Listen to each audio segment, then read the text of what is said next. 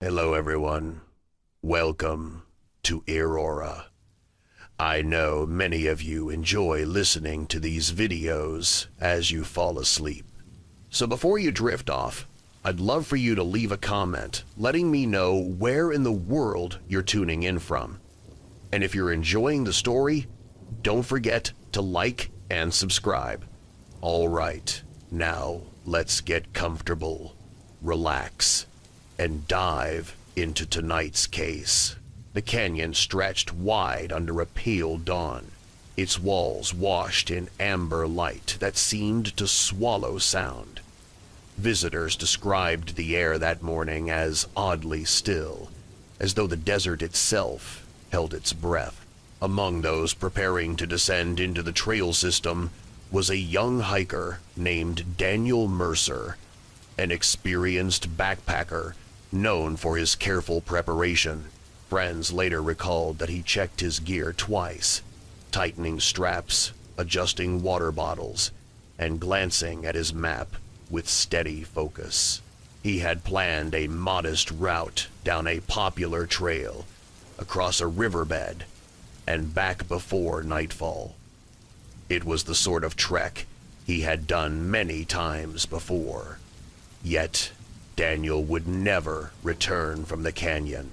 His car was found neatly parked at the trailhead, windows rolled up, nothing inside disturbed.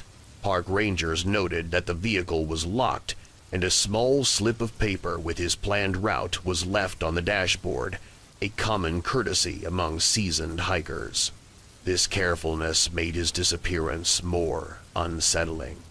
When he did not return by evening, there was little. Immediate alarm delays were not unusual. But as darkness fell, the silence grew heavier, the canyon echoing only the sound of shifting wind against stone. Search and rescue was called before midnight, their flashlights sweeping across trails where boot prints faded in dust. The first sign of Daniel came the next morning. A clear set of footprints leading down into a narrow wash. The prints were deliberate, evenly spaced, and pointed straight toward the riverbed. But curiously, the tracks stopped short of the water itself. Investigators could not determine whether he turned back or whether the ground had simply concealed the rest of his path. Dogs were brought in, but scents dissipated quickly in the desert air.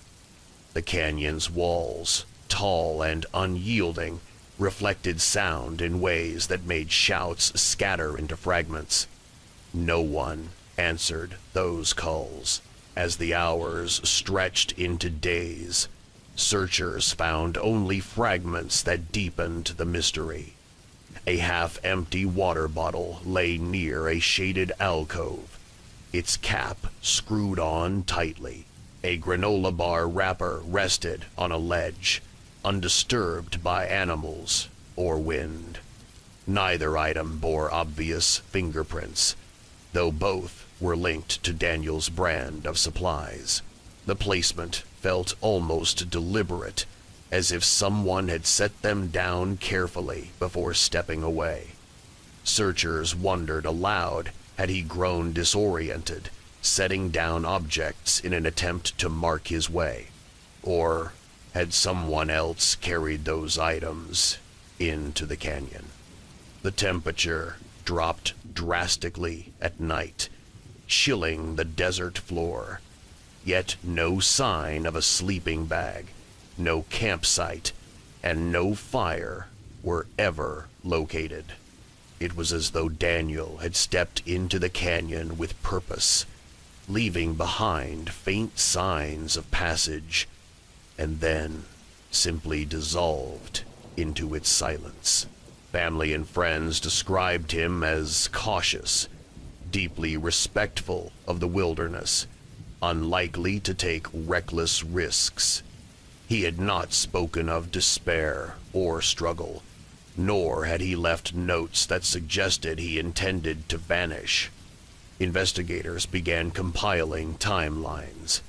Daniel had texted a friend just before sunrise, writing only, "Trail looks quiet." Back before dinner, that message was the last anyone received. Cellular towers recorded no further activity from his phone after 8:14 a.m. Curiously, park rangers noted that on the same morning, another hiker reported seeing a lone figure pause at a canyon overlook, standing very still, staring into the distance. The description matched Daniel, but the witness could not be certain. By the time rescuers scoured that overlook, there were no further traces. The canyon, in its quiet immensity, seemed to resist answers. Search teams swept with drones, helicopters hovered low, and volunteers combed ravines, but nothing explained how a careful, healthy hiker could vanish so completely. Some whispered of hidden caves, narrow crevices where a misstep could swallow a person whole. Others speculated about encounters another person on the trail, perhaps unseen, whose path crossed Daniel's at just the wrong time. As the sun set on the third day, rangers gathered at the trailhead, their boots dusted, their voices low. They admitted that the canyon had offered them only fragments, nothing whole, nothing conclusive. Daniel's car remained where he had left it, still locked, still waiting, as if its owner might return at any moment. But he did not. The stillness that hung over the trail was not just the silence of stone. It was the silence of unanswered questions, each one echoing into the widening dusk. And so, the first section of this story closes not with a solution, but with a mystery deepened. A careful hiker enters a canyon, leaves behind his car, his plans, his trail of prints, and then nothing. The desert erases what little is left, keeping its secret hidden in stone and shadow. The second day of searching shifted from hope to uneasy calculation. Rangers drew detailed maps on clipboards, circling areas already combed and shading the zones still untouched. By then, dozens of volunteers had joined official crews, their boots crunching against gravel as they spread out in disciplined lines. Helicopters traced slow arcs above, blades slicing the quiet, while dogs padded carefully across the ground below. Every step raised dust that drifted away in the dry air. The canyon, with its labyrinth of washes and hidden ledges, seemed almost designed to conceal. Investigators focused first on the last known signs, Daniel's footprints. They measured depth and spacing, noting that his stride was steady, not rushed, not stumbling. The trail was clear until it stopped short of the riverbed. What puzzled searchers was the abruptness. There was no scuff, no turn, no evidence of a slip, just a neat ending, as though he had been lifted away. A forensic specialist commented quietly to colleagues that in most cases, even a vanished trail leaves smudges or half-prints. Here, there was only absence. Searchers expanded their perimeter. They found the water bottle again, this time under magnified review. Its cap bore faint smudges consistent with handling, but prints could not be lifted cleanly. Analysts noted something curious. No desert grit clung to the threads inside the cap, suggesting it had been closed indoors or carefully wiped. If Daniel had been hiking, Dust should have gathered naturally, yet the bottle was clean. A small thing, perhaps, but it unsettled the investigators. Another puzzling discovery emerged near a shaded overhang. Two small rocks stacked on each other, their edges balanced with care. Some hikers mark trails with cairns, but these stones were not typical of Daniel's habits. His friends insisted he disliked leaving unnatural markers in wild spaces. Still, there they stood, a silent arrangement with no explanation. Searchers debated whether Daniel left them as a sign of direction, or whether someone else used them as a signal. By the fourth day, the search had widened into surrounding canyons. Rangers consulted past case files, remembering other disappearances in the same stretch of wilderness. In one, a traveler's backpack was found neatly arranged on a ledge, though its owner was never recovered. In another, a pair of boots sat side by side at the edge of a wash. These echoes added a chilling layer. Patterns of vanishings where items appeared carefully placed, as if arranged by unseen hands. Investigators began interviewing those who had been in the park that morning. One couple recalled passing a man who fit Daniel's description near a junction. They remembered him nodding politely but seeming distracted, glancing back over his shoulder often. A jogger reported hearing what sounded like two voices in a narrow canyon, one firm, one quieter, though when she rounded the bend, the place was empty. None of these accounts could be confirmed, yet they painted a picture of movement, perhaps of company. Daniel's phone remained missing. Technicians confirmed that the last signal pinged from a tower near the canyon entrance, not deeper inside. This implied it had been switched off or destroyed early in his journey. Friends found this unusual, as Daniel used his phone for photography and mapping. He was not one to silence it intentionally.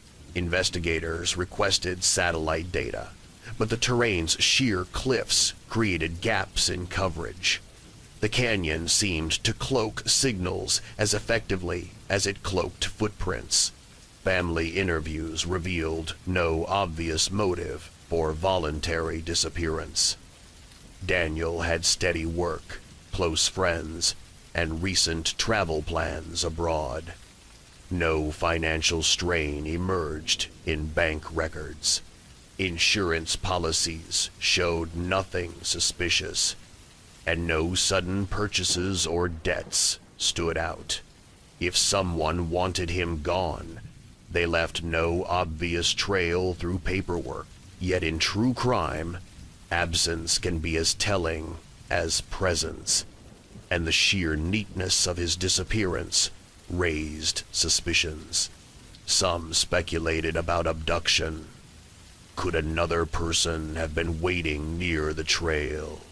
Park rangers noted that while rare criminal incidents had occurred in remote areas, a robbery attempt, a confrontation, even an opportunistic attack each seemed possible, but none matched the carefully placed items. If foul play occurred, the perpetrator was unusually methodical, leaving behind objects that created more questions than answers. By the end of the first week, the official search scaled back. Volunteers lingered, unwilling to accept defeat. Candlelight vigils flickered near the trailhead, friends and strangers gathering quietly in the evenings. They spoke of Daniel as though he might step from the shadows, dusty but smiling, apologizing for the worry. Yet no such moment arrived. His car still sat in the lot, its paint warming under the sun, a silent reminder of the journey that began but never ended. Investigators wrote their reports carefully, noting evidence, but drawing no firm conclusions. They highlighted the oddities, the abrupt footprints, the clean water bottle, the carefully stacked stones, the unresponsive phone. Each fact stood alone, disconnected, like pieces of a puzzle scattered on the floor. To assemble them into a coherent picture seemed impossible. The canyon, vast and indifferent, resisted tidy explanations. And then came a new detail, one that unsettled even the most experienced ranger. A volunteer, retracing a narrow path, claimed to have heard a faint whistle echoing across the walls. Not bird, not wind, but human. When others rushed to the spot, the sound was gone. Some dismissed it as imagination. Others wondered if it was a fragment of something left behind, a sound carried across time and stone. No recording captured it, no proof remained, just the memory of a sound where silence had ruled. As the search reached its quiet plateau, investigators faced a haunting truth. The canyon had not just swallowed a man, it had swallowed the answers too. Every lead dissolved, every clue contradicted the last. It was as though the case itself was built to remain unsolved. And so, Section 2 closes with another unresolved question. Were the fragments left behind signs of Daniel's own path, or the deliberate work of another presence within the canyon? Weeks passed, and the canyon resumed its ordinary silence. The ranger station returned to routine. Tourists drifted in and out, and the search effort settled into memory. Yet Daniel Mercer's case lingered like a shadow stretching across the desert floor. His family kept returning, often standing at the trailhead where his car had remained until it was eventually released. They would peer into the vast expanse, as though the canyon might yield its secret if watched with enough patience. Investigators filed their official conclusion: missing, presumed dead. Without a body, no certainty could be reached, but statistics guided the decision. Desert environments consume the unprepared swiftly, and cliffs are unforgiving. Still, the neatness of Daniel's disappearance gnawed at those who studied the case. No torn fabric, no broken gear, no disturbed ground, only carefully placed traces, as if someone had edited the landscape itself. The final review of evidence brought the same questions. The water bottle remained an anomaly, clean where dust should cling. The stacked stones offered no explanation, standing in mute arrangement until wind eventually toppled them.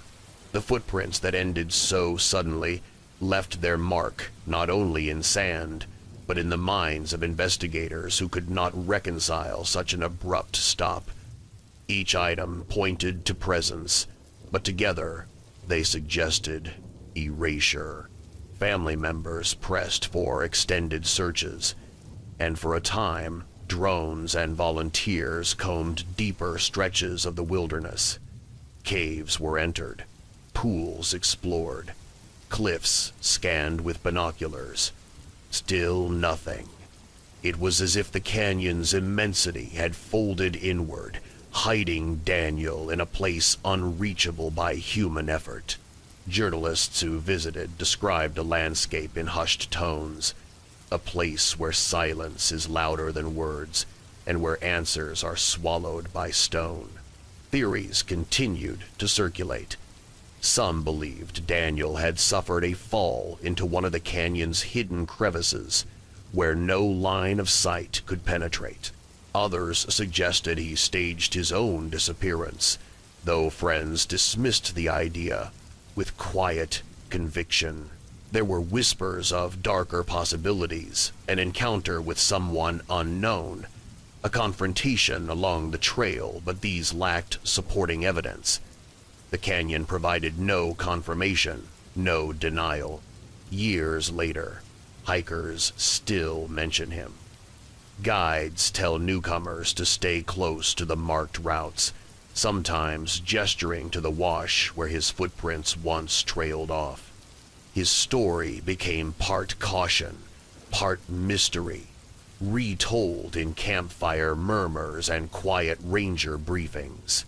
The canyon, beautiful and severe, was no longer seen as merely scenic. It was regarded with respect, even unease. For Daniel's family, closure never arrived. His belongings, once carefully kept, grew older in their home boots that never again touched the trail, a backpack that carried no weight, maps that held a route forever unfinished. His last text, back before dinner, lingered as the final ordinary promise unfulfilled. Each reread carried the same ache, a message that suggested routine but ended in permanence. In the end, what remained was not a solved case, but a haunting. The canyon did not confess its secret, and so the story remained open, a wound that never healed, but also never closed. For investigators, it was a reminder that not every disappearance yields resolution. Some vanishings become part of the landscape itself, woven into the silence of stone and the shifting of dust. And so Case 1 concludes, not with an answer, but with a lingering echo, a hiker who walked into the canyon, leaving behind footprints, fragments, and questions. To this day, the canyon holds the truth, and the truth has chosen silence. The hotel sat at the edge of a quiet downtown, its brick walls softened by years of rain, and its windows glowing faintly in the evening light. It was not the sort of place that drew attention. Travelers stayed for conferences, brief layovers, or the occasional wedding weekend. The lobby clock ticked with the steady rhythm of routine, and the staff knew their guests by face more than by name. It was in this ordinary setting that the mystery began. A reservation confirmed, a room prepared, but a guest who never appeared. On a Wednesday afternoon in late autumn, a man named Jonathan Hale was scheduled to check in. His reservation was made weeks earlier under his own name, confirmed by credit card, and noted as a 3-night stay. Records showed he called the hotel 2 days before arrival to confirm late check-in. His voice calm and polite. He had requested a room with a desk, mentioning he had plenty of paperwork to finish during his visit. Staff found nothing unusual in the request. Business travelers often made similar remarks. The front desk noted his arrival time as around 7 p.m. At exactly 6:48 p.m., security cameras caught Hale's car pulling into the underground parking garage. The vehicle entered, headlights cutting across concrete pillars, then parked neatly near the elevator. Footage showed him stepping out, adjusting his coat, and lifting a small black suitcase from the trunk. His movements were unhurried, deliberate. He pressed the elevator button, waited, and entered the lift. From that point on, the mystery deepened. The elevator's interior camera caught his reflection in the mirrored walls. Suitcase by his side, eyes forward. He pressed the button for the lobby. The doors closed. The lobby camera, however, never recorded his arrival. Guests continued to come and go, checking in and out, sipping coffee at the cafe near the front desk. Clerks processed cards and handed out key envelopes. Yet Jonathan Hale never stepped off that elevator. Staff would later replay the footage dozens of times, confirming the detail he entered the elevator at 6:52 p.m., but he never emerged into the lobby. It was as though the elevator doors opened into silence, and he was gone. When Hale did not arrive at the desk, the clerks assumed little. Delays were common. Perhaps he stopped elsewhere. Perhaps he returned to his car. Perhaps he ran into someone he knew. The reservation remained active, the key prepared in an envelope marked with his name. Hours passed, and the night staff relieved the evening shift, unaware that anything was unusual. His room remained untouched, the bed crisp, the desk empty, the amenities arranged exactly as housekeeping had left them. The first sign of concern came not from the hotel, but from Hale's employer. He was scheduled to attend a meeting the next morning at a nearby office. When he failed to appear, colleagues called his phone repeatedly. The device rang, then clicked to voicemail. By midday, they contacted the hotel directly. Clerks checked the system and noted he had never claimed his key. The parking garage, however, still held his car. It was locked, suitcase missing, the space unchanged from the night before. Police were contacted by evening. Detectives arrived quietly, walking the perimeter, speaking with staff in low voices. They requested footage from the garage and the lobby, replaying the sequence until the details became burned into memory. A man enters the garage, retrieves his suitcase, boards the elevator, and then ceases to exist on camera. Investigators inspected the elevators themselves. Each was functional. Each carried guests up and down without issue. Maintenance logs showed no malfunctions. The shafts were intact. The doors sealed properly. There was no hidden exit, no overlooked hallway between garage and lobby. Attention turned to the guest floors. Perhaps Hale had pressed the wrong button. Perhaps he had exited on another level. Staff and detectives knocked on every door, peering down each corridor. Nothing unusual was noted. Housekeepers confirmed that no one saw him in the halls. Room locks left no trace of unauthorized entry.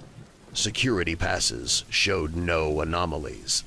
The man who had stood in the elevator simply failed to appear anywhere else. Detectives widened their scope. Hale's financial records revealed no sudden withdrawals or purchases after his arrival. His credit card, used to secure the room, remained dormant. His phone remained silent. Calls and texts accumulated, but were never opened. The suitcase, last seen in his hand inside the elevator, remained missing.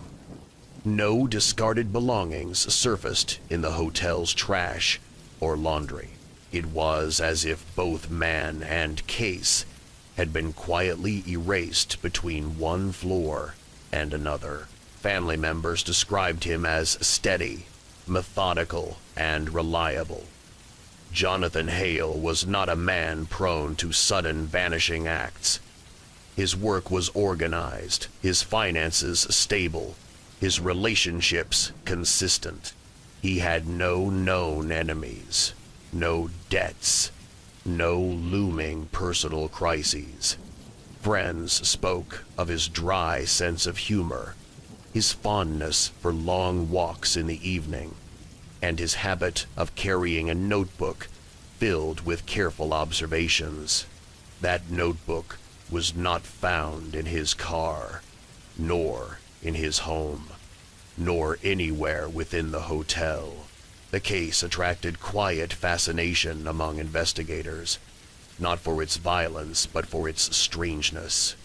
No struggle was recorded, no intrusion noted, no sound disturbed the halls. Just a man stepping into a lift and failing to step out. The absence felt deliberate, as though the hotel itself had swallowed him. Staff whispered among themselves in break rooms, wondering if he had ever been real at all, or if the cameras had captured an illusion. Yet the reservation remained in the system, the car remained in the garage, and the suitcase remained missing. Days turned into weeks. Posters went up in the lobby and around downtown. A photograph of Hale, neat hair, dark coat, eyes steady against a pale backdrop. Guests paused by the posters, reading silently before returning to their rooms. Some avoided the garage elevators entirely, preferring the stairs. Others mentioned strange feelings, an odd quiet between floors, a sense of being watched in the mirrors, whether imagination or influence. The mood shifted, and the hotel's calm routine carried a subtle edge of unease. And so, Section 1 of this case closes with the question left, suspended in the air. How does a man walk into a hotel elevator and never arrive at his destination? Detectives revisited the footage until every frame was memorized. The timestamp in the parking garage was precise. 6:48 p.m. Jonathan Hale parks his car. By 6:52 p.m., he enters the elevator carrying his suitcase. His reflection shifts faintly as the mirrored doors close. From there, nothing, no appearance in the lobby, no sighting in any hallway. The elevator, designed to connect spaces predictably, had become a line of mystery. Investigators began to consider not just the man, but the machine. Elevator technicians were called in. They examined the lift from top to bottom. Cables, control systems, emergency brakes, access panels. Everything was functional. No signs of tampering, no evidence of malfunction. The panel logs showed each button pressed that evening. Jonathan Hale had selected lobby, as expected, and the car responded as designed. The elevator doors opened at the lobby at 6:53 p.m. The surveillance camera showed the doors parting, the empty car interior visible for 2 seconds, and then closing again. No one stepped out. Investigators replayed that moment countless times. They froze the image, zoomed in, adjusted brightness. The suitcase was gone. Hale himself was gone. Yet there was no flicker, no jump, no distortion in the recording. It was not a case of missing footage. The elevator had arrived carrying no passenger, no belongings. What happened between garage and lobby remained invisible. Suspicion grew that perhaps Hale had exited on another floor unseen. To test this, police traced every keycard swipe that night. Guests entering their rooms left digital records. Staff using service corridors left theirs. Yet no unaccounted swipes occurred between 6:52 and 7:10 p.m., no room had been accessed by an unknown card. The hotel's digital trail was clean, unnaturally so, as though the building itself refused to admit a stranger. Witness statements added fragments without coherence. A guest on the 4th floor recalled hearing wheels across carpet near her door around the time of Hale's arrival. But when she opened the peephole, the hallway was empty. A clerk swore he caught sight of a shadow on the lobby floor near the elevator doors, but when he looked again, there was nothing. These impressions, uncertain and unprovable, only deepened the strangeness. Investigators expanded to the surrounding city. Traffic cameras captured nothing unusual. Hale was not seen walking away, nor was his likeness caught on any nearby streets. His bank cards remained unused, his phone inactive. His last confirmed movement was that step into the elevator, suitcase in hand, shoulders squared. After that, the man ceased to interact with the world in measurable ways. Attention then turned inward to the suitcase. If Jonathan vanished, so too did the bag. Its absence became a focus point. Was it removed by someone else between floors? Did he carry it into a space unmonitored by cameras? Detectives questioned staff about hidden passages, maintenance shafts, any doorways unmarked to guests. The answers were predictable.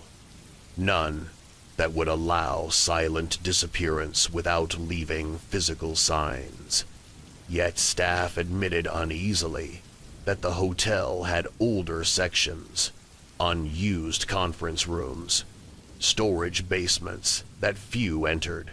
Investigators searched these places methodically, their flashlights slicing through dust and shadows.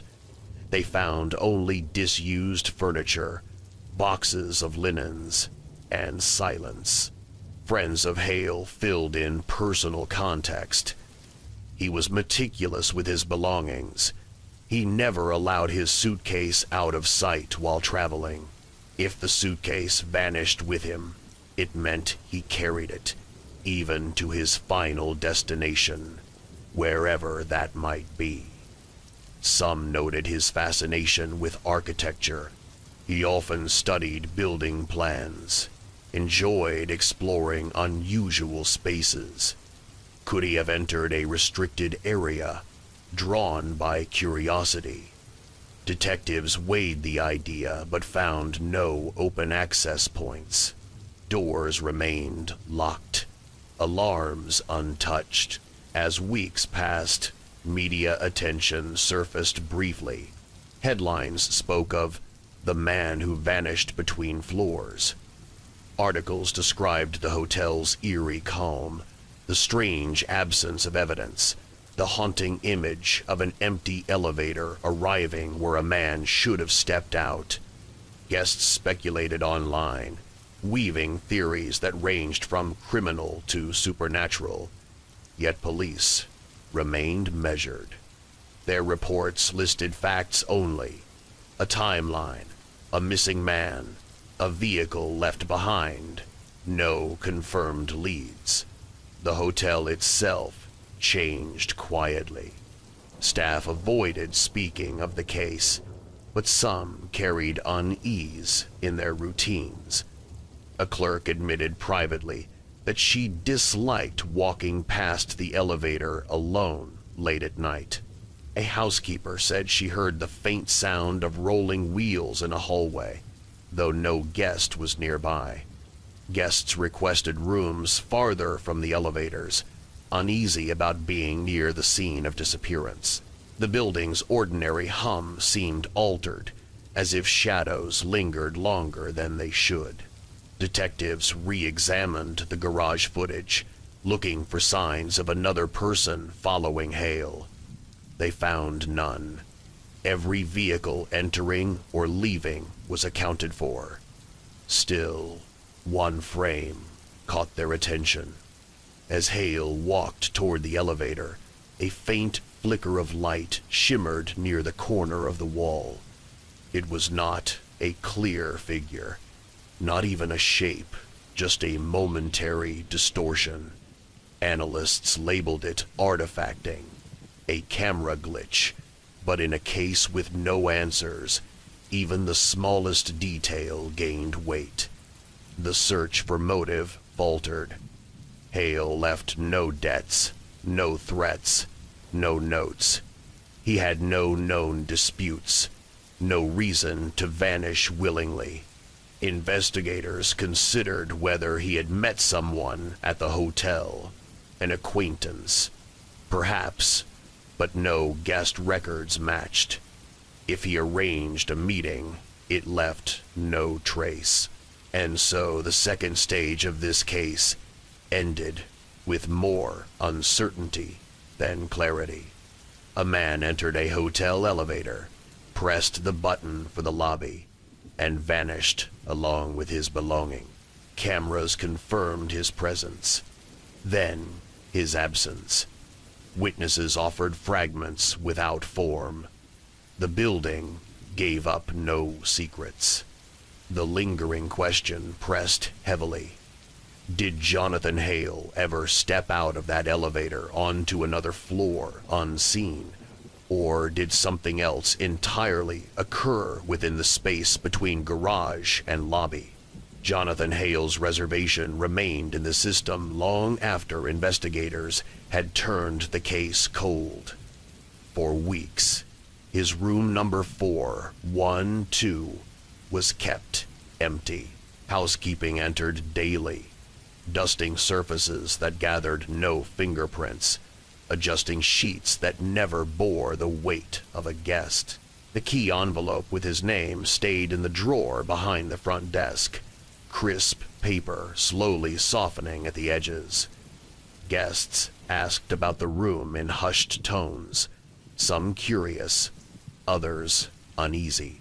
The hotel eventually reopened it to ordinary use, but those who stayed there often reported restless sleep, faint sounds in the hallway, or the unsettling impression that someone had just stepped out. The police file grew thick, but inconclusive. Detectives had traced every possible path through the hotel and beyond, always circling back to the same impossibility. The elevator functioned perfectly. The building's access logs held no anomalies. No other guest was missing. No staff absent without explanation. The car remained in the garage, registered in Hale's name, and when it was eventually released to his family, it offered no clues beyond what had already been seen. Inside were ordinary travel items, spare clothes, a second pair of shoes, toiletries, all waiting for an owner who never returned. Forensic teams revisited the surveillance footage repeatedly. Some swore they saw subtle inconsistencies. A faint shadow in the mirrored walls, a distortion in the reflection of Hale's suitcase, the briefest flicker in the corner of the frame. But nothing could be proven. The recordings, when tested, revealed no edits, no missing seconds. They showed what they showed. A man boarding with a suitcase, an elevator descending, and then an empty car arriving at the lobby. The void between those two moments refused to be bridged. Theories multiplied. Some argued he met with foul play, lured by an unknown acquaintance. Yet the absence of struggle, the lack of external evidence, and the vanished suitcase contradicted the idea of an opportunistic crime. Others suggested deliberate disappearance that Hale had planned his vanishing carefully. Yet such a theory clashed with his stable life, his ongoing work, and the fact that all official records of him ceased abruptly, with no new identity surfacing. There was no financial trail, no sighting abroad, no fresh passport application. If he chose to disappear, he left no trace of building a new existence. More unsettling theories leaned on the architecture itself. The hotel had been constructed decades earlier, with renovations layering over older sections. Could there be a forgotten door, a maintenance shaft, a corridor overlooked by modern plans? Maintenance crews denied it, but even they admitted that storage basements and old stairwells were rarely mapped in detail. Search teams probed these areas again and again, finding nothing but dust and neglect. Yet, for some investigators, the idea lingered that the building itself concealed a passage that swallowed a man and his belongings whole. The family's grief was quiet, steady. They held memorial services, though no remains had been found. At the service, a colleague read Hale's last words to his office team. "I'll send the drafts after I check in." It was an ordinary promise, cut off by extraordinary silence. Friends kept his notebooks, filled with neat handwriting, lists and observations. In the margins of one, written weeks before his trip, he had underlined a phrase from an architectural article: "Every building carries a secret space." Whether that was chance or foreshadowing remained unknown. In the years that followed, guests continued to ask about him. Staff grew, practiced at answering gently. Yes, the case was real. No, he was never found. Yes, the car had been in the garage for weeks. The hotel grew busier, yet the story never faded entirely. It attached itself to the place, quiet as the ticking clock in the lobby. Some guests claimed to see a man in a dark coat reflected in the elevator mirrors, though the car was otherwise empty.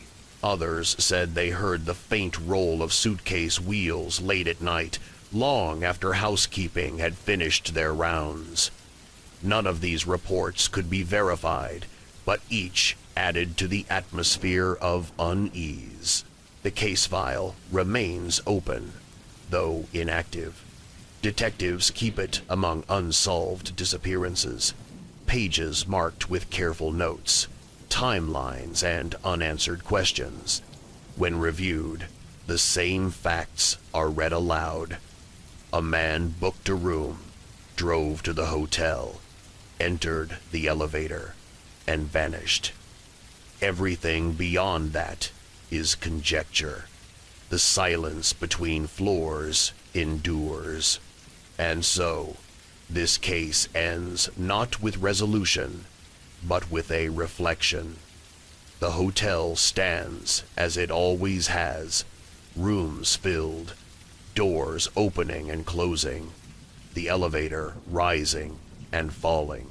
Yet one evening remains carved into its history, the night a guest arrived but never checked in. The night a reservation outlasted the man who made it. The room that waited still waits. Its silence folded into the story of a traveler who stepped into a machine designed to connect floors, and instead became a symbol of disconnection itself. Some mysteries close with answers. Others linger like echoes, suspended in the air of ordinary spaces. Jonathan Hale's disappearance is one of those. A man who planned to stay 3 nights who asked only for a desk and quiet, was instead taken by silence. Whether by crime, by choice, or by something stranger, he remains absent. The hotel continues, but for those who know the story, every elevator ride carries the same question. What happened in the space between? The campus at night carried a quiet rhythm. Street lamps glowed along pathways, their circles of light scattered like islands in the dark. The library, a towering brick building with tall arched windows, was open late for midterm week. Students drifted in and out, their footsteps muffled by fallen leaves, their arms heavy with books. Among them was Emily Carver, a 21-year-old student known for her diligence and soft-spoken nature. She had been seen crossing the main quad at 9:17 p.m., her backpack slung across one shoulder, heading toward the library doors. She was never seen leaving. Security footage confirmed her arrival. The cameras above the entrance recorded her pulling open the glass door, stepping inside with her head slightly bowed, as though already focused on the work ahead. She wore a gray sweater, dark jeans, and white sneakers. Her backpack was navy blue, the zipper lined with a small keychain in the shape of an owl. The video showed her glancing briefly at her phone before slipping it back into her pocket. Then the door swung shut behind her, and she was gone from public view. Inside, the library was calm. Students filled study carols, laptops humming faintly, pages turning in quiet sequence. A few glanced up as Emily entered, but none remembered her in detail. She seemed to blend into the steady flow of students, another figure in the hushed march toward academic deadlines.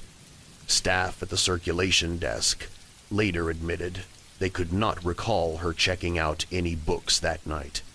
The logs showed no record of her card being scanned. By midnight, the library had thinned. Students gathered their things, packing away notes, stretching weary shoulders. Cameras showed them trickling out, singly and in pairs, the door swinging open and shut. But Emily never appeared in those recordings.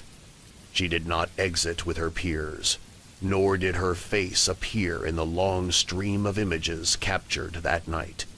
By the time the doors locked at 2 a.m., she had ceased to appear anywhere in the building. The discovery of her absence came the next morning, when her roommate noted she had not returned to their dorm.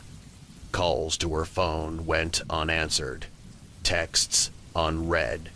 By afternoon, concern grew into alarm.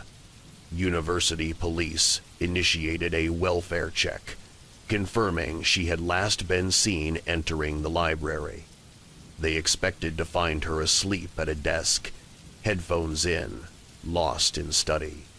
Instead, the building stood quiet and empty. Every corner searched, every table checked. Her belongings were nowhere inside. Investigators studied the security system carefully. The entrance footage was clear. She walked in. The exit footage was equally clear. She never walked out. Cameras inside the library covered the main floors, but left blind spots in stacks and study rooms. Technicians combed through the recordings, yet no angle captured her again after the doorway. She seemed to have dissolved into the shadows between shelves. Witnesses offered fragments. One student recalled seeing a young woman with a gray sweater on the second floor, sitting alone at a carrel near the window. He believed she was writing in a notebook. Another remembered hearing the faint creak of footsteps in the restricted archives section, though access to that area was locked and monitored. Staff swore no student had checked out a key that night. These impressions, though uncertain, kept the possibility alive that Emily had moved deeper into the building unseen. Her backpack became a focus. It was not found in her dorm, her car, or her apartment. Police searched trash bins around campus, checked lost and found logs, even scanned dumpsters behind the library. Nothing emerged. If she carried it inside, it remained missing, just as she remained missing. Her phone, too, provided no help. It had last pinged a campus tower at 9:19 p.m., 2 minutes after she entered the building, and then went silent. Family and friends were questioned. Emily had no known disputes, no signs of distress.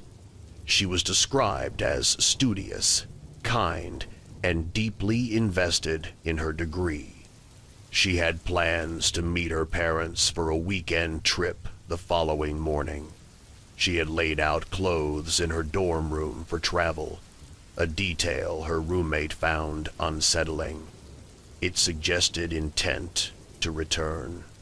She had every reason to leave the library and walk back across campus. Instead, she vanished between one doorway and another.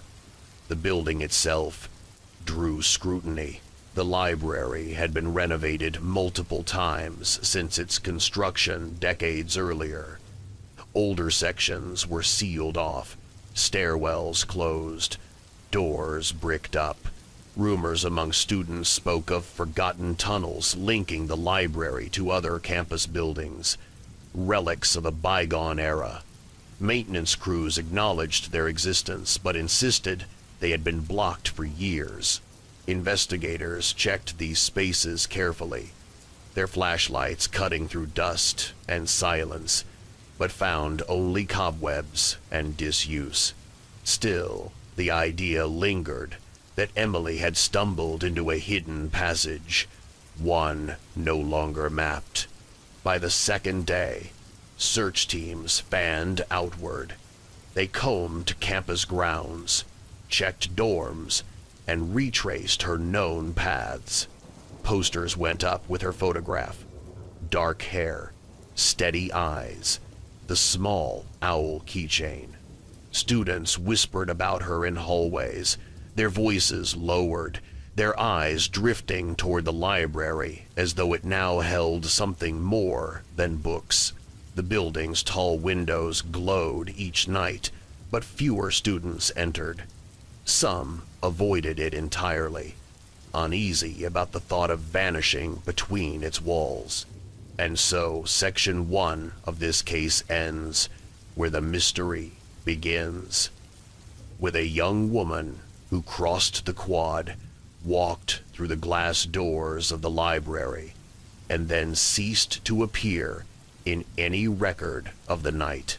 Her absence left not just an empty chair, but a silence that grew heavier with each unanswered question. By the third day, the investigation centered fully on the library itself.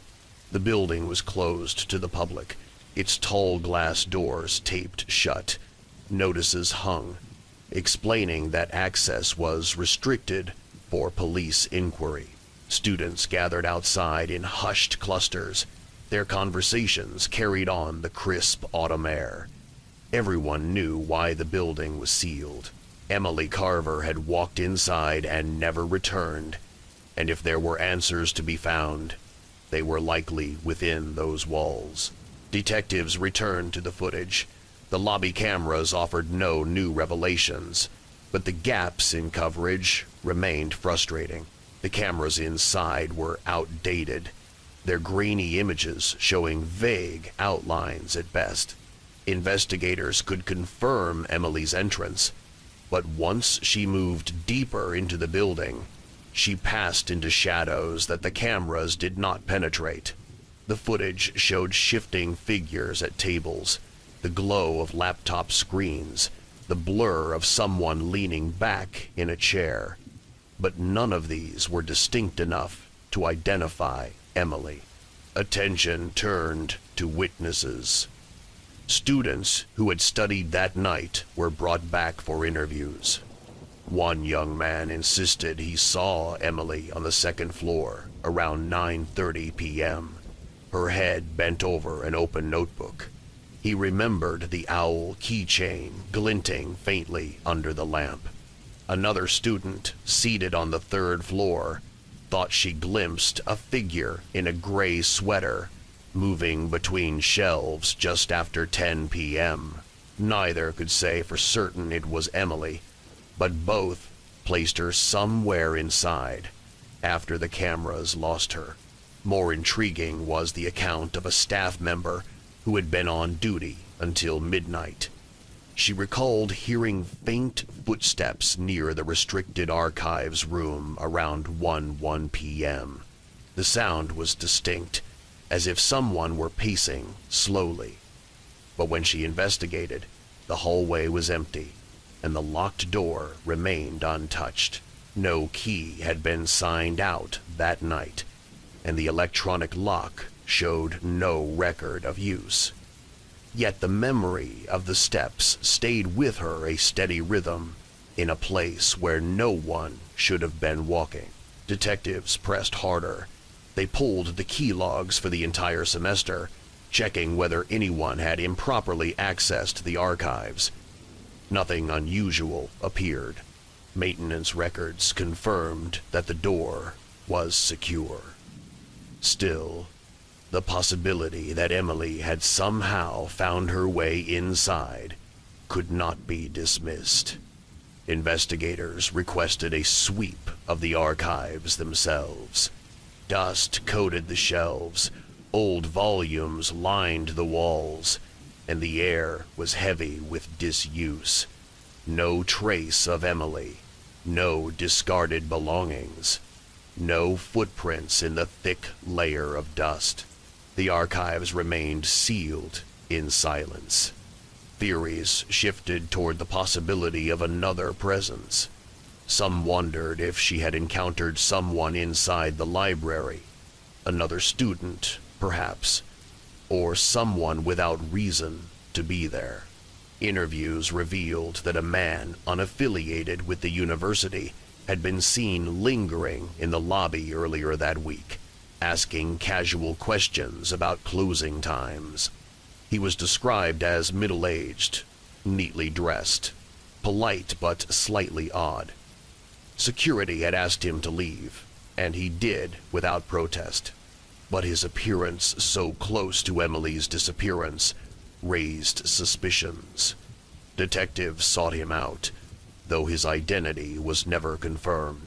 Meanwhile, Emily's digital footprint remained a dead end. Her phone never reconnected to a network after 9:19 p.m.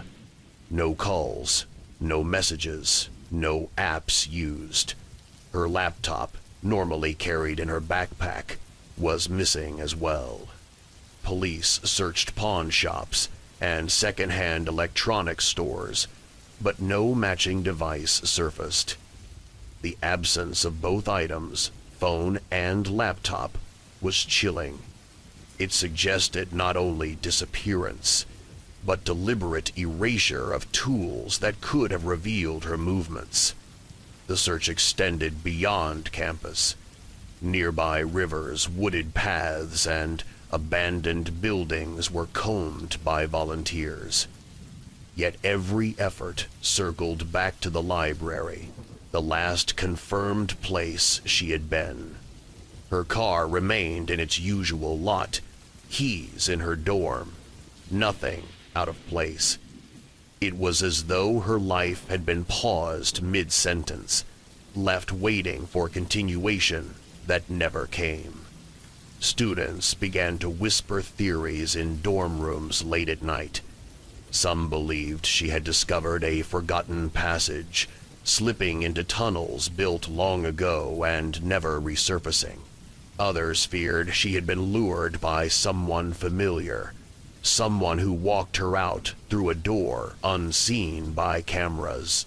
A darker suggestion circulated quietly that the library itself had swallowed her, that the building's blind spots were not accidents but voids where people could vanish. Investigators grew cautious in their language. Publicly, they referred to Emily as missing. Privately, some admitted they had no clear working theory, no sign of struggle, no note of intent, no credible suspects. Her life gave no hint of preparation to disappear, and yet she had. One fragment surfaced unexpectedly. A janitor recalled emptying trash bins on the second floor around 11:30 p.m. He remembered a faint smell of perfume, lavender, light but distinct. He thought of it only later, when detectives mentioned Emily's favorite scent, confirmed by her roommate. He had assumed another student was nearby, though he saw no one. The faint fragrance seemed to drift from the rows of shelves, lingering where no figure had stood. The case grew heavier with each unanswered detail. Family members pleaded for information, their voices steady but hollow with exhaustion. Vigils were held on the quad, candles flickering against the library's tall windows. Each flame seemed to ask the same question: how can a person walk into a building and never walk out? As Section 2 draws to a close, the threads remain tangled. Was Emily seen upstairs, quietly studying at a desk? Did she wander near the restricted archives where footsteps echoed without cause? Did she encounter someone who led her away unseen? Or did she step into a space the cameras could not reach, a place where records fade and silence takes hold? As weeks turned into months, the investigation into Emily Carver's disappearance settled into the uneasy category of unresolved mysteries. The library reopened, its doors unlocked, its lights glowing late into the evening once again. Students returned cautiously, their footsteps slower, their eyes drifting toward the blind spots between shelves. The building was the same, yet it was changed. Every creak of wood, every rustle of paper seemed amplified, as though the silence itself remembered her. Detectives closed their active search after exhausting every lead. The case file thickened with transcripts of interviews, still frames from grainy cameras, and logs from security systems that revealed nothing. The final report was sober. Emily Carver entered the library at 9:17 p.m., the 14th of October. No footage, no witness, no digital signal confirmed her departure. Her personal belongings, phone, laptop, backpack remained missing. Her body was never recovered. Theories persisted, as they always do in the absence of closure. Some investigators clung to the idea of human involvement, a stranger lingering inside, a meeting gone wrong, a crime carried out in silence. But without evidence, no fibers, no prints, no witnesses, the theory dissolved into speculation. Others favored the architectural mystery. Renovation blueprints revealed inconsistencies. Walls where older maps showed doorways. Stairwells sealed decades earlier. Though each was inspected and found intact, the thought lingered that a forgotten passage remained. one that could swallow a person without trace. Among students, stories evolved into legend. Some whispered that if you studied alone on the second floor late at night, you could still hear faint footsteps pacing near the archives. Others claimed they smelled lavender perfume drifting through the stacks when no one was present. A few said they glimpsed a figure in a gray sweater reflected faintly in the glass of the tall windows, though when they turned, the aisle was empty. Whether imagination or something more, the library carried her absence like a quiet weight. Her family continued to search for meaning. They kept her dorm room untouched for months. Books stacked neatly, notes left on the desk where she had been preparing for midterms. Her parents spoke often of her plans, of how she had looked forward to graduate study, of how she had mapped out her future in careful detail. Nothing in her life suggested flight. Everything pointed toward continuation until it didn't. The university installed new security cameras, covering every floor without gaps. They updated access controls for archives and reinforced patrols at night. Yet, even with these measures, the question persisted. How had Emily vanished under older conditions? No system, no precaution could erase the fact that she had entered a building and never been seen leaving. Detectives revisited the case annually, comparing it with other campus disappearances across the country. Some bore similarities. Young people vanishing in enclosed spaces, belongings missing, timelines cut short, but none matched Emily's in precision. Her case remained singular, a silence within brick and glass. The impact rippled outward. Students grew cautious about late-night study. Staff approached their duties with heavier steps, keys jangling louder in the dark. The library itself became both resource and reminder, a place of knowledge shadowed by absence. Some called it cursed, others avoided such words, though their glances betrayed unease. In quiet moments, those who had known Emily remembered her not in terms of disappearance, but in life. Her careful handwriting, her fondness for small owl trinkets, her steady smile when friends doubted themselves. She had walked across the quad with purpose, intending nothing more than a night of study. That ordinariness made the silence sharper, the mystery heavier. And so, Case 3 closes without resolution. A student crossed a campus, entered a library, and did not emerge. The building gave up no secret, the investigation no closure. The silence of the stacks endures, carrying with it the echo of footsteps that were never heard again. Some mysteries linger not because they resist answers, but because the answers remain hidden where light does not reach. Emily Carver's disappearance remains one of those. The library stands as it always has, tall and glowing at night. But for those who remember, every glance at its doors carries the same quiet question: where did she go? The lighthouse stood alone on a wind-scoured cliff, its white tower rising above jagged rocks and the endless pull of the sea. To passing ships, it was a guide, a fixed point of light breaking through fog and storm.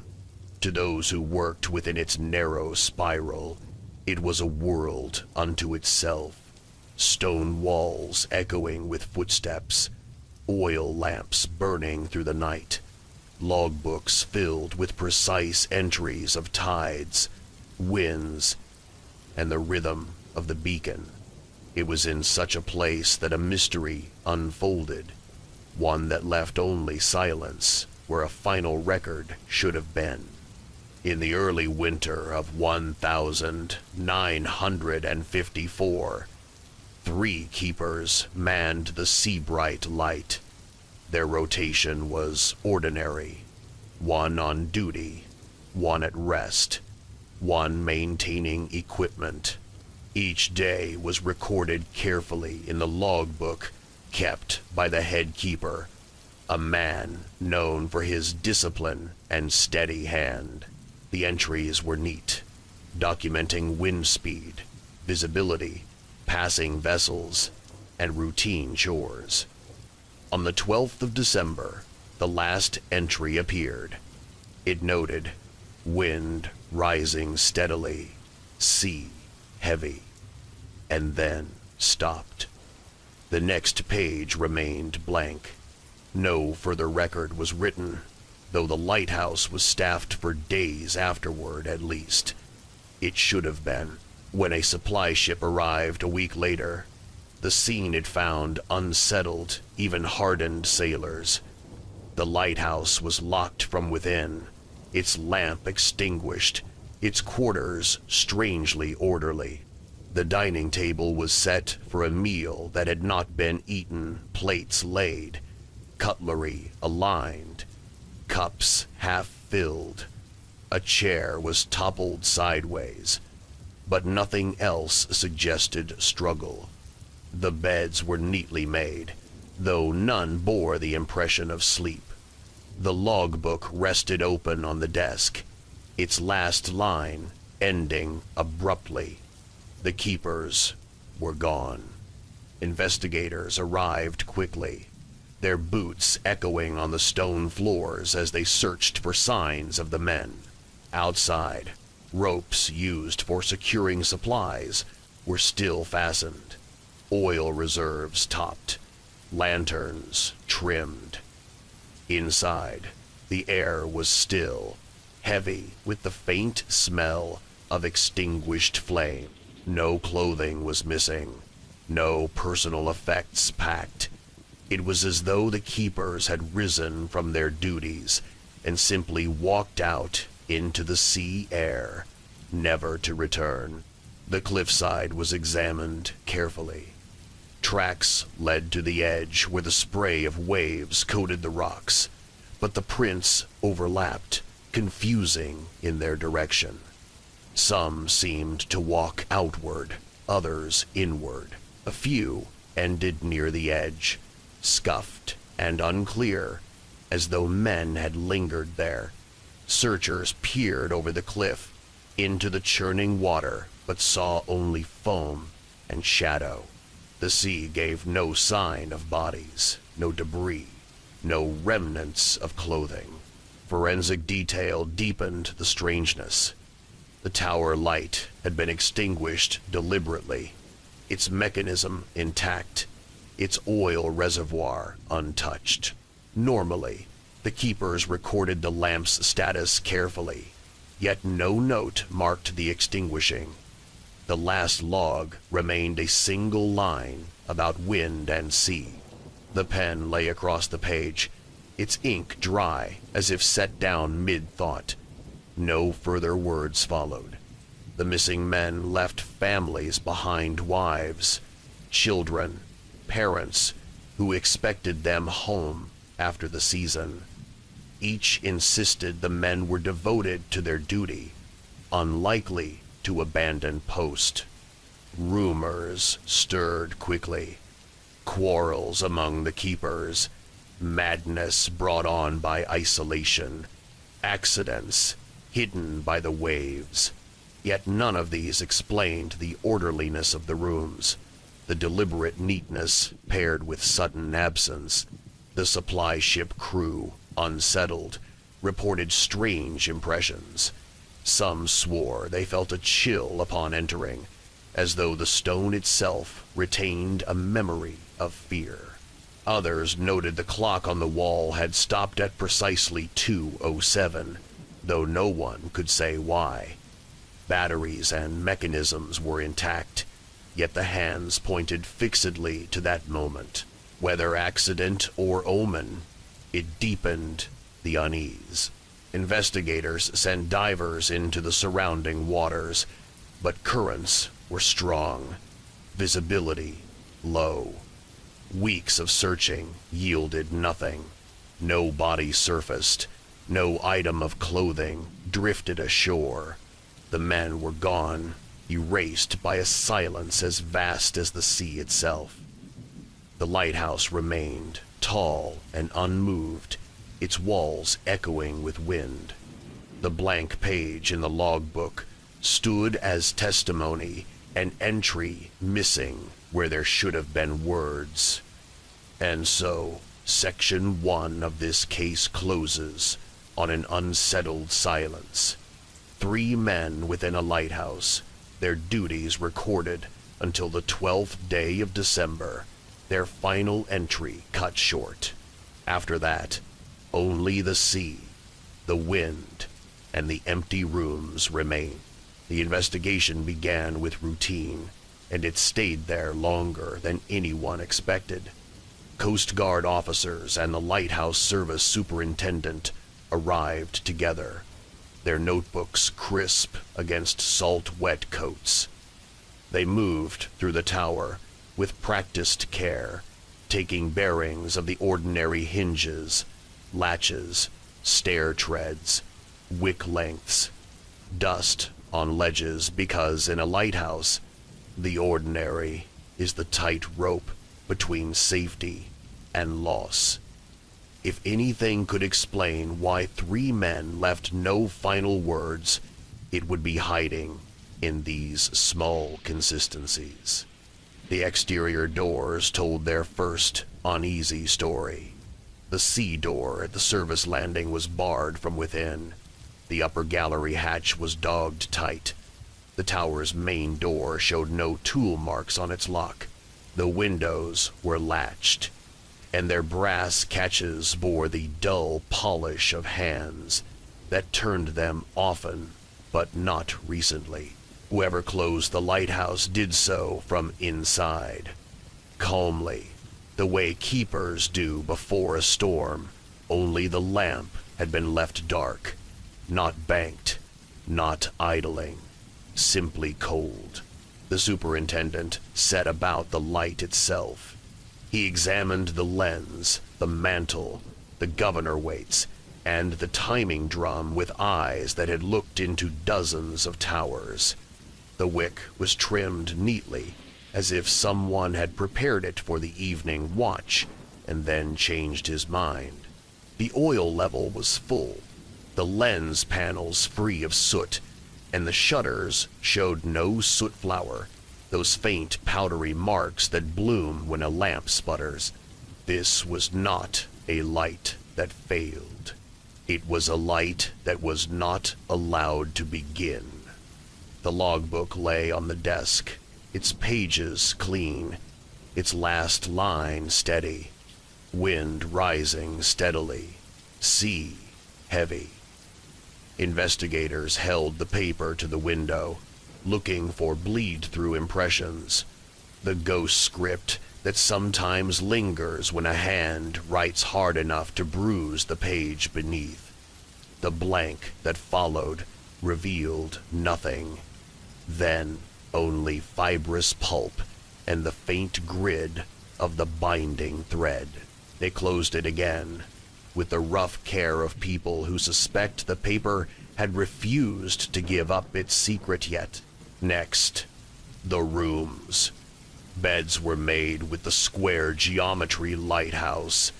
Men prefer blankets hospital tight at the corners, pillows aligned. A pair of heavy boots stood by the foot of the headkeeper's bunk. Another pair waited by the outer door. A third stood damp in the drying rack, as though someone had returned them recently and placed them to warm. Oilskins hung heavy on pegs near the service landing. beads of salt frozen in their creases. If the men went out, they had not dressed for it in the way keepers do for bad weather. The toppled chair stood out like a raised voice in a quiet room. Nothing else was out of place. The kitchen became a study in forensics by subtraction. Cups, half filled, contained water flats, not tea, not coffee, nothing that would stain. The plates were set, cutlery aligned with the domestic attention sailors often develop on long postings. Clean lines give the mind something to hold. The stove was cold, ash raked, no flame laid for supper. No scrapings lay in the bin, no ends of bread. Investigators measured temperatures and attempted to fix the time when the cups had cooled, but in a stone tower open to December drafts, cooling is a suggestive clock at best. They left with no hour pinned down. Weather might have been the simplest explanation, and for a day it held the room. Records from the mainland station, 30 miles south, spoke of a frontal line that strengthened overnight on the 12th into the 13th, a barometer fall that made needles creep.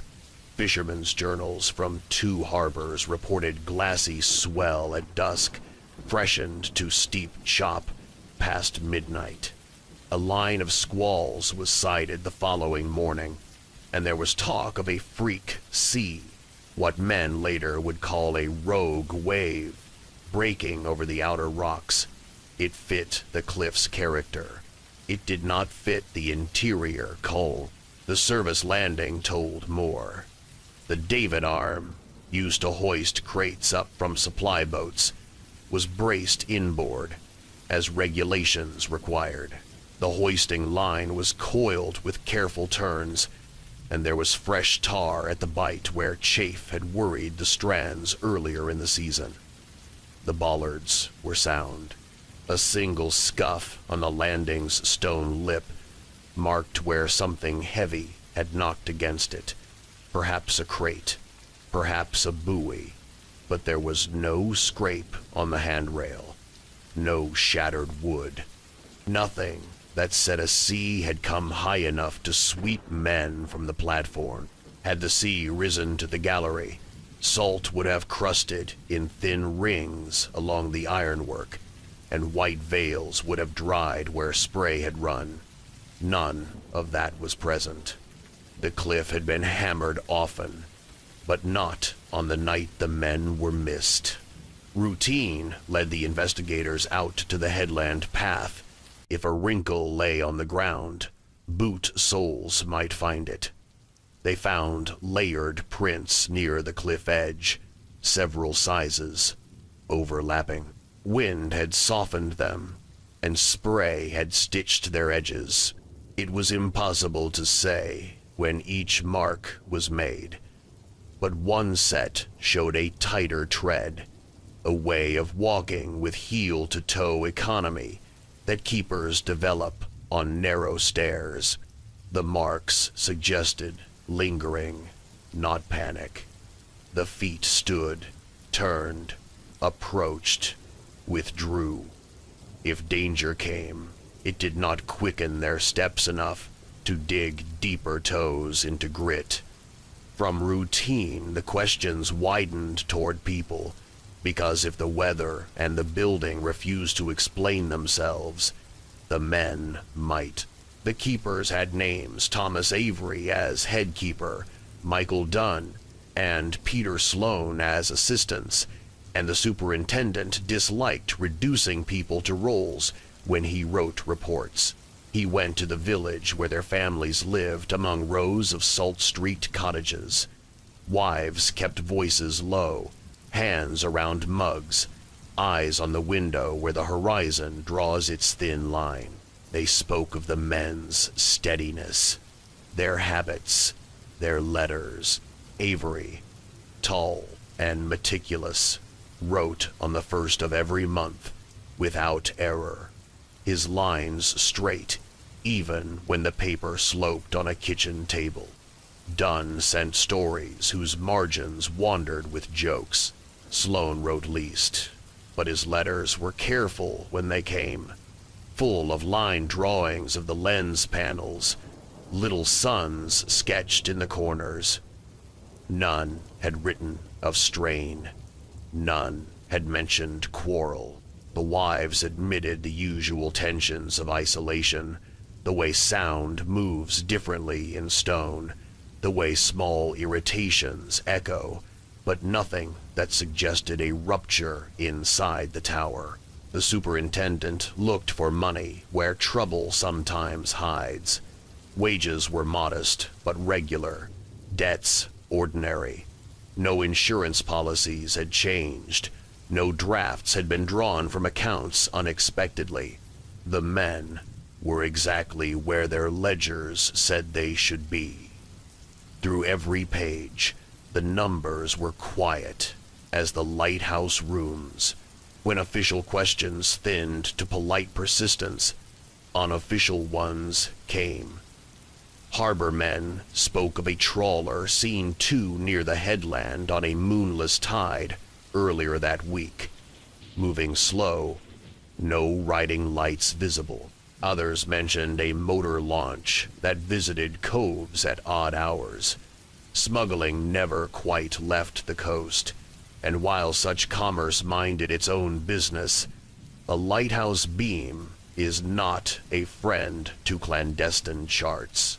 Could men have come ashore to mutter a warning, to settle an argument, to ask for the light to darken for one night?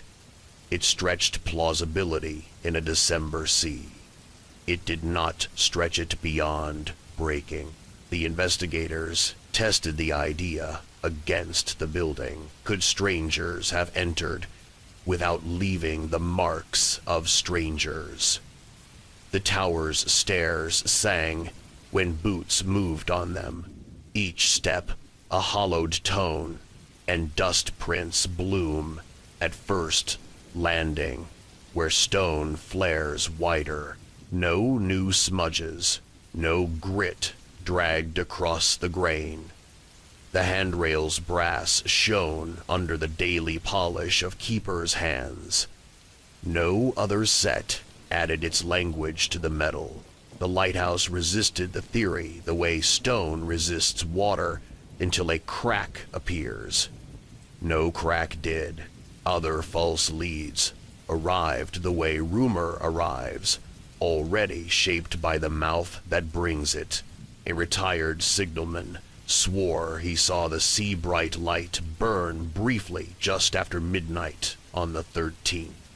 A single white flare across cloud, then darkness. Yet ships passing on the shipping lane reported no light.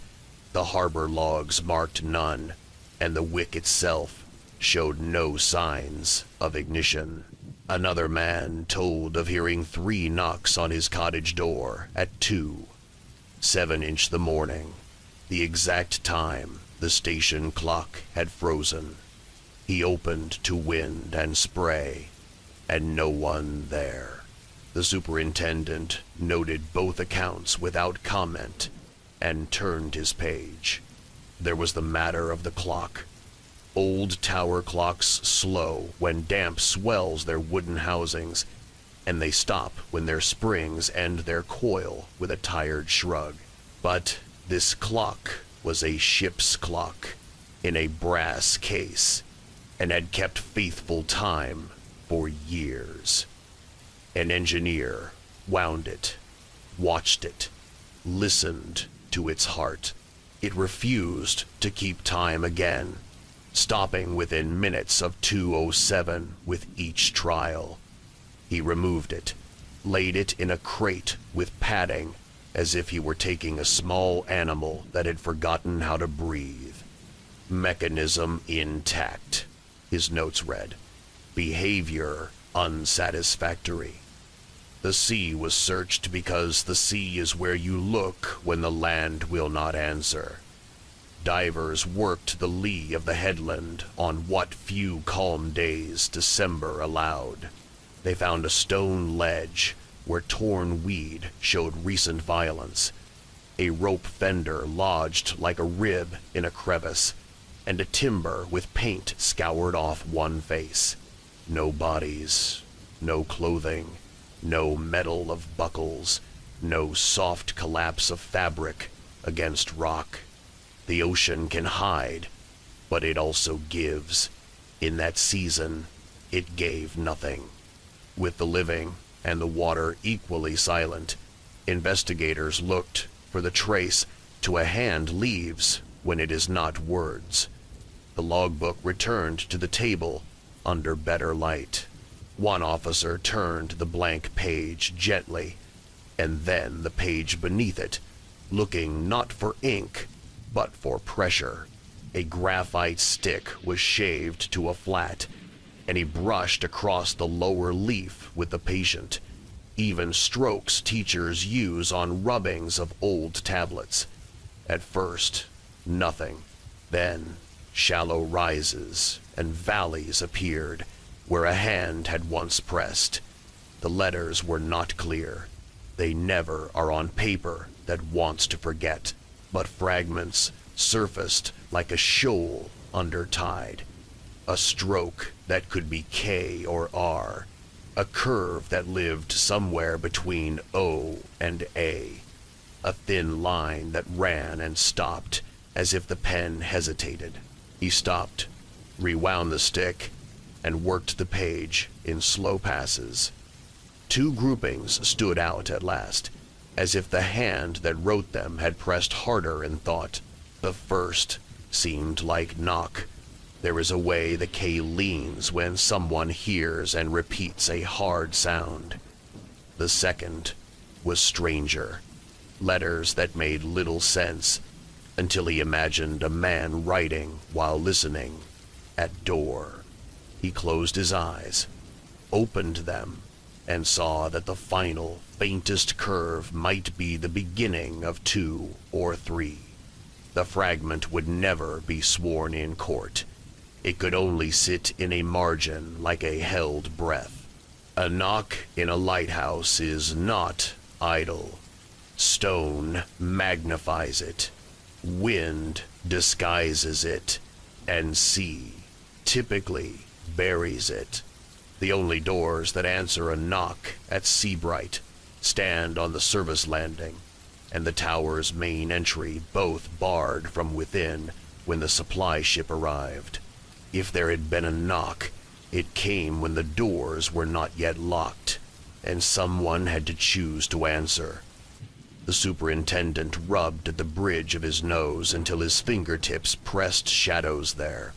He did not write his thought in the report. He only underlined the date, December 12th, and the time the clock had stopped. The day had one more ripple. In the maintenance cupboard off the lower stair, a small tin lay behind a coil of unused wick, an ordinary tobacco tin people keep for screws or spare washers. Inside, arranged like patience, lay a set of knots tied into short lengths of tarred line.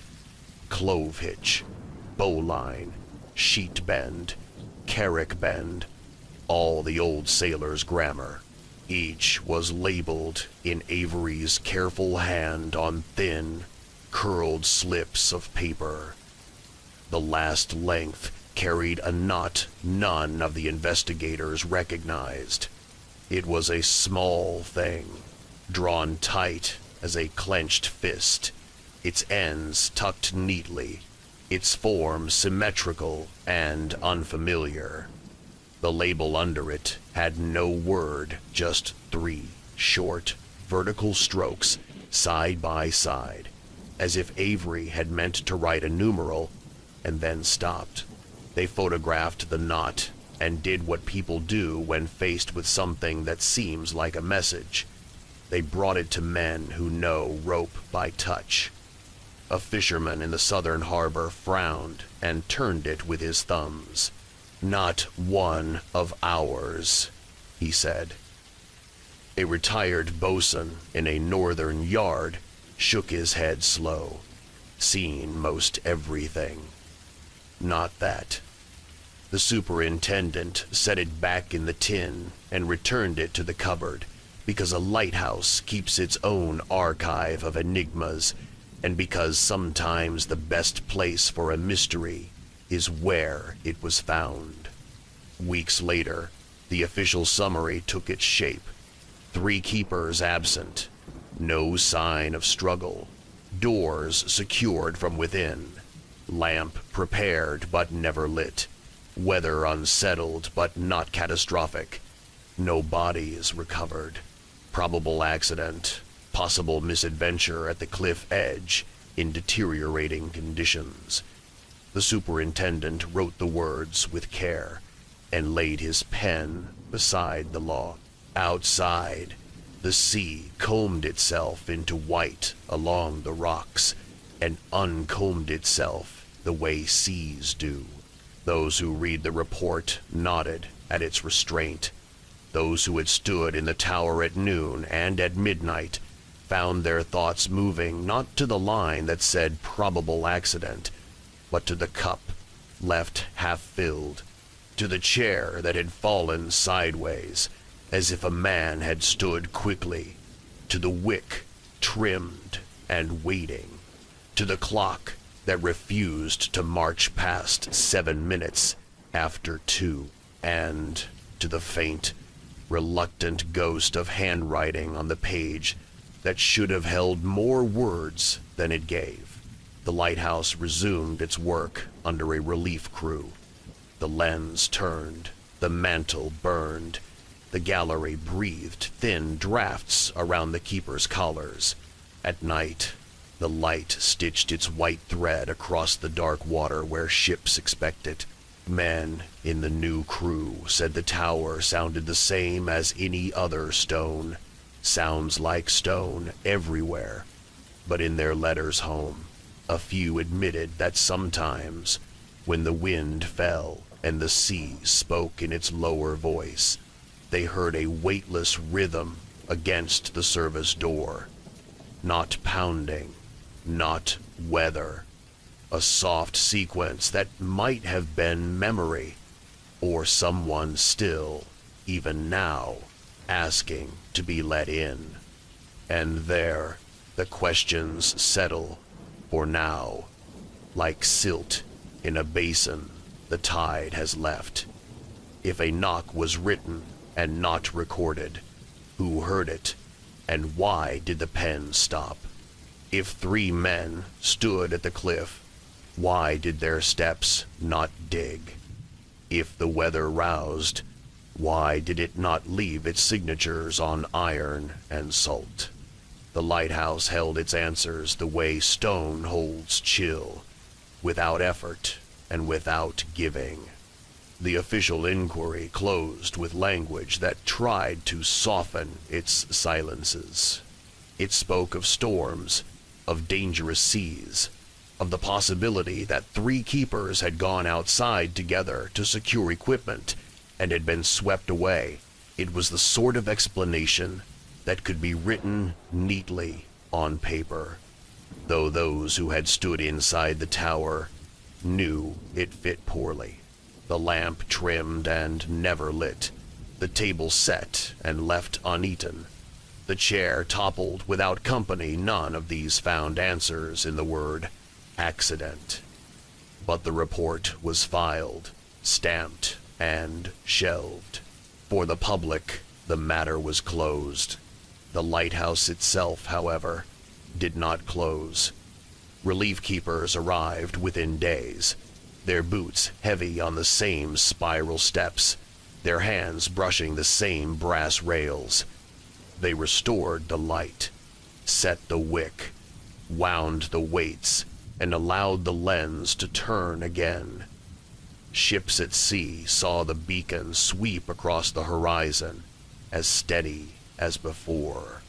Yet the men who tended it afterward spoke in low tones about the atmosphere inside the tower. At night, when the sea was calm and the lantern hummed softly, they sometimes heard the faint scrape of a chair moving in the quarters below, or the hushed sound of a man pacing. None of them were eager to be alone in the watchroom. Local villagers, too, carried the story forward. Families of the missing men gathered at the harbor chapel, candles lit against the draft, their prayers heavy with absence. They held on to small rituals, letters written to men who would never read them. Oilskins kept hanging by the door as though awaiting return.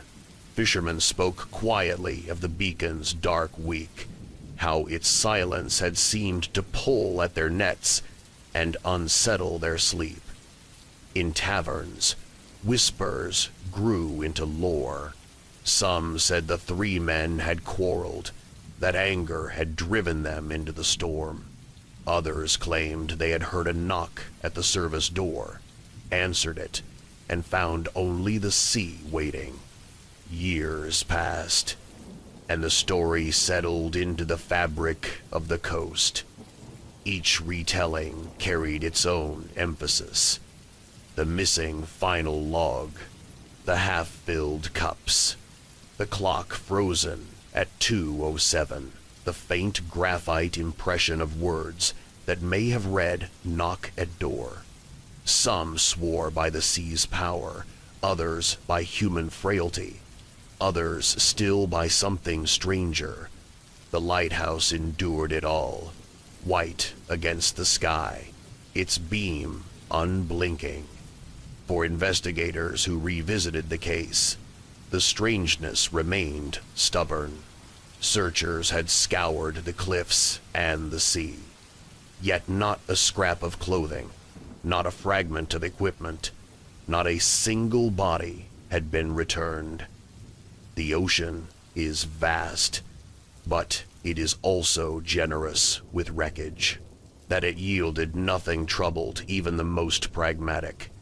Some believed the men had been taken not by waves, but by choice, spirited away by smugglers, or caught in some transaction gone wrong. Others thought they had simply stepped too close to the cliff in heavy wind, their fate sealed in seconds. Theories abounded. Proof did not. The lighthouse logs resumed after the relief crew's arrival. They continued in steady lines, recording tides, winds, passing ships. Yet among those neat entries, gaps lingered, silent acknowledgments of the three men who had written before and were now gone. In the margins of one later log, a keeper scribbled in pencil, "Strange drafts by the stair tonight." In another, "Sounded like a knock near midnight, but no one there." These notations were brief, never part of official records, but they showed how the tower carried its unease forward, year after year. For the families, time did what it always does, stretched absence into memory, softened sharp edges, but never resolved the void. Wives grew older, children raised in the shadow of unanswered questions. The sea remained constant, offering no closure, no return. The missing final entry in the log became both symbol and wound. The words that should have explained, but did not exist. Today, the lighthouse still stands. Its walls are freshly painted, its lamp automated, its keepers long since replaced by technology. But sailors passing on dark nights still glance toward its beam with a flicker of respect. They know the story.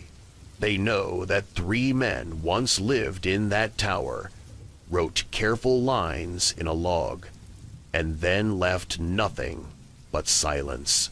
And so this case ends not with resolution, but with reflection. The sea keeps its own secrets, and sometimes it keeps its own men. The lighthouse, steadfast and impassive, remains a witness, a structure built to cast light outward, while its own heart is shadowed by unanswered questions. Case 4 closes with a quiet truth.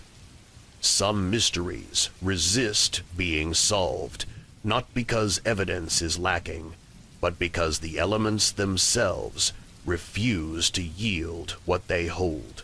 The missing log, the silent lamp, the unclaimed voices in stone and sea, all remain, echoing faintly in the wind that still brushes against the gallery rail at night.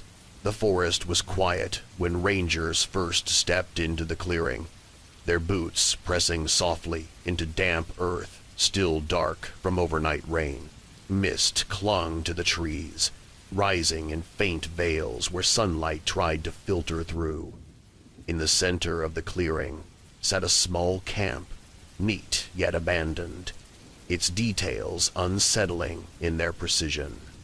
A canvas tent stood with stakes firmly planted, a sleeping bag unrolled but empty. By the fire ring, embers still glowed faintly, a coffee tin balanced on a flat stone, its contents half poured into a cup beside it. The liquid was lukewarm, as though its drinker had only just stepped away. The camp belonged to two friends, Nathan Reed and Aaron Miles, both experienced hikers who had set out for a weekend trek in the northern wilderness. They had checked in at the ranger station the previous morning, cheerful and prepared. Their route was familiar, a 10-mile trail through ridges and pine groves, ending at a small lake where they planned to camp for 2 nights. They signed the log with steady hands, promised to return Sunday evening, and disappeared into the tree line. They were never seen again. When the Rangers arrived 2 days later, alerted by family after the men failed to return, they found the campsite in eerie order. The gear was arranged methodically. Backpacks leaned against the tent wall, zippers closed. Food supplies sat in a canvas bag, untouched by animals, though it hung only a few feet off the ground. The fire pit was ringed with stones, ashes faintly warm to the touch, suggesting it had been tended not long before discovery. Most unsettling was the coffee cup. It rested on a small flat rock, steam long gone, but liquid still present. Whoever had poured it seemed to have intended to return, yet never did. Rangers expanded their search outward. Tracks led into the surrounding brush, 2 sets of boot prints, clear and distinct, heading north toward the lake. They walked side by side, not hurried, not scattered. Yet 100 yards in, the prints faltered. One set veered slightly left, the other right, both fading into leaf litter and moss. Dogs were brought in, their handlers quiet as they moved through the trees. But the animals lost the trail quickly. The forest floor, damp and layered, absorbed scent faster than it could be followed. Inside the tent, investigators found personal belongings. A deck of cards lay spread as though the men had been playing. A flashlight sat near the entrance, switched off, its batteries strong. Both men's sleeping bags were unzipped, their surfaces smooth, not yet creased by use.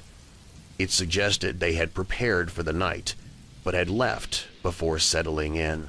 Watches and wallets were absent, though their heavier gear, stove, lantern, spare clothes remained. It was not the look of a hurried flight, but neither was it the deliberate packing of men intending to hike away. The first theory was simple. Perhaps they had gone to the lake and lost their way. Search teams spread along the shoreline, their reflections wavering in the still water. They found nothing. No footprints in the mud, no abandoned clothing, no gear dropped in haste. The water was dragged in shallow stretches. Divers examined deeper pools, but no bodies appeared. The lake remained calm, its surface unbroken but for the occasional ripple of fish. Attention returned to the fire ring and the coffee.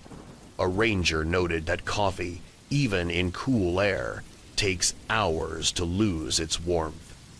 The faint heat suggested the men had vanished only a short time before discovery.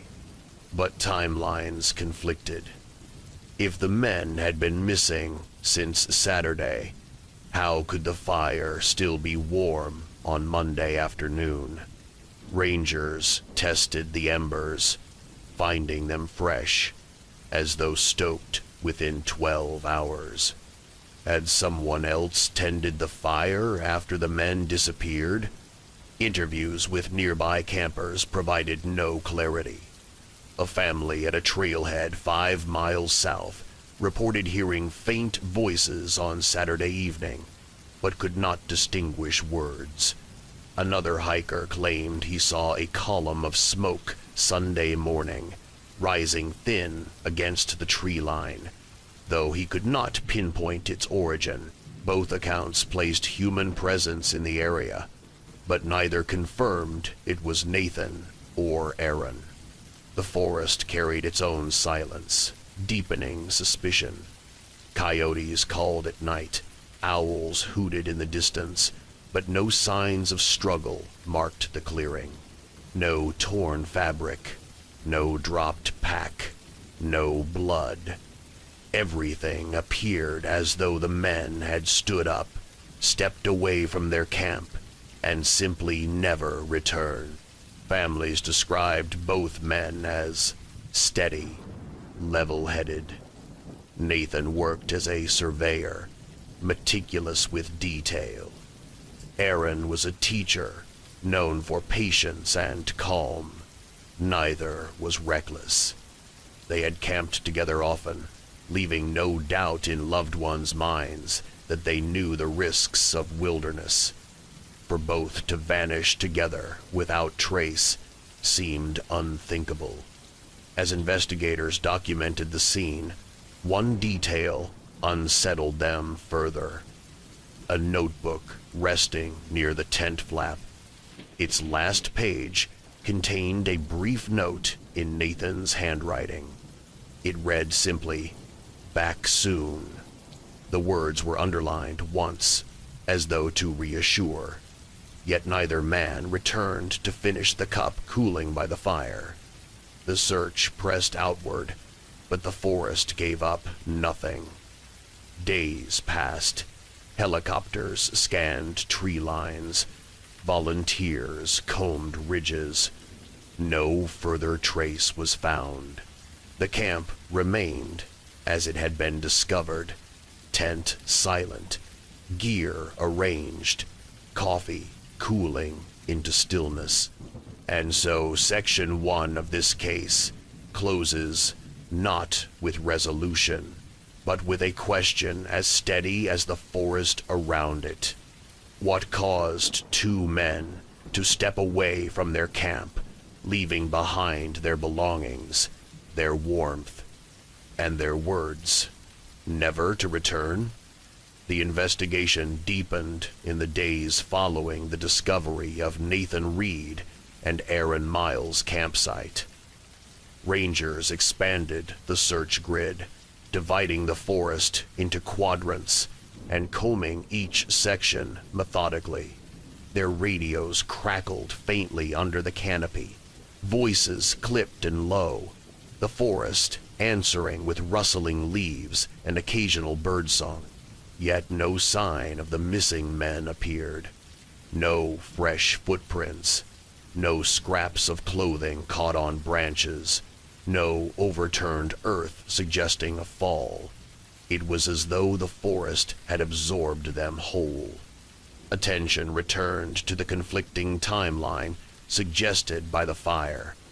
Experts noted that embers, particularly in a well-built stone ring, can remain warm for longer than expected if shielded from wind. Still, the coffee's faint warmth disturbed them. Rangers ran controlled tests, brewing coffee over similar fires in similar conditions. In every trial, the liquid cooled to ambient temperature within hours, not days. The lingering warmth implied that someone had poured that cup far later than Nathan and Aaron should have been there. Who had tended the fire? Possibilities unfolded uneasily. Perhaps one of the men had survived longer than the other, returning briefly to the campsite. Perhaps an unknown traveler had stumbled upon the camp, warmed themselves, and left without disturbing gear.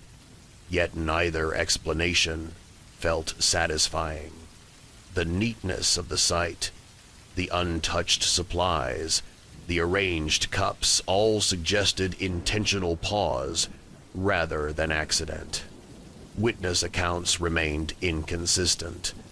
A pair of hikers reported hearing what they described as shouted names near dusk on Sunday. They assumed it was a family calling to one another across the ridge. When pressed, they recalled the tone as urgent, not casual, though they could not be certain. Another group mentioned hearing a whistle echo through the valley 3 short blasts, the universal signal for distress. But when they investigated, the sound had already faded. Investigators reviewed Nathan and Aaron's personal histories more closely. Both men were in stable chapters of life, steady work, supportive families, no debts, no health concerns. Their friends described them as pragmatic and unlikely to engage in reckless behavior. They were not prone to wandering off trails without preparation, nor did they have reason to vanish willingly. Detectives dismissed theories of staged disappearance. These were men planning a weekend outing, not an escape. Search dogs returned to the clearing. Handlers guided them along the faint boot tracks leading north. The dogs followed briefly, noses low, before circling in confusion.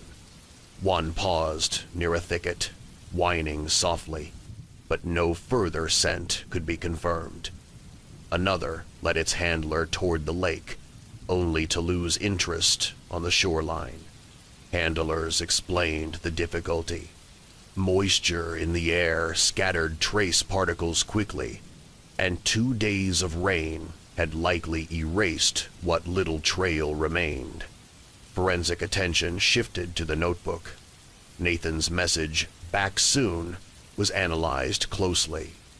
Handwriting experts noted the pressure of the pen, firm and deliberate, not hurried. The underline, too, was steady, suggesting composure. It appeared he had written the note to reassure Aaron, or perhaps himself. But the context remained elusive. Back soon from where? And why leave such a note at all, when both men seemed to have left together? Searchers scoured the forest for additional signs.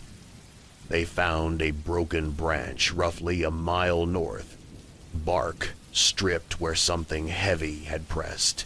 Farther on, a patch of moss had been disturbed, though no footprints marked its edges. Neither detail could be linked conclusively to Nathan or Aaron, but both hinted at movement beyond the clearing. As days passed, theories hardened into categories. The first was environmental. The men had gone to explore the lake or a nearby ridge, and met misfortune. Yet the absence of bodies, clothing, or equipment weakened this.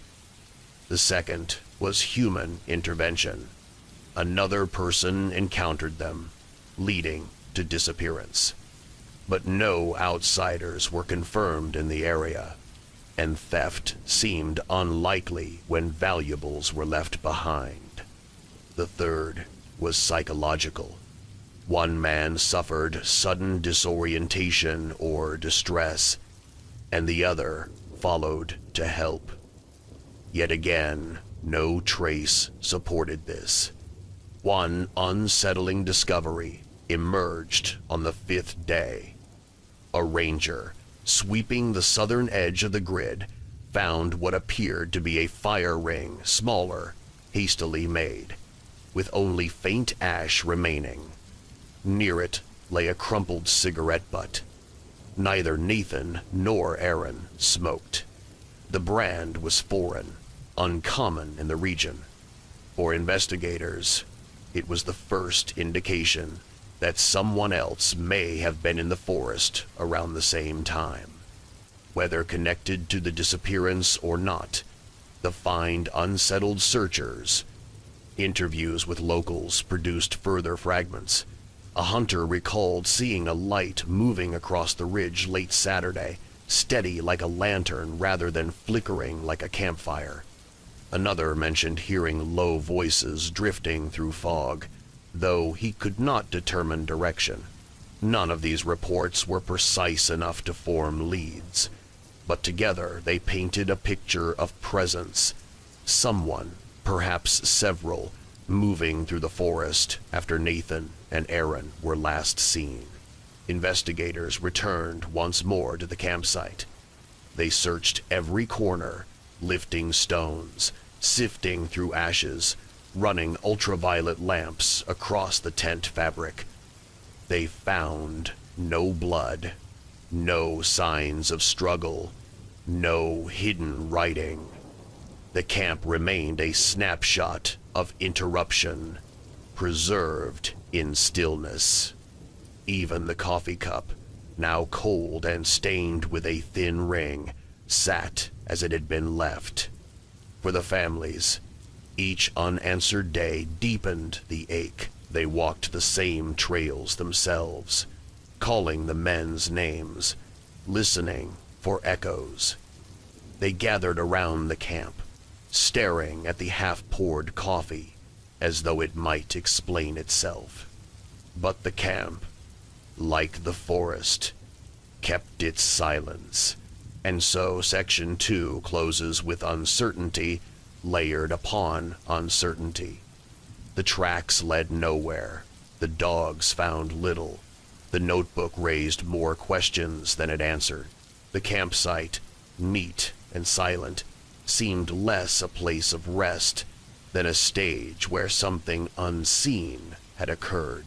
What had caused two careful men to step away, leaving behind warmth, words, and their own return unfinished. By the end of the second week, the official search for Nathan Reed and Aaron Miles had narrowed to quiet review. Helicopters no longer circled above the ridges. Volunteers no longer marched in long lines through the undergrowth. What remained were investigators with notebooks, maps marked in heavy pencil, and the silence of a forest that gave nothing back. The campsite still stood, tent upright, fire ring intact, coffee cup stained brown at the bottom. Rangers left it undisturbed, partly for evidence, partly because dismantling it felt like erasing the men themselves. The lake became the final focus.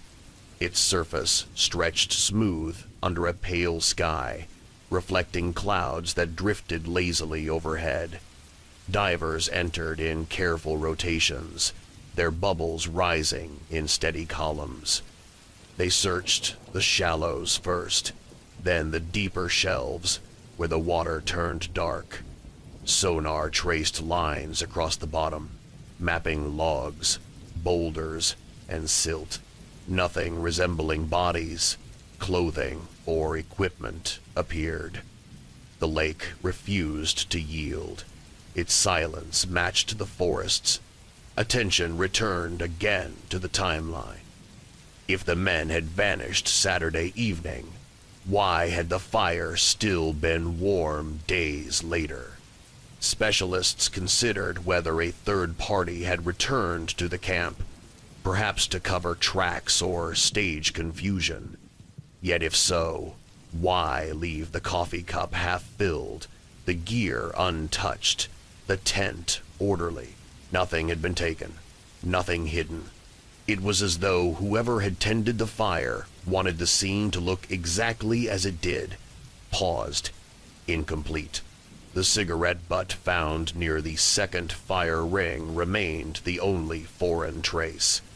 Laboratory testing confirmed it was from a brand rarely sold domestically, imported from overseas. No known connection linked Nathan or Aaron to anyone who smoked it. Investigators canvassed nearby towns, showing the photograph of the butt to shopkeepers. A few recognized the brand, recalling sales to seasonal workers or travelers passing through. None could tie it to a specific person. The lead evaporated into vagueness. Families clung to fragments of hope. They asked whether the men might have decided to walk out through another trail, perhaps disoriented, perhaps delayed. But rangers reminded them gently, had they done so, they would have been seen. The forest paths all funneled toward ranger stations or trailheads where records were kept. Their names appeared in no logs. Their faces appeared in no cameras on the roads leading out. Unsettling stories began to grow around the absence. Other campers who visited weeks later claimed they heard soft voices near the lake at night, though no camps were nearby. Some swore they smelled coffee on the wind, though they brewed none themselves. A few insisted they saw a lantern glow among the trees, moving slowly before vanishing. None of these reports could be proven, but they echoed the unease already seeded by the abandoned camp. Investigators closed their file with phrases familiar in unresolved cases. No confirmed remains, no conclusive evidence of foul play. Cause of disappearance undetermined. They logged the notebook with its last words, "Back soon," and stored it alongside photographs of the camp. The families received their personal belongings, spare clothing, unopened food, maps marked with planned routes. The coffee cup was not returned. It remained with evidence, its ring of residue, a quiet reminder of an unfinished gesture. The forest reclaimed the clearing slowly. Grass grew where boot prints had once been sharp. Rain washed ashes into soil. The tent was eventually removed, but the fire ring remained. Stones blackened in a circle that hikers stumbled upon years later. They spoke of the place in lowered tones, saying it felt too still, too neat, as if waiting. Some left it untouched, stepping carefully around. Others sat briefly, sensing the strange weight of a story without end. For the families, the absence stretched into permanence. Anniversaries passed without answers. Searches dwindled to private walks along the trails, candles lit at the lake shore, names spoken softly into trees that did not answer. Nathan and Aaron remained not victims, not fugitives, but something in between, present in memory, absent in every measurable way. And so Case 5 concludes, not with resolution, but with reflection. Two men set out for a weekend of quiet, their camp arranged with care, their coffee poured. Something drew them away, whether accident, encounter, or choice remains unknown. What lingers is the image of a campsite paused mid-moment, a fire still glowing faintly, a cup waiting to be lifted. The forest holds their story now, just as the lake holds its silence. In such places, absence is its own kind of presence, one that lingers long after the embers cool. The ferry was a routine vessel, neither grand nor small, moving across the strait as it had done countless times before. Its schedule was precise, its journey only an hour from harbor to harbor. On most evenings, commuters leaned against railings with paper cups of coffee, while travelers tucked into booths with newspapers or stared absently at the rolling water. On one such evening, in early spring, a man named David Lorne stepped aboard. He carried a small satchel, wore a dark coat, and purchased a one-way ticket with cash. He walked up the gangway at 6:42 p.m., nodded briefly to the attendant, and entered the cabin. From that moment on, every detail is recorded until the vessel docked, when David was nowhere to be found. Witnesses later recalled him with the faint clarity of passing impressions. A woman seated by the window remembered him placing his satchel carefully on the floor before stepping outside toward the deck. Another passenger saw him leaning on the railing, gazing into the horizon, his posture steady, not restless. A teenager noticed his coat collar pulled high against the wind. Each memory confirmed his presence during the crossing, yet none captured his final moments. The ferry itself followed a predictable route. At 7:48 p.m., it docked at the northern harbor, engines idling as cars rolled forward, chains clanking against ramps.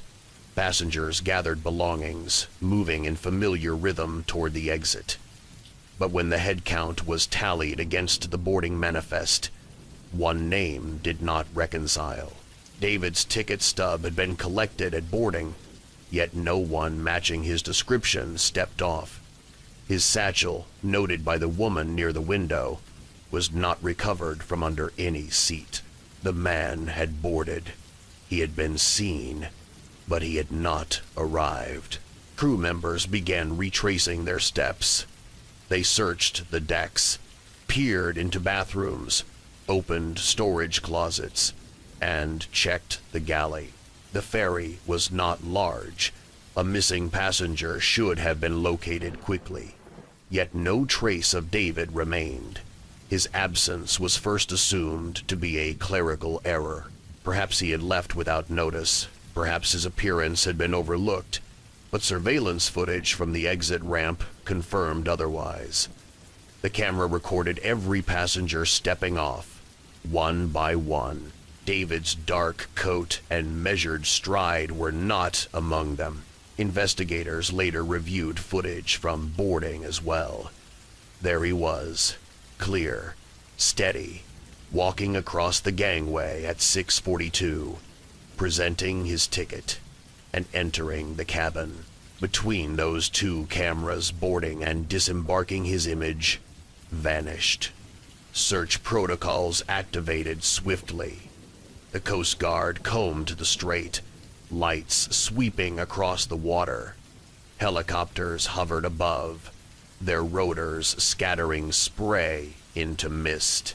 If David had gone overboard, someone should have seen. Someone should have heard. Yet no splash was reported, no cry carried across the deck. The passengers who stood at the railing claimed they noticed nothing unusual. The sea that evening was calm, its surface smooth beneath the moon. If he entered the water, he did so invisibly. The possibility of deliberate disappearance arose. Investigators checked his background. David was 43, employed steadily. No known debts, no criminal history. His family described him as private, reflective, but not troubled. He had made no mention of despair, no preparations for vanishing. His bank accounts showed no withdrawals, no sudden closures. His phone pinged last at the southern harbor, shutting off shortly after boarding. His satchel, still missing, contained documents for work and a change of clothes. None surfaced. Crew members emphasized the impossibility of remaining aboard undetected. Once docked, the vessel was emptied and inspected before its next departure. No one remained hidden. If David had concealed himself during disembarkation, he would have been discovered. If he had slipped into restricted areas, alarms would have triggered. Yet all systems were normal. The strangeness of the case deepened with testimonies. A passenger remembered standing near the railing and feeling, for a moment, that someone was behind him. When he turned, no one was there. Another described a satchel resting briefly near her booth, only to vanish when she returned from the restroom. A crewman swore he heard footsteps on the upper deck during docking, though no one was assigned there. Each account was subtle, unprovable, but together they painted a portrait of presence fading into absence. And so the first section closes where the mystery begins, with a man who boarded a ferry in plain sight, moved among other passengers, and then vanished between boarding and disembarkation. The ticket remained. The manifest recorded his name, but the harbor gates never saw him arrive. Investigators returned to the ferry the following morning, determined to account for every space. The vessel was docked quietly at the northern harbor, gulls wheeling overhead, water lapping against its hull. Officers walked through each deck with measured care, noting compartments, storage rooms, stairwells, and engine spaces. Their goal was simple: prove that a man could not simply vanish within a structure of steel and rivets. Yet by the end of the search, their notes told the opposite story. David Lorne was gone, and the ferry gave no clue how. They began with the passenger deck. Every booth was checked, every cushion lifted, every locker opened. Floors bore no trace of scuffed shoes beyond the usual traffic.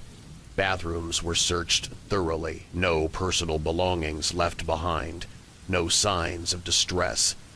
The galley was empty but orderly, pots stacked, surfaces wiped clean by crew after docking. The satchel last seen by a witness remained missing, its absence now sharper than before. The upper observation deck was next. Cameras showed only scattered passengers leaning against the railing that evening. None reported hearing a cry or seeing movement in the water. Crew confirmed the railings stood at regulation height, difficult to climb without drawing attention. Investigators leaned against them themselves, testing balance, noting how even a slip would likely be noticed. Yet no witness described anything unusual. If David had fallen, it had happened invisibly. Attention turned to restricted areas. officers inspected service corridors, engine compartments, and storage rooms. Every door was locked, every seal intact.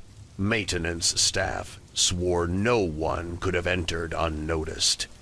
Still, one mechanic admitted unease.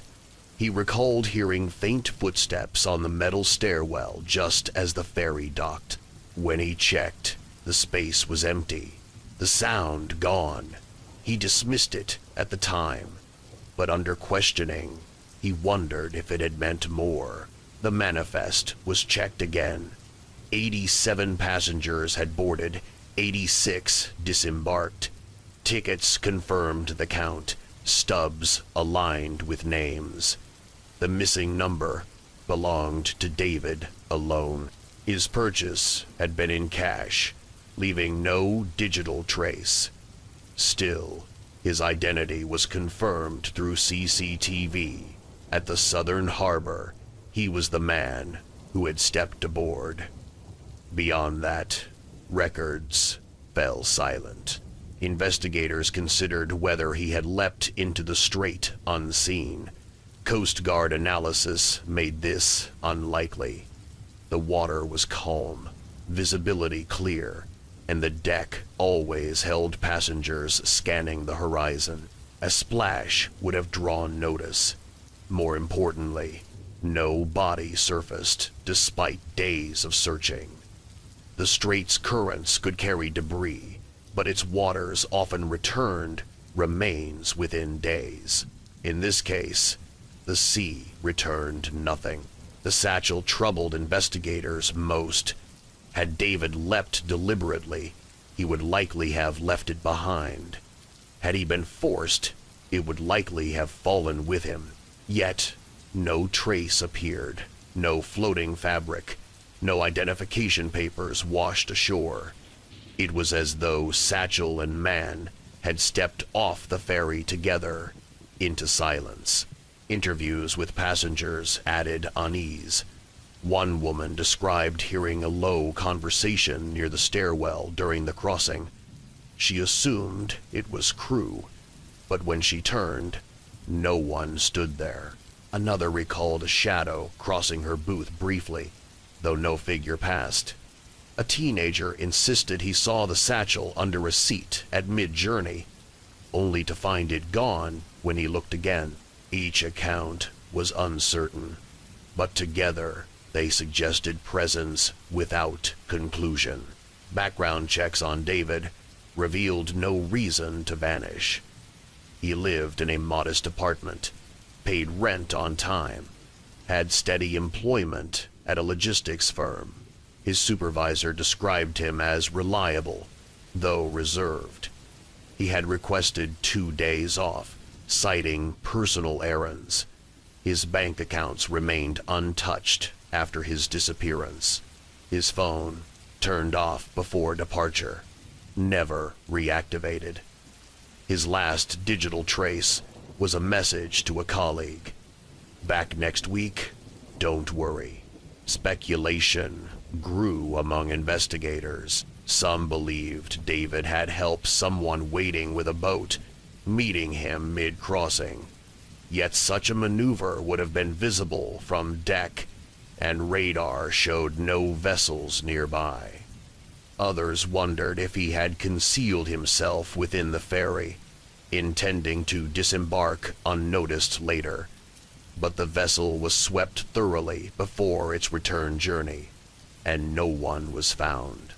Theories hardened, but evidence dissolved. Each possibility unraveled when tested against the facts. The ferry remained finite, enclosed, observable, yet within that steel boundary, a man vanished, leaving no trace beyond the ticket stub collected at boarding. By the close of the second week, investigators admitted the strangeness aloud. A man had entered a system designed to account for every person, from turnstiles to manifests to cameras, and still disappeared. The ferry became not just a vessel of transit, but a vessel of mystery. And so, Section 2 ends with the same unresolved gap. The decks were empty, the waters calm, the manifest precise. Yet one passenger who boarded never walked the ramp. The question lingered in every report. Where did David Lorne go between one shore and the other? The northern harbor bustled. As always, cars lined in rows, passengers hurrying down the ramp, voices echoing against the steel hull. Yet on that spring evening, one man never joined the crowd. His absence was not noticed until the ferry had emptied, until the attendants tallied their sheets and found a name without a face. By then, the gangway had lifted, the passengers had dispersed, and the mystery had already begun. The investigation lingered long after the search had ended. Officers walked the harbor piers, asking if anyone had seen a man step off unnoticed, perhaps slipping past cameras. None had. Taxi drivers shook their heads. Vendors remembered other faces, not his. Hotels showed no check-ins under his name. It was as though the northern harbor had opened its gates to everyone but him. Detectives reviewed the possibility of deliberate disappearance. Could David Lorne have arranged for a false identity, stepping from the crowd unseen? They examined border records, passport offices, flight manifests. His name never appeared. No alternate identities surfaced. Bank accounts lay dormant, credit cards unused. A man planning to vanish usually left small ripples transactions, new documents, travel bookings. David left nothing. The sea remained equally silent. Days of search yielded no remains, no floating belongings. Even the satchel heavy enough to sink, light enough to drift, was never recovered. It was as though it had dissolved with him, erased from inventory. For investigators, this was the detail most troubling. Belongings do not vanish so cleanly. A wallet washes ashore, a shoe drifts in, papers scatter on the tide, but the satchel remained unaccounted for, as if it had crossed a threshold no one else could follow. Crew interviews grew more speculative with time. One attendant recalled seeing David briefly on the upper deck, leaning against the railing as dusk fell. He looked calm, perhaps thoughtful, but not distressed. The attendant served coffee to another passenger, turned back moments later, and David was gone. He assumed the man had moved below deck, yet no camera confirmed it. Another crewman swore he heard a door open near the restricted service corridor during docking, though the door itself was locked when checked. These fragments painted no clear picture, but each suggested movement unrecorded by systems meant to capture every step. The ferry company faced pressure. Families demanded answers. Passengers expressed unease. The vessel's reputation shifted from routine to haunted, a place where a man could step aboard and never arrive. The company issued statements emphasizing safety, noting the uniqueness of the case. Yet, whispers spread. People joked uneasily about the 13th passenger, or the vanishing man. Some avoided evening crossings altogether. For David's family, the silence was unbearable. They searched his apartment, finding everything as he had left it. Rent paid, clothes folded, notebooks stacked. A calendar marked his intended return date. Nothing suggested a departure from life. His parents spoke softly in interviews, insisting he was not the kind to disappear. His friends agreed. Reserved, yes. Thoughtful, yes. But not absent. Never absent. Investigators revisited the theory of a mid-journey transfer. Could a small boat have met the ferry unseen? Radar logs were studied again. No trace of another vessel appeared within miles. Crew on watch swore no lights dotted the horizon. No shadows crossed the water. The strait that evening was empty but for the ferry itself. If David had left the ship, he had done so alone, silently, invisibly. The official report concluded with measured restraint. It listed the facts. David Lorne, boarded at 6:42 p.m., was observed during crossing. Did not disembark at 7:48 p.m. and was not found aboard. Personal belongings unrecovered. Cause of disappearance undetermined. File remains open. But beyond the report, the story endured. Passengers on later crossings claimed to sense an extra figure on deck. Someone glimpsed briefly in the corner of the eye. A man in a dark coat who vanished when looked at directly. Crew joked quietly of footsteps echoing on empty stairs, of satchels seen in shadows and then gone.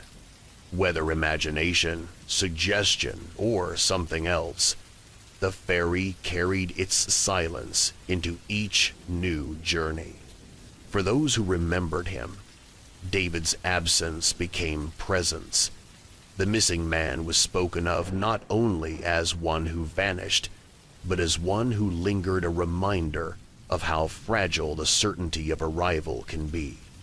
He had stepped aboard a vessel designed for routine, for passage between two harbors, and instead had become part of the strait itself. And so, Case 6 concludes, without resolution, only reflection. A man who bought a ticket, carried a satchel, and boarded in plain sight, never touched the exit ramp. His name remains on the manifest, his image frozen on boarding footage, but his fate lies between two shores, where cameras end and the sea begins. The harbor continues. Ferries come and go, but for those who know the story, every crossing carries the same quiet question. What happens to those who step aboard but never arrive? The road stretched straight through farmland, a 2-lane strip bordered by fields and tree lines, quiet under a sky pale with stars. It was a place people described as ordinary, even dull, the kind of highway where the hum of tires lulled drivers into forgetting distance. On a cold evening in late November, however, this road became the site of a mystery that unsettled all who came after. A sedan was found idling on the shoulder, headlights casting pale beams into the dark, exhaust puffing steady into frosted air. The driver's door stood ajar. Inside, the engine ticked smoothly. The radio played faint static, and the driver was gone. The vehicle belonged to 30-year-old Claire Donovan, a nurse commuting home after her late shift. She had left the hospital at 10:12 p.m., a fact confirmed by staff and security cameras. Her route was predictable. 30 miles of rural highway with no known detours. She never arrived home. By midnight, Her husband reported her missing, uneasy at her silence. At 12:47 a.m., a sheriff's deputy on patrol found her car at mile marker 42. Engine still running. Hazard lights not engaged. Driver absent. The scene was precise in its oddness. Claire's purse sat on the passenger seat, zipped closed, wallet and identification inside. Her phone rested in the cup holder, screen dark, battery at 60%. A travel mug of coffee was half full in the console. Steam still faint when officers arrived. The driver's seat was pushed back slightly, as though she had stood quickly. Outside, the ground showed no scuff marks, no dropped belongings. The car's headlights illuminated empty asphalt, stretching both directions. Deputies searched the roadside immediately. Flashlights scanned fields, beams cutting across low grass, and the stark lines of fence posts. They called her name into the night, their voices echoing off tree lines. No answer returned. Dogs were brought in within the hour, noses pressed to Claire's jacket, still hanging in the back seat. The animals circled the vehicle, then wandered a few yards into the field before losing the trail. Their handlers frowned. The scent stopped too abruptly, as if it had been lifted. Traffic cameras on the highway provided little help. Footage confirmed Claire's car passing mile marker 36 at 10:48 p.m. No further images recorded her beyond that point. The stretch near mile 42 had no cameras, no gas stations, no businesses. The car's hazard lights had not been activated, suggesting she had not anticipated trouble. Investigators examined the fuel gauge, which sat just above half. The engine ran smoothly, no sign of failure. Inside the car, details raised further questions. The driver's seatbelt was unbuckled, resting against the console. Her shoes, comfortable nursing clogs, remained on her feet, but the driver's side floor mat bore a faint smear of mud, inconsistent with hospital pavement. Soil analysis later confirmed it matched dirt from the nearby field, suggesting she had stepped out briefly. Yet her prints did not lead far. They ended within a few paces, dissolving into grass. The radio static drew unusual attention. Claire typically listened to music on her commute, playlists stored on her phone, but the dial had been turned to an AM frequency, one that carried only intermittent bursts of faint voices and long stretches of white hiss. Investigators wondered if she had adjusted it herself or if it had been moved after she left the car. The knob bore no fingerprints beyond her own. Family and colleagues described Claire as steady, focused, with no history of wandering. She was tired after long shifts, yes, but never reckless.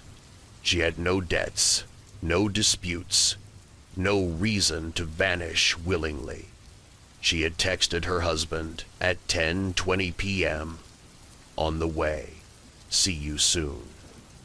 That message was the last. Search teams combed the fields for days.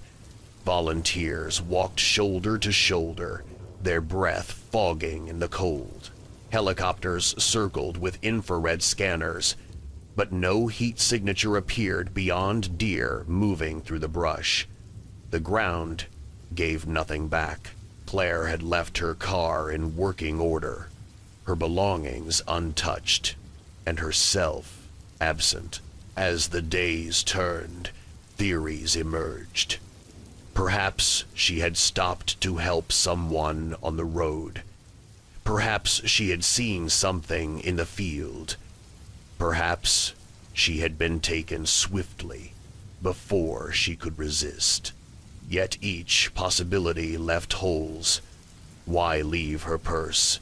Why leave her phone? Why not turn off the engine? And so, Section 1 closes on the unresolved scene. A car idling by the roadside, headlights cutting into darkness, coffee cooling in its cup, and a driver who had promised to be home soon gone without trace between 1 mile marker and the next. The sheriff's department widened the perimeter on the second day, pushing the search grid beyond the immediate fields into neighboring woods and drainage ditches. Deputies marked off squares with bright tape. Volunteers followed in lines, and dogs moved quietly through tall grass. The ground was cold but not frozen, soil firm beneath boots. Yet no impressions beyond the faint prints by the car could be linked to Claire. It was as though she had stepped from her vehicle, walked only a few yards, and then vanished. Investigators revisited the car forensically. The interior bore no signs of struggle. No fibers out of place, no torn fabric, no fingerprints other than hers and those of her family. The driver's door was wide open when discovered, yet the dome light bulb had burned out, leaving the interior in shadow. Whether by chance or intent, the open door would not have drawn attention from passing motorists in the dark. The engine, still idling steadily, suggested she had not planned to stop long. If she had meant to leave the car for more than a moment, she likely would have shut it off. The radio remained tuned to static. Audio experts replayed the recording officers had made of the sound, slowing and filtering it. Beneath the hiss, faint fragments of voices could be heard, ordinary bleed from distant AM transmissions. Yet, to those listening, the fragments carried a chilling edge, half-phrases indistinct, as though someone were speaking just beyond comprehension. Some dismissed it as coincidence, but it unsettled the officers who had sat in the car that night. The field itself became the focus. Soil samples revealed recent disturbance in patches, but nothing definitive.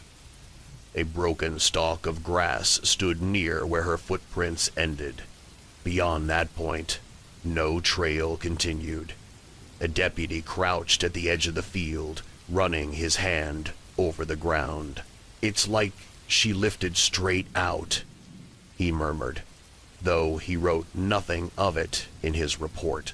Witness accounts trickled in from surrounding roads. A truck driver reported seeing a figure standing near mile marker 42 around 11 p.m., a woman in a light coat, facing the road but unmoving. He assumed her car had broken down, but when he returned along the same route at 3 a.m., the car was there, but the figure was gone. Another motorist described passing the sedan and noticing the headlights flicker as if dimmed briefly, though no mechanical issue was found later. A third witness, less certain, claimed he heard a faint cry carried across the open fields as he drove by, though he could not say if it was human or animal. Investigators canvassed nearby homes. Residents spoke of hearing engines late at night, unusual for such a quiet stretch. One woman swore she heard footsteps along her gravel drive around midnight, though when she looked out, only the sound of the idling car drifted faintly across the field. Attention turned to Claire's personal life for explanation. Her husband described her as steady, though exhausted by long shifts. Colleagues echoed the same. No recent arguments, no financial strain, no unusual purchases. Her phone revealed no secret calls or hidden messages. Bank accounts showed no withdrawals. She had made plans for the weekend, ordinary and intact. Nothing suggested intent to disappear. The possibility of abduction grew, but evidence faltered. No other vehicles were reported stopping near the site. Tire impressions near the shoulder were too faint to differentiate from ordinary traffic. If someone had taken her, they had done so swiftly and cleanly, leaving nothing behind.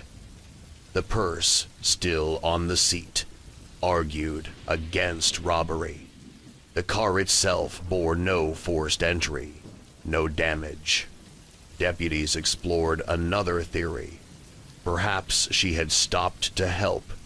The hazard lights had not been engaged, but perhaps she saw someone in distress by the roadside, stepped out to assist, and was intercepted. Yet no stranded vehicle was reported. No other driver confirmed. The empty road stretched quiet in both directions that night, carrying only routine traffic. The coffee mug, still half full, remained the most human trace. Forensic analysis found her fingerprints and lip residue, confirming it was hers. The faint warmth reported by the first deputy faded by the time it reached the lab, but its presence marked how recently she had been alive and seated. To sip coffee, to unbuckle, to open the door, all ordinary acts, frozen in place by her absence. Searchers returned again to the field. One dog, circling near a drainage ditch, barked sharply before refusing to move forward. Handlers examined the spot and found nothing, no body, no clothing, no sign of struggle. Yet the behavior was noted, another fragment without context. As days passed, false leads multiplied. Reports of women seen walking along highways poured in. Each checked, none matching Claire. Calls came from distant towns claiming she had been sighted in diners or bus stations, but surveillance proved otherwise. The case grew heavier under the weight of possibilities, with no proof. Her family waited at home, porch light left on, meals uneaten. Friends gathered in quiet circles, speaking of her steadiness, her reliability. She wouldn't just walk away, her husband told reporters, voice subdued. She said she'd be home soon. That's who she was. And so, Section 2 closes, with more questions than answers. A car left running, coffee half drunk, radio whispering static. Footprints that began but did not continue. Witnesses who saw shadows but no substance. A woman who should have been home within the hour gone into the silence of fields and road. Winter pressed in as the official search wound down. The fields hardened under frost. The trees stood bare, and snow gathered along the edges of the road where Claire Donovan's car had been found. The vehicle itself was returned to her family after weeks of examination. It sat in their driveway like a relic engine, intact, heater still functional, nothing broken. Her purse remained inside, wallet untouched, phone silent. For investigators, the car had become less a piece of evidence and more a monument. Proof she had been there, and proof she was now gone. The file thickened with interviews, maps, and forensic notes. Yet its conclusions remained thin. Theories circled back to the same starting point. Claire drove home along her usual route, pulled to the shoulder, left her car running, and disappeared. The why and how never sharpened into clarity. Investigators revisited every angle. If abduction, why no tire marks? Why no struggle? If voluntary, why leave phone and purse? Why keep the engine running? If accident, why no body? Why no clothing? Why no sign in the water or fields? Each explanation dissolved against the facts. The case gathered whispers in town. Some drivers claimed to feel uneasy when passing mile marker 42, headlights dimming slightly as though shadowed by something unseen. Others said radios flickered with static near that stretch, a hiss that lifted into faint voices. Farmers whose land bordered the road reported hearing footsteps in their fields at night, steady and unhurried, though no one was ever found. Whether imagination or echo, the place carried a weight it had not before. Her family kept searching in their own way. On weekends, her husband walked the shoulder of the highway, calling her name into the cold air. He left notes tucked into fence posts, each one reading the same: "Come home." Friends gathered with candles near mile marker 42, their breath rising like smoke, their voices low in prayer. The road, indifferent, stretched on in silence. Investigators eventually filed the case as unresolved. The official language was careful. Subject last seen departing workplace. Vehicle recovered at mile marker 42 with engine running. Subject absent from scene. Current status: missing, presumed deceased. Yet, even those who signed the report admitted unease. A car running in the night. A coffee mug still warm. Footprints that ended in nothing. It was not the shape of ordinary disappearance. Over time, stories grew around the site. Travelers spoke of seeing a figure by the roadside, a woman in nursing scrubs standing just beyond the reach of headlights. When cars slowed, she was gone. Some claimed the radio always shifted to static near that stretch, no matter the station. Others said the mile marker itself seemed to glint oddly, as if holding memory in its steel. None of these accounts entered the file, but they lingered in the town's telling of the case. For her family, the absence never softened. Birthdays passed without her, anniversaries noted in silence. Her husband kept the porch light burning long into the night, though years had gone by. Her colleagues at the hospital left her nameplate in place longer than policy allowed, reluctant to remove it.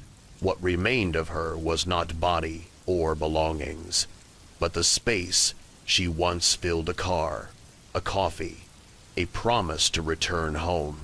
And so Case 7 closes not with certainty, but with reflection. A car engine hummed on a roadside, headlights cutting into empty, dark. A woman stepped away, whether to help, to investigate, or to answer something unseen, and never returned. The mile marker remains, a quiet witness, a reminder of a journey interrupted. The road still runs straight, the fields still open wide, but for those who know the story, every glance toward mile marker 42 carries the same quiet thought. What drew her from the car And why did she not come back? The coastal cliffs rose jagged against the horizon, their edges cutting sharply into gray sky. Waves struck at their base with steady force, foaming white before drawing back into the restless sea. It was a place loved by travelers for its wild beauty and dreaded by locals for its danger. Narrow footpaths clung to the cliffside, marked by weathered posts and ropes, the only barrier between walker and drop. Tourists came for photographs, for the thrill of standing where land seemed to end. It was here, on a breezy afternoon in midsummer, that a tourist named Helen Marks walked into silence and never returned. Helen had been traveling alone, part of a broader holiday across the coast. She was 36, cheerful, and by all accounts, cautious. Friends described her as organized, the sort to double-check bookings and carry extra batteries for her camera. Her last message, sent at 2:18 p.m. to a friend back home, read simply, "The cliffs are incredible. Taking photos, then heading back into town." She was not heard from again. Witnesses recalled seeing her on the path that afternoon. A couple walking south remembered her pausing at a lookout, adjusting her camera strap, and smiling politely as they passed. Another hiker farther north noted a woman in a red jacket sitting briefly on a stone bench overlooking the sea. Both accounts placed her securely on the path, steady and composed. Neither suggested distress. When Helen did not return to her hotel that evening, staff assumed delay. But by morning, concern grew. Her room remained untouched. Bed made, suitcase neatly packed. Her phone rang unanswered. Her belongings sat in place.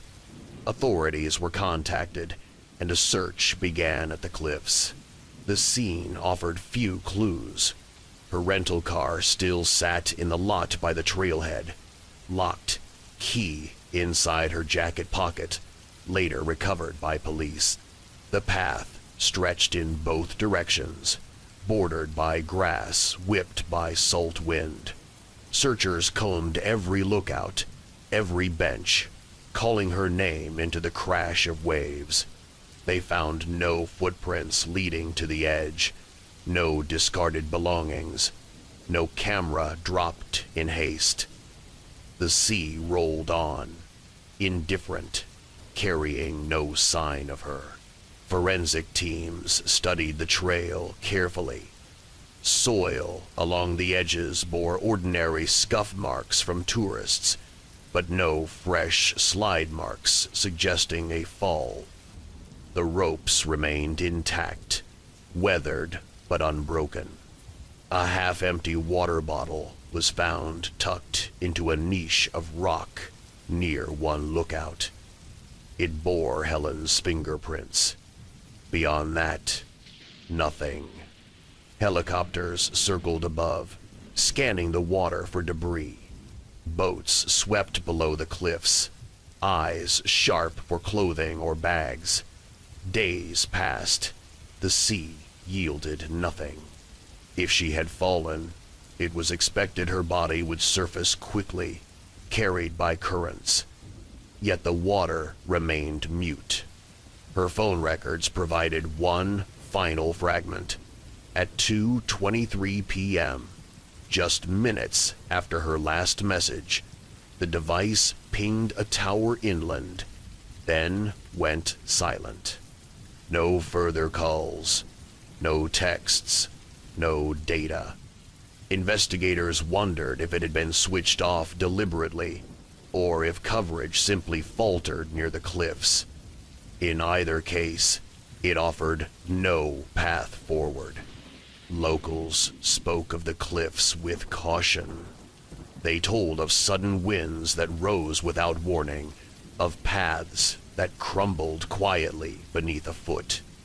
They told, too, of disappearances, not many, but enough to become part of whispered memory. A boy lost in the 1972nd.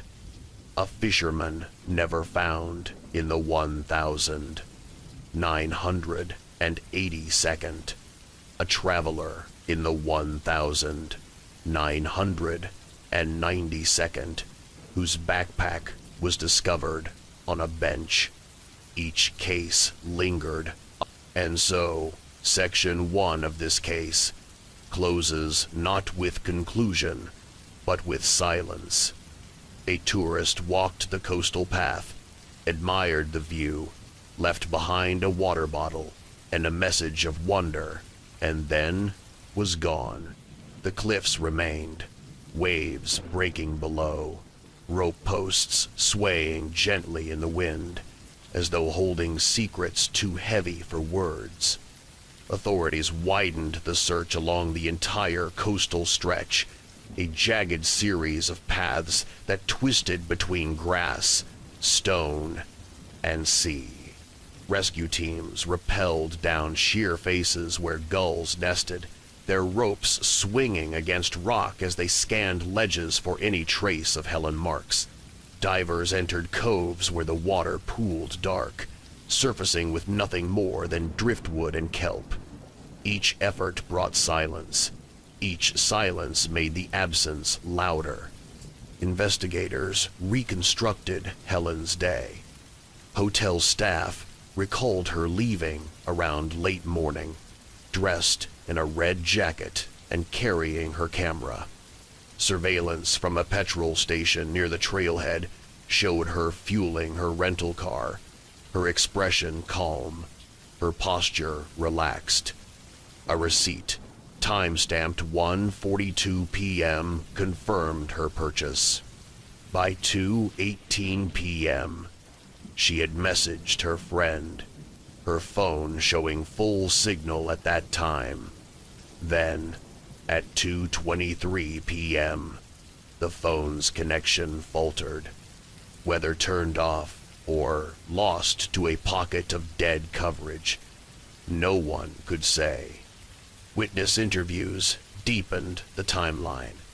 The couple who saw her near the lookout estimated the time at just before 2:30. They remembered the red jacket clearly, the way she adjusted her camera strap, the polite smile she gave. They continued south, assuming she remained behind them on the path. Yet when authorities checked the next section of trail, no hikers recalled seeing her pass. She had been observed at one point, then not at the next, as if she had stopped in between and ceased to move forward. The stone bench sighting added another layer. A hiker on the northern route swore he saw a woman in a red jacket seated there around 2:40, gazing out over the sea. He assumed it was Helen. But the bench lay past a narrow bottleneck of trail where only one person could pass at a time. Other hikers who traversed that stretch within minutes of 2:40 reported seeing no one, seated or standing. The bench sat empty when searchers arrived. The witness was certain, yet the path's timeline disagreed. Forensic examination of the water bottle confirmed Helen's prints, but also showed condensation that suggested it had been placed in shade not long before discovery. The position of the bottle puzzled investigators. It was tucked into a shallow rock hollow, as though deliberately set aside rather than dropped. If she had fallen suddenly, it seemed unlikely the bottle would rest so neatly. If she had chosen to leave it, why? Theories multiplied. The most obvious: she slipped. The paths were narrow, winds sharp. A misplaced step could send a person over the edge. Yet the soil near the lookout showed no fresh slide marks, no broken rope posts, no disturbed grass. Nothing suggested a fall had occurred at that exact spot. The second theory: she left voluntarily. But to where? Her rental car still sat at the trailhead, locked. No taxis were reported, no buses taken. Her passport remained at the hotel, her luggage untouched. To vanish intentionally would have required planning, yet she had made weekend reservations at another coastal inn, already prepaid. Abandoning those plans made little sense. The third theory unsettled searchers more. Another person may have been involved. Some hikers reported hearing faint voices carried by wind that afternoon, not unusual in such a place where echoes often deceive. But one pair described hearing a single sharp call, words indistinct, tone urgent, followed by silence. They assumed it was a hiker calling to a companion. Now, investigators wondered if it had been Helen. Police scoured nearby villages for reports of strangers. One shopkeeper remembered a man in dark clothing walking alone on the cliff path around the same time, but could not describe him in detail. Another local spoke of seeing two figures standing together briefly near a bluff, though mist obscured their features. Neither account could be confirmed. The sea offered no help. Tide charts were consulted, currents modeled, drift patterns plotted. Even if Helen had fallen, her body or belongings should have surfaced along predictable stretches of shore. Weeks passed, and nothing appeared. The water, vast but usually generous with wreckage, remained mute. By the third week, investigators revisited the phone. Experts noted that its sudden silence at 2:23 coincided with her last confirmed sighting near the lookout. If turned off deliberately, it suggested intent, either her own or another's. If lost to coverage, it was coincidental, but the timing unsettled them. The gap between message and silence was too sharp, too sudden. The cliff walk began to draw curiosity from outsiders. Tourists stood at the lookouts, gazing down as though expecting to see some trace left behind. Locals grew wary of visitors asking about Helen, uneasy with the idea that their ordinary path had become a site of speculation. Some spoke of the cliffs with more caution than before, describing sudden drafts, odd echoes, the sense of being watched from below. And so Section 2 closes with the questions still heavy on the wind. Did Helen slip where no mark remained? Did she walk away into silence? Or did someone else share that path with her in ways the records never captured? The search for Helen Marks officially ended after 30 days. Helicopters no longer hovered over the cliffs, boats no longer scanned coves, and divers packed their gear away. What remained were files stacked neatly in police archives, maps marked in red pencil, and a single water bottle tucked into an evidence box. The cliffs themselves, unchanged, continued to draw visitors with their stark beauty, while carrying a silence that deepened with each unanswered question. Authorities concluded their report with restrained language. Subject last observed near Cliff Walk. Last known message at 14:18. No further sightings confirmed. Personal effects unrecovered. body not located, presumed accidental fall. Yet, even as the ink dried, doubts lingered. An accidental fall explained the absence, but not the missing belongings, not the neatly placed water bottle, not the conflicting witness accounts that put her in two places at once. It explained, but did not satisfy. Locals carried the story forward. Some said Helen had been claimed by the sea, as others before her had been. They spoke of currents that pulled unpredictably, of waters that swallowed whole. Others whispered of something stranger, that the cliffs themselves took those who lingered too long, drawing them over edges no one else could see. Tourists listened uneasily, their laughter subdued as they walked the paths. Some hurried, avoiding benches and overlooks, while others stood longer, staring down as though daring the silence to respond. For Helen's family, the absence stretched into ritual.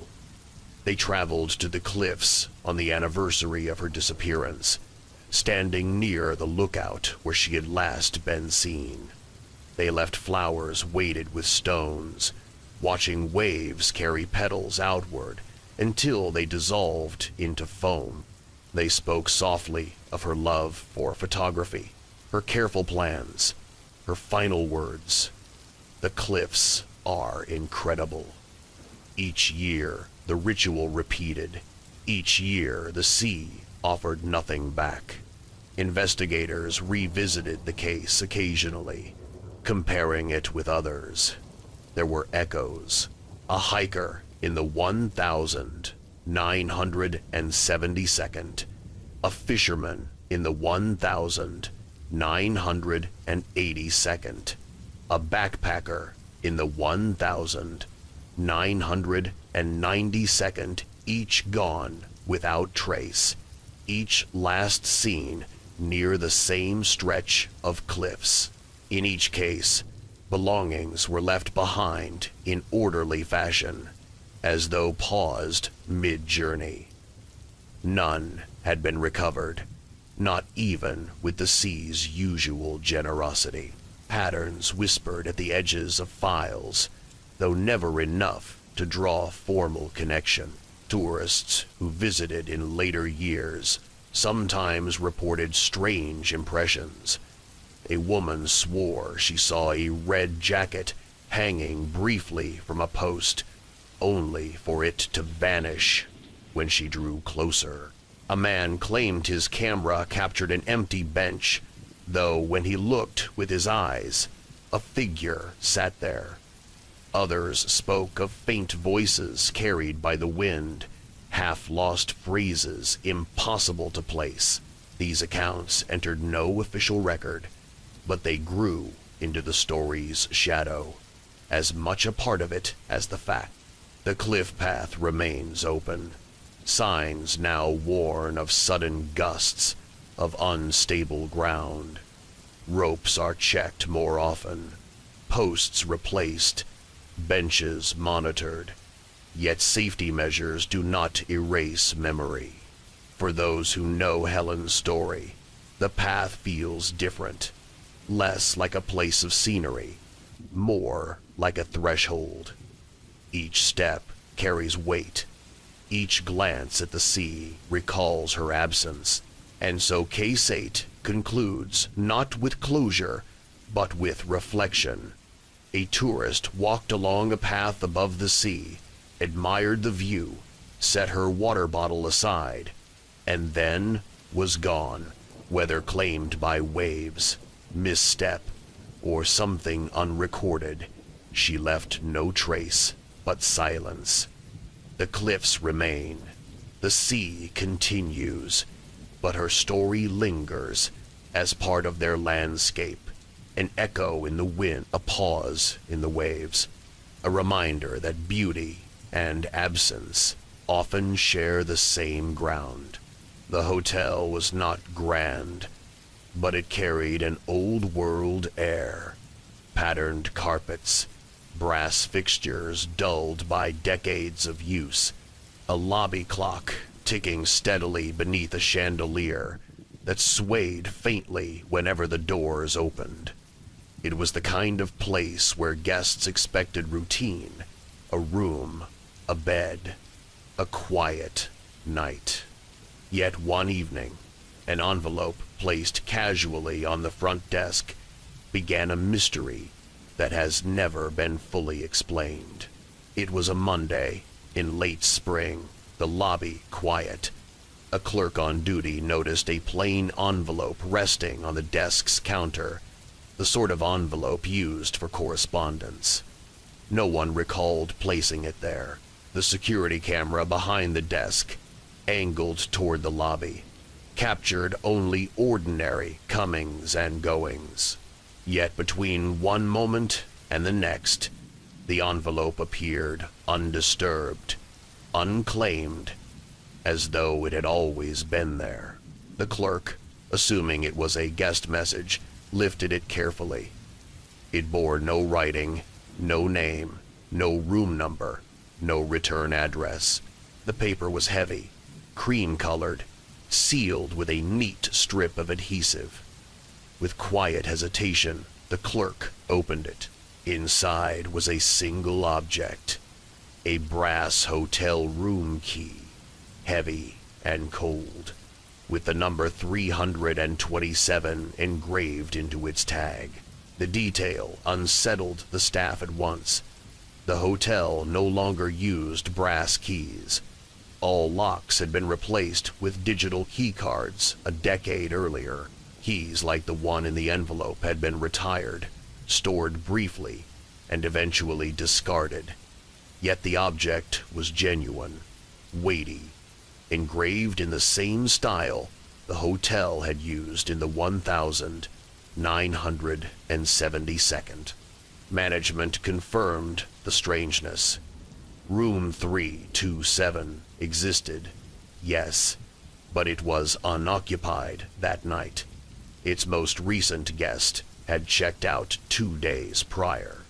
Housekeeping had cleaned it, logged it as ready, and no reservation had been made since. The room was locked with the new digital system, its logs showing no entries since checkout. No explanation fit the presence of an obsolete key, placed silently on the desk. The clerk insisted the envelope had not been there moments before. Security footage proved little. The camera angle left a narrow blind spot along the counter's edge. Guests passed through the lobby, some stopping briefly, but none were seen placing the envelope down. It was simply absent, and then present. Investigators were called that evening, more for curiosity than alarm.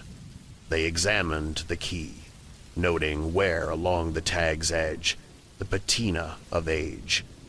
It matched keys from the hotel's archives, though none should remain in circulation. The envelope bore no fingerprints beyond the clerk's. Its adhesive was ordinary, unmarked. Attention turned to room 327 itself. Officers unlocked it with the current digital master, stepping into air, faintly scented with cleaning supplies. The bed was made, linens crisp, surfaces dustless. Nothing suggested intrusion, yet the atmosphere unsettled some. One officer described it as still, though no reason for stillness could be identified. They searched the closets, the bathroom, beneath the bed, nothing. The room's lock logs confirmed only 2 uses. One by housekeeping at 11:14 a.m. on Saturday, and one by investigators that evening. No guest, no staff had entered otherwise. The obsolete brass key, of course, would not register in the system. Yet there it was, in an envelope on the front desk, tangible and unexplained. Staff reviewed old records. Room 327 had no unusual history. No crimes, no scandals, only years of ordinary guests. Yet older employees remembered stories. Decades earlier, when brass keys were still in use, one had gone missing. It was never found.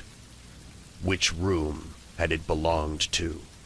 None could say with certainty, though some recalled it may have been 327. The envelope raised further puzzles. Its adhesive strip was intact, its edges neatly pressed, suggesting it had been sealed deliberately, yet no one admitted to preparing it. No guest came forward to claim it. No note accompanied it. It was as though the object had been returned from somewhere it did not belong, left silently where staff would find it. That night, the envelope was stored in the manager's office, locked within a drawer. Room 327 remained empty, its door closed, its light off.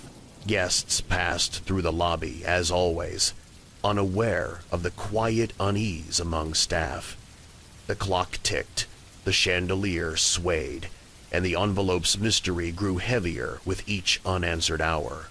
And so, Section 1 closes with the puzzle intact. A sealed envelope appearing without explanation. A brass key, decades obsolete, resting inside, engraved with the number of a room that should have been ordinary. The hotel continued its routine, but within its walls, a question lingered. Who placed the envelope, and why return a key to a lock that no longer existed? By the next morning, the envelope had become more than an oddity. It was now an object of quiet dread. Staff avoided touching it, glancing at the drawer where it rested as though it carried a presence of its own. The manager, uneasy with silence, requested investigators return to study both the envelope and room 327 again. They agreed, partly out of procedure, partly out of curiosity that had begun to outweigh skepticism. The room was unlocked just before noon. Sunlight spilled through sheer curtains, dust drifting lazily in the beams. The bed remained untouched, pillows stacked neatly, spreads tight across the mattress, but small details unsettled them. A faint indentation marked the armchair near the window, as though someone had sat there briefly. A single glass, though cleaned, bore a faint ring of condensation that housekeeping swore had not been there days before. These impressions were not proof, yet they suggested presence quiet, unlogged, unacknowledged. The obsolete brass key was tested, though the lock system had long since been replaced with digital panels. Maintenance staff produced one retired cylinder, kept in archives as a relic. The key fit perfectly, turning with a heavy click. It proved that the key was genuine, a remnant of the hotel's older system. How it had resurfaced in a sealed envelope decades later remained unanswered. Investigators combed the room for further anomalies. Ultraviolet lights revealed no hidden stains, no fingerprints on mirrors or glass. The closet was empty but for spare hangers. The bathroom smelled faintly of bleach, and yet the sense of stillness remained. One detective described it in notes as too clean, as though someone tidied carefully and then erased themselves. The security system was checked again. Digital logs confirmed the room's lock had not been accessed since housekeeping on Saturday morning. Camera footage in the hallway revealed no one approaching or leaving. Room 327 since then. Still, questions grew. If the brass key functioned, it would not register digitally.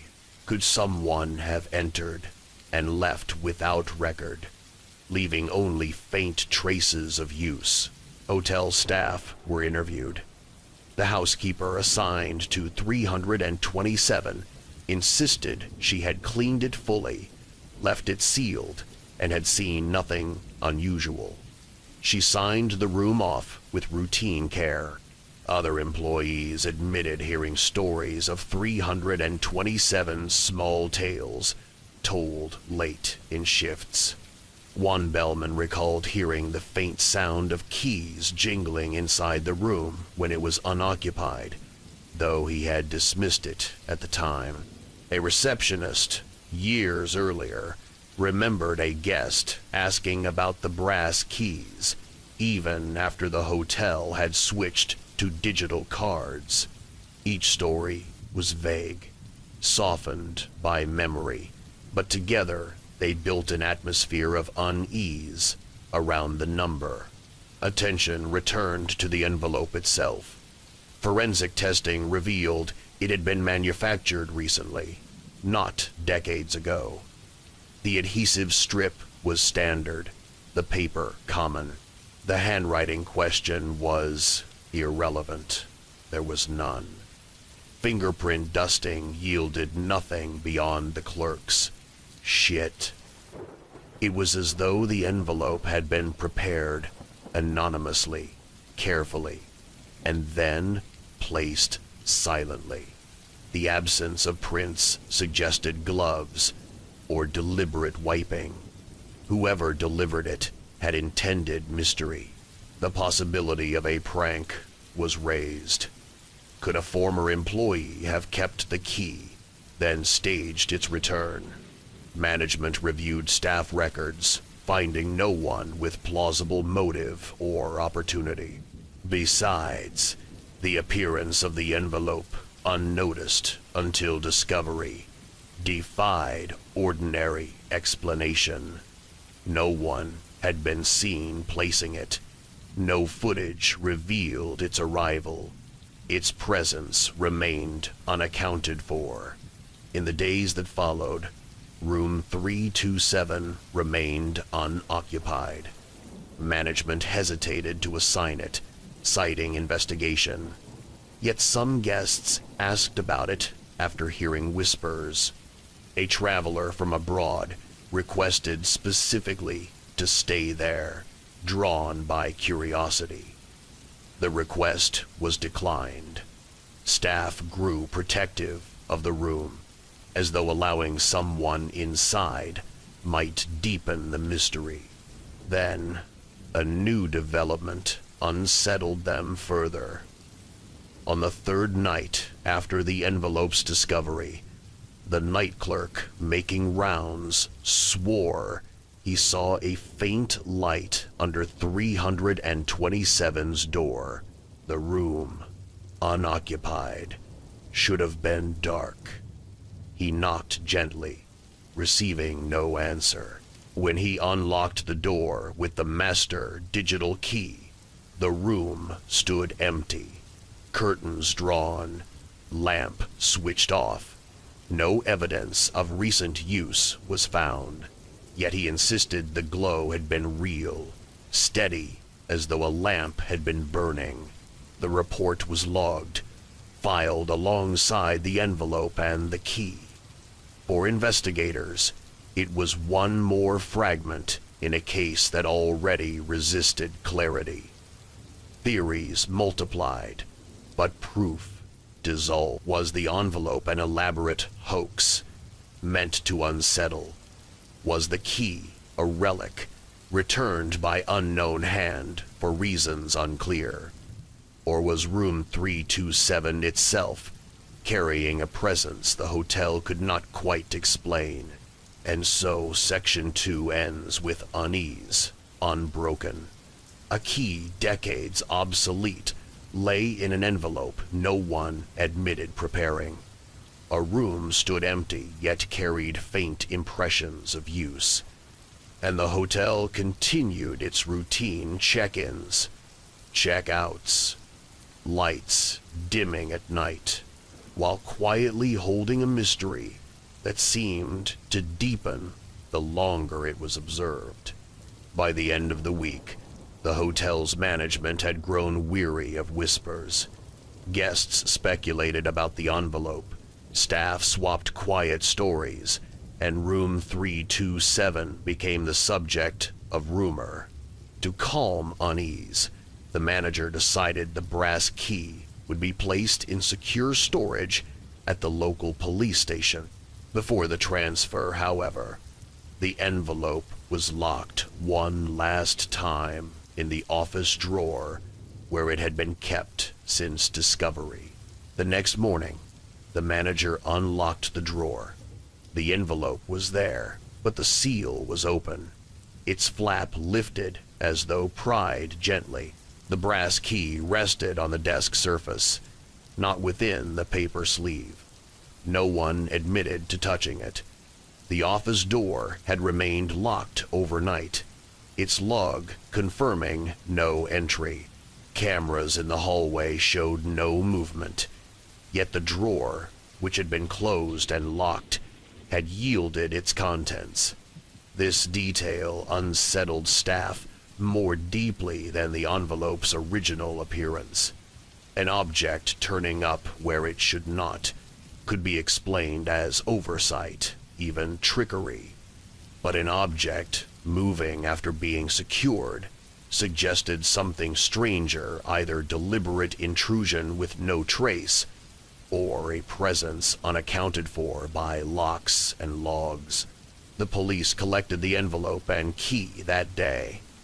Forensic testing confirmed no new prints. The adhesive bore no signs of forced separation. Instead, it looked as though the flap had simply lifted. The key, weighty and ordinary in metal composition, showed no change. Still, officers stored it in evidence, locked behind layers of security. Room 327 remained unused, though investigators entered once more. The air smelled faintly of polish, but housekeeping had not cleaned since the previous search. Curtains were parted slightly, though staff swore they had left them fully drawn. On the desk lay a single sheet of hotel stationery.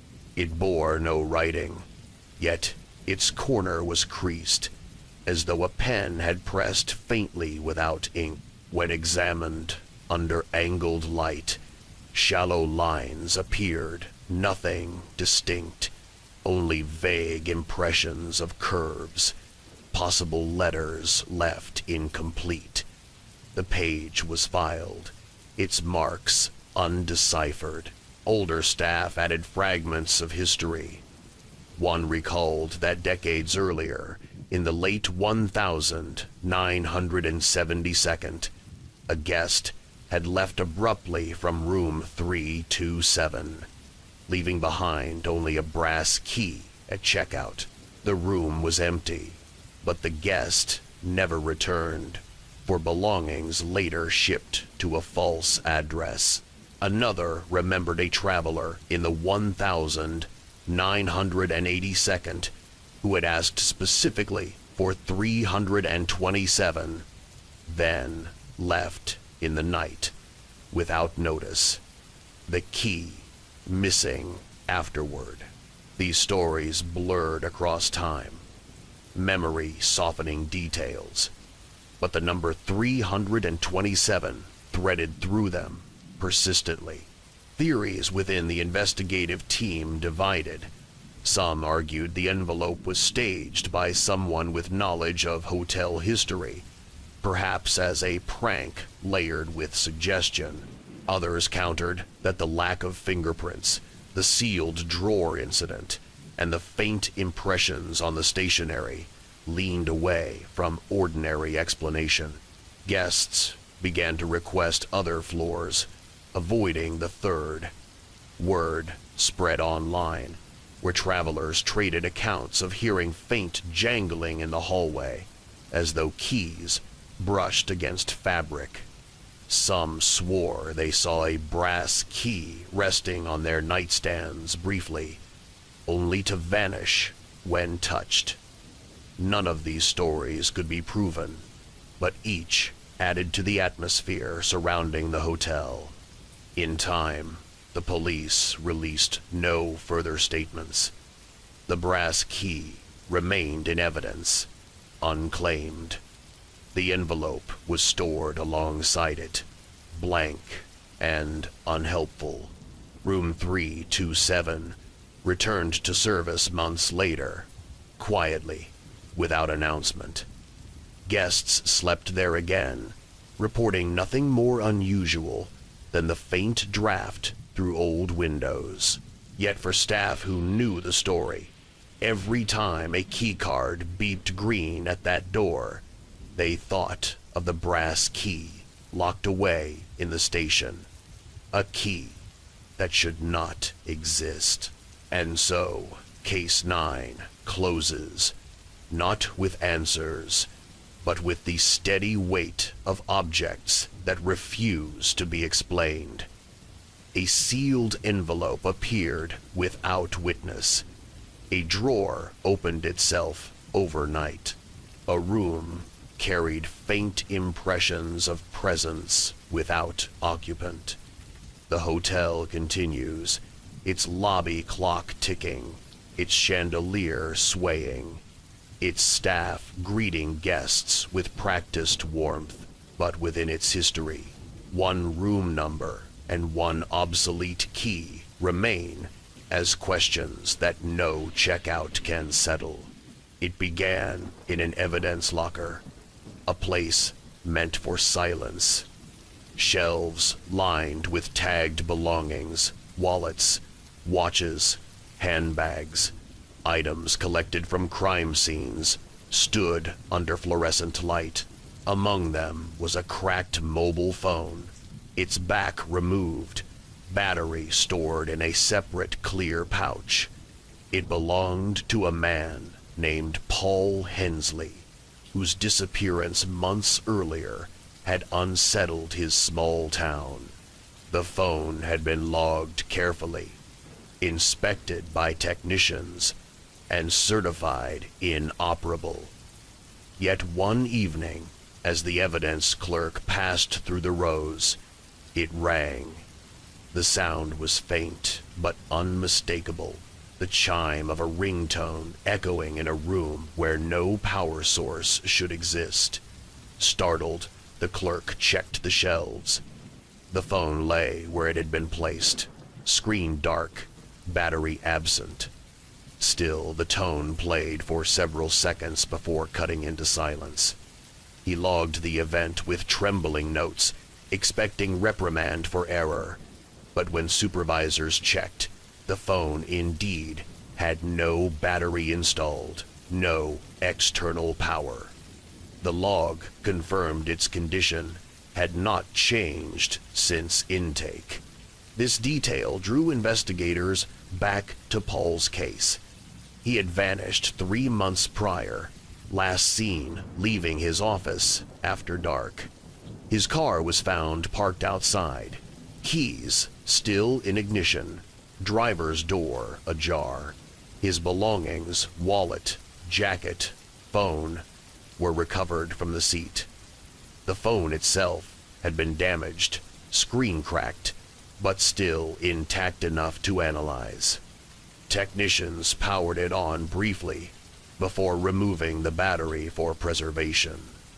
No unusual data was found beyond call logs ending at 8:14 p.m., the time he had left work. The call, however, shifted perspective. If the phone rang without a battery, how had it received signal, and who had dialed? Call records were checked against service provider logs. No incoming call appeared that night. No outgoing attempt registered. The phone's number showed no activity since its collection, yet multiple clerks confirmed hearing the ring. One described the tune precisely, a generic chime matching Paul's known settings. Attention turned to the storage environment. Could another device have produced the sound? Inventory was checked, but no other phones on that shelf had speakers intact. Power fluctuations were considered, but the evidence room was backed by stabilizers, its circuits undisturbed. The incident remained unexplained. Investigators revisited the night Paul disappeared. His routine was steady. He left the office at 8:10, walked to his car, placed belongings on the passenger seat.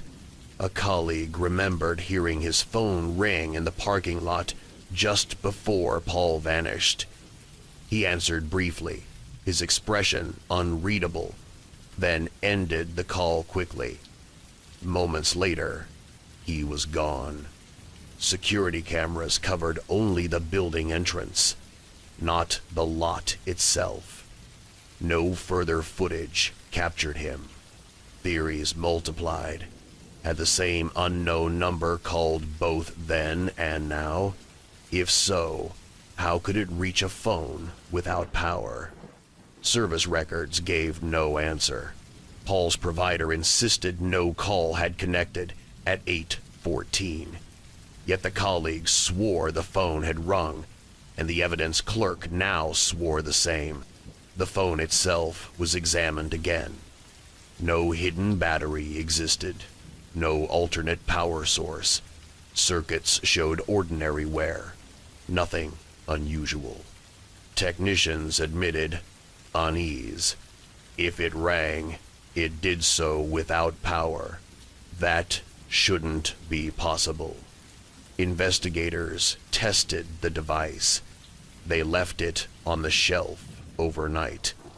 Audio recorders running for hours. Silence reigned. But at 2:07 a.m., a faint tone played again, lasting 7 seconds. The recorder captured it clearly. The phone's screen remained dark, its battery still sealed in a separate bag. The log entry that followed read, "Event repeated. Phone rang without power. No record of incoming call." And so Section 1 of this case closes, with unease sharpened into mystery. A man vanished after answering a call no records acknowledged. His phone, preserved in evidence without battery, rang again. The question lingered in fluorescent silence. Who or what was on the other end of a call that should never have been placed? The second ringing changed the tone of the case from curiosity to experiment. Investigators, technicians, and the evidence room supervisor agreed to treat the phone not as an inert exhibit, but as a device under test. If it could be made to ring without power a second time, perhaps it could be made to do so under conditions that would narrow the field of explanations. The plan was methodical. Isolate variables, control the environment, and document everything with the patience that forensics demands. They began with inventory. Shelves were cleared of other electronics on either side of the phone. Bar-coded trays were shifted so that nothing with a speaker or battery remained within 2 meters. The cracked handset was placed on a stainless steel table under a fixed camera, its detached battery sealed in a separate anti-static pouch, date and time stamped on fresh evidence tags. A wide-angle microphone, time synced to the room's access logs, was mounted directly above.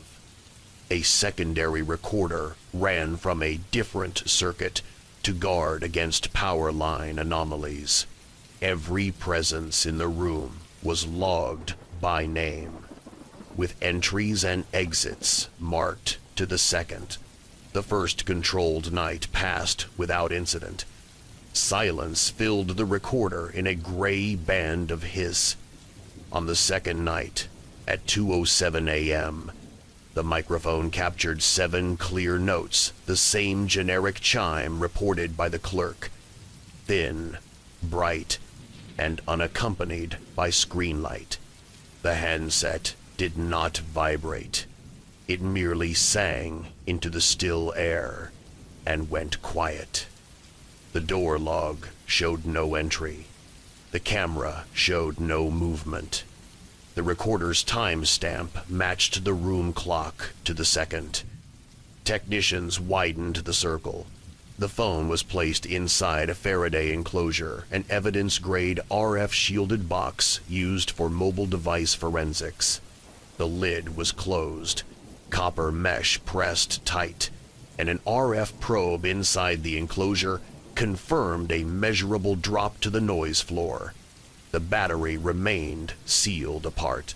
2 hours later, at 2:07 a.m., the chime sounded again, this time captured by the internal probe's microphone. The tone was slightly muted by the enclosure's walls, but plainly audible. The signal analyzer, tuned to known cellular, Wi-Fi, and Bluetooth bands, recorded no spike, no handshake, no burst of data. The handset had received nothing. It had still found a way to ring. Attention turned to electrical impossibility. The technicians disassembled a similar make and model, spreading its components beneath a magnifier. Speaker coil, piezo buzzer driver, mainboard, caps and inductors, tiny stamped shields. They mapped where power should flow when a call arrives. Battery to PMIC, PMIC to baseband, and audio path, audio to speaker. They listed the minimum requirements for a ringtone: stored tone file, CPU wake event, or low power oscillator to trigger an alert. Each required energy. None could draw from an absent battery. Residual charge was floated and dismissed. The phone had been stored for months.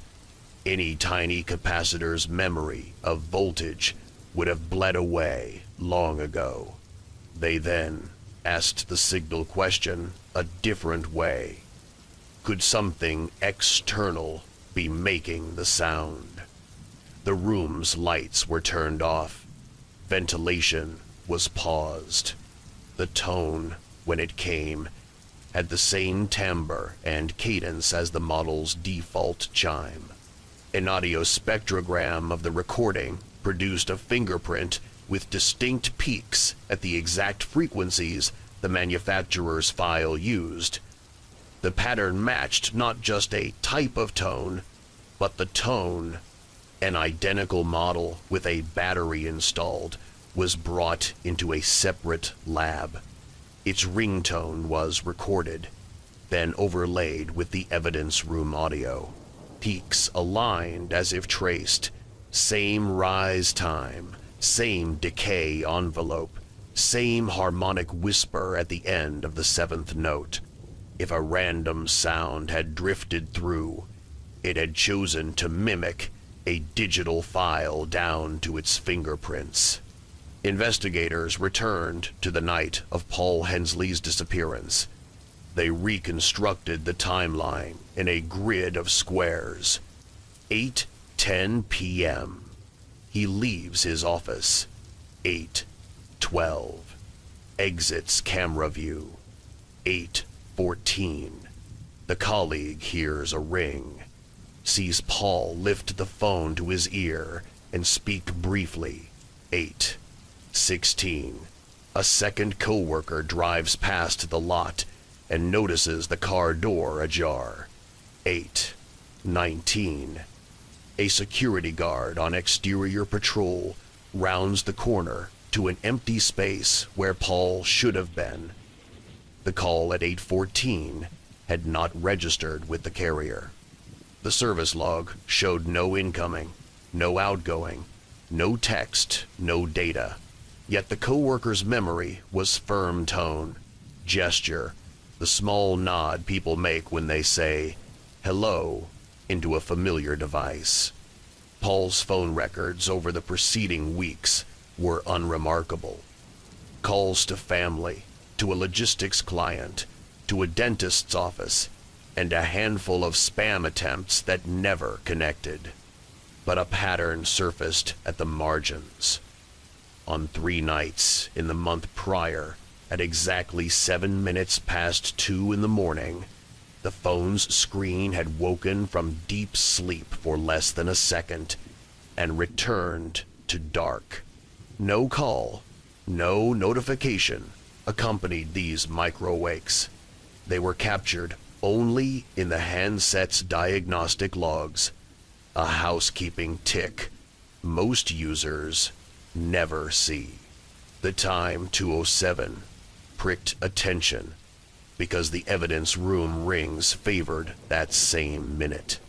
Technicians imaged the phone's storage again, this time searching for low-level anomalies, crash reports, wake reasons, interrupts. They found a handful of entries, labeled vaguely RTC, alarm, unknown, wake, baseband, reset, each too generic to pin to a cause. The baseband reset could occur after signal loss, a tower handoff, or a power fluctuation.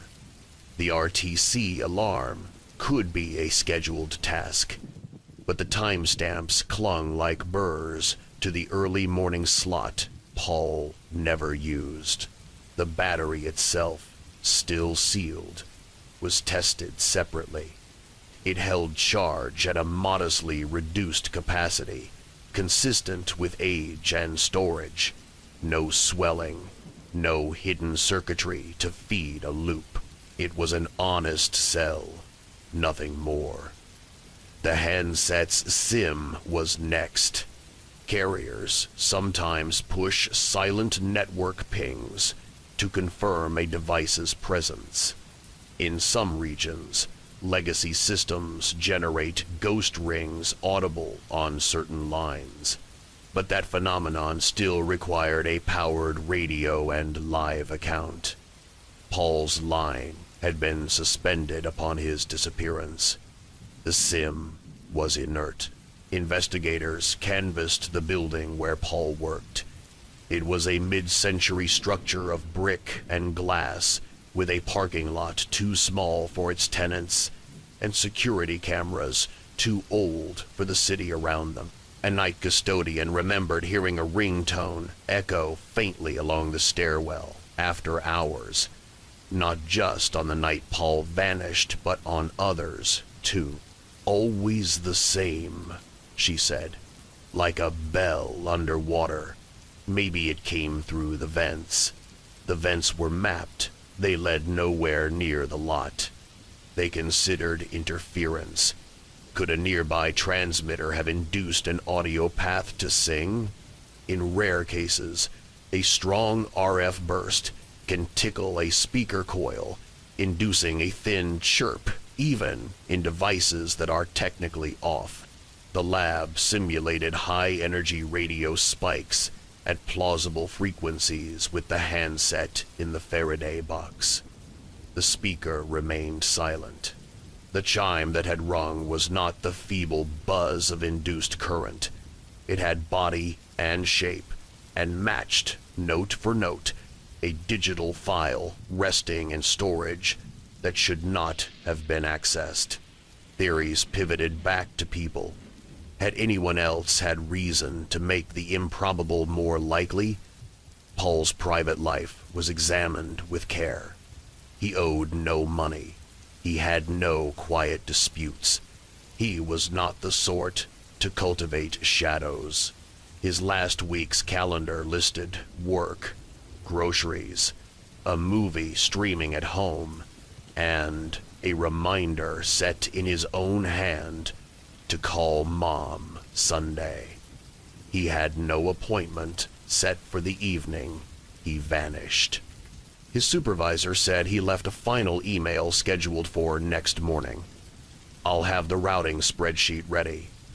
The email sent as planned. Its body was plain. At the precinct, the detective leading the case stood in the silent evidence room with the handset in its box and asked the practical question again. If not power, what? If not network, what? If not people, then what system had been consulted to play a tone designed to announce a call that no records contained? He wrote the questions on a legal pad. He underlined 207 3 times. On the 5th controlled night, they moved the phone to a different building altogether, a lab across town with its own shielded room. The battery remained sealed and distant. The SIM was locked away. A lab clock ticked loudly in the recording, the sound of a second hand touching its marks. At 2:07 a.m., the chime sounded again, inside copper walls, on a table grounded to earth. It lasted 7 notes, then silence. The signal analyzer reported nothing above noise.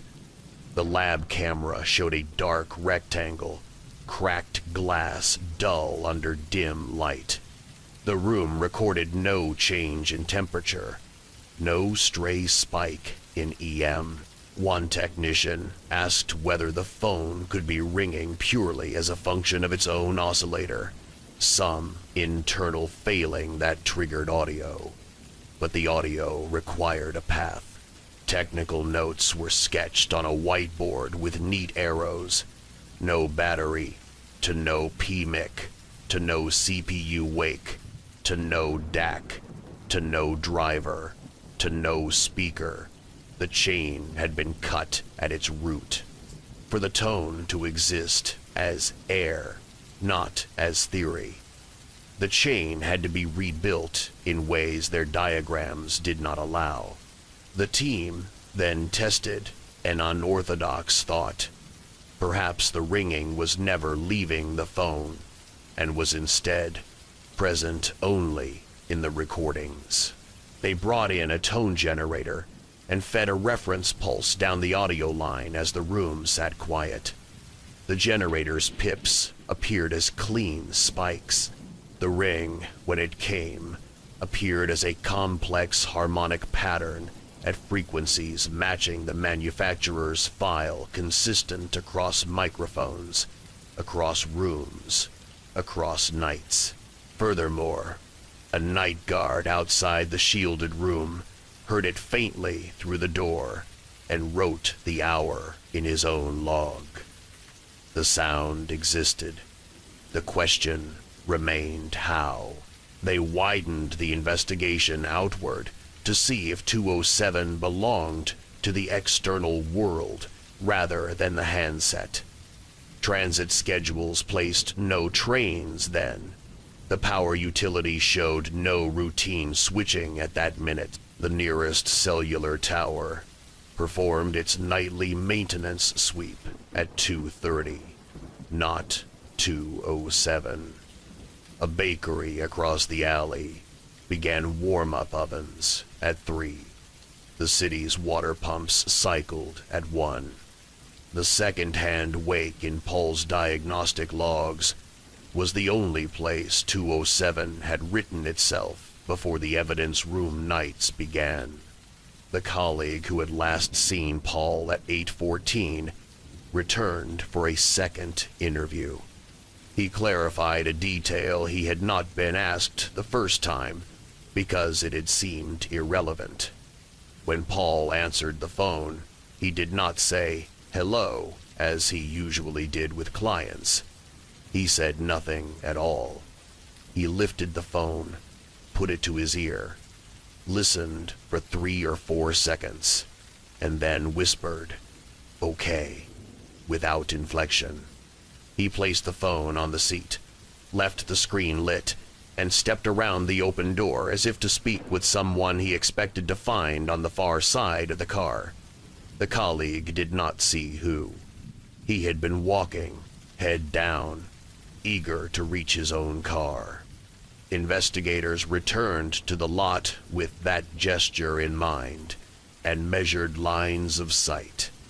If Paul had rounded the door, expecting someone to be there, that someone would have stood within a narrow wedge of space between 2 parked vehicles. The wedge faced a blind angle to the only camera in range. If a person had waited there, they could have stood inches from Paul and never entered a frame. Officers marked the wedge with chalk, as if naming an absence. They then tried the simple experiment none of them quite wanted to try. They dialed Paul's number. The line was inactive. The call could not complete. They dialed it again while the inert handset lay in its box. Nothing in the room responded. Later that night, at the familiar minute, the ringtone returned of its own accord, as if obeying a schedule no interface could show. With human suspects exhausted and technology refusing to cooperate, the remaining possibilities were the least satisfying. Coincidence layered thickly enough to resemble intent. Sensor errors aligning with human expectation. A device failing in a way that copied a file too exactly to be a failure. None of these fit. The team added one more control, new audio recorders from a different manufacturer, a quartz wall clock placed within the camera's view, and a light meter to catch any flicker from the phone's cracked panel. At 2:07, the chime sounded. The light meter stayed flat. The clock's second hand moved, as clocks do. The recorders drew the same spectral comb as before. The detective wrote his last entry for the week in the case file with sober handwriting. Ringing persists under RF isolation. No EM correlation. No power applied. Minute pattern suggests intentionality not confirmed by network logs. Associate's 8:14 observation suggests caller expected in physical space. Connection between these remains inferential.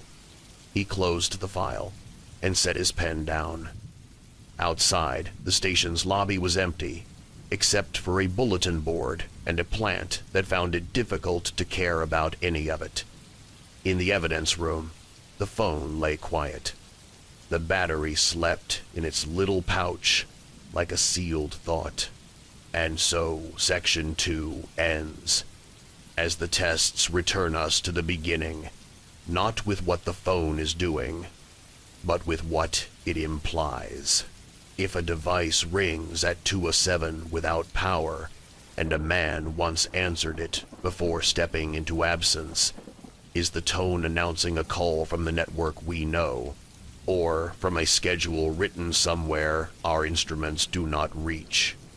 The investigation into the batteryless ringing had reached its 3rd week when the technicians tried one last approach. Trace the sound as though it were a call, even if no network acknowledged it. They configured recorders to capture every nuance of the chime, then compared it against the database of the phone's factory ringtones. The match was perfect, not approximate, not close enough, but exact down to the millisecond. This suggested the tone wasn't interference or imitation. It was the device playing its own file, despite having no power to summon it. Investigators widened the circle to service providers. They requested tower data from the night of Paul Hensley's disappearance once more, this time with looser parameters. The logs showed routine calls, routine texts, ordinary data sessions. But at 8:14 p.m., the moment his colleagues swore Paul answered the phone, there was no record of activity tied to his number. Yet curiously, one nearby tower logged a phantom handshake, a request for connection with no origin ID, no valid SIM association. It lasted 0.3 seconds and dropped. Engineers described it as impossible. The network requires identifiers to log. But there it was, a blank entry on the same line as Paul's final moment. The link between the phantom handshake and the nightly 207 ringing became the central mystery. Was the device responding to something that existed outside normal records? Or was it acting on its own, bound to a schedule no one had programmed? Either way, the coincidence pressed too closely to ignore. Paul's family was briefed in careful tones. His parents asked whether the ringing meant he might still be alive, whether he might be calling from somewhere unreachable. Investigators admitted they had no proof, only patterns. His wife, quiet through most of the meeting, said she had woken at 2:07 the weeks after his disappearance, to the faint sound of a phone vibrating, though hers had been silent on the nightstand. She thought it was grief playing tricks. Now she wasn't sure. The phone itself was moved into long-term storage. Yet even there, behind multiple locked doors, the reports continued. Guards walking past swore they heard faint chimes in the stillness. Some refused to take that shift. Logs noted the hours. Always 2:07. Always 7 notes. Always silence after. Investigators considered dismantling the device, completely removing speaker, pulling boards apart, scattering components so they could never function. But unease held them back. The lead detective wrote, "If the phone is speaking, even without power, we should not silence it until we understand what it is saying." The handset was left intact, boxed, sealed, and labeled with warnings that seemed more like prayers. The case itself remained unsolved. Paul Hensley vanished from a parking lot, his last action to answer a call that no record acknowledged. His car stayed where it was, his belongings preserved, his life paused mid-step. The phone, his last connection, continued to behave as though a call were being placed each night at 2:07 from a number that never appeared.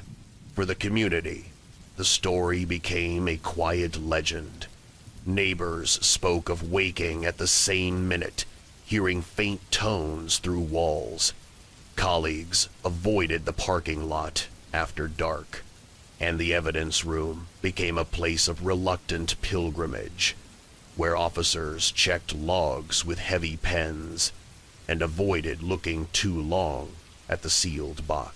And so Case 10 concludes in the same silence it began, a device without battery, playing a tone without source, marking a time without reason. No caller ID ever appeared. No explanation surfaced.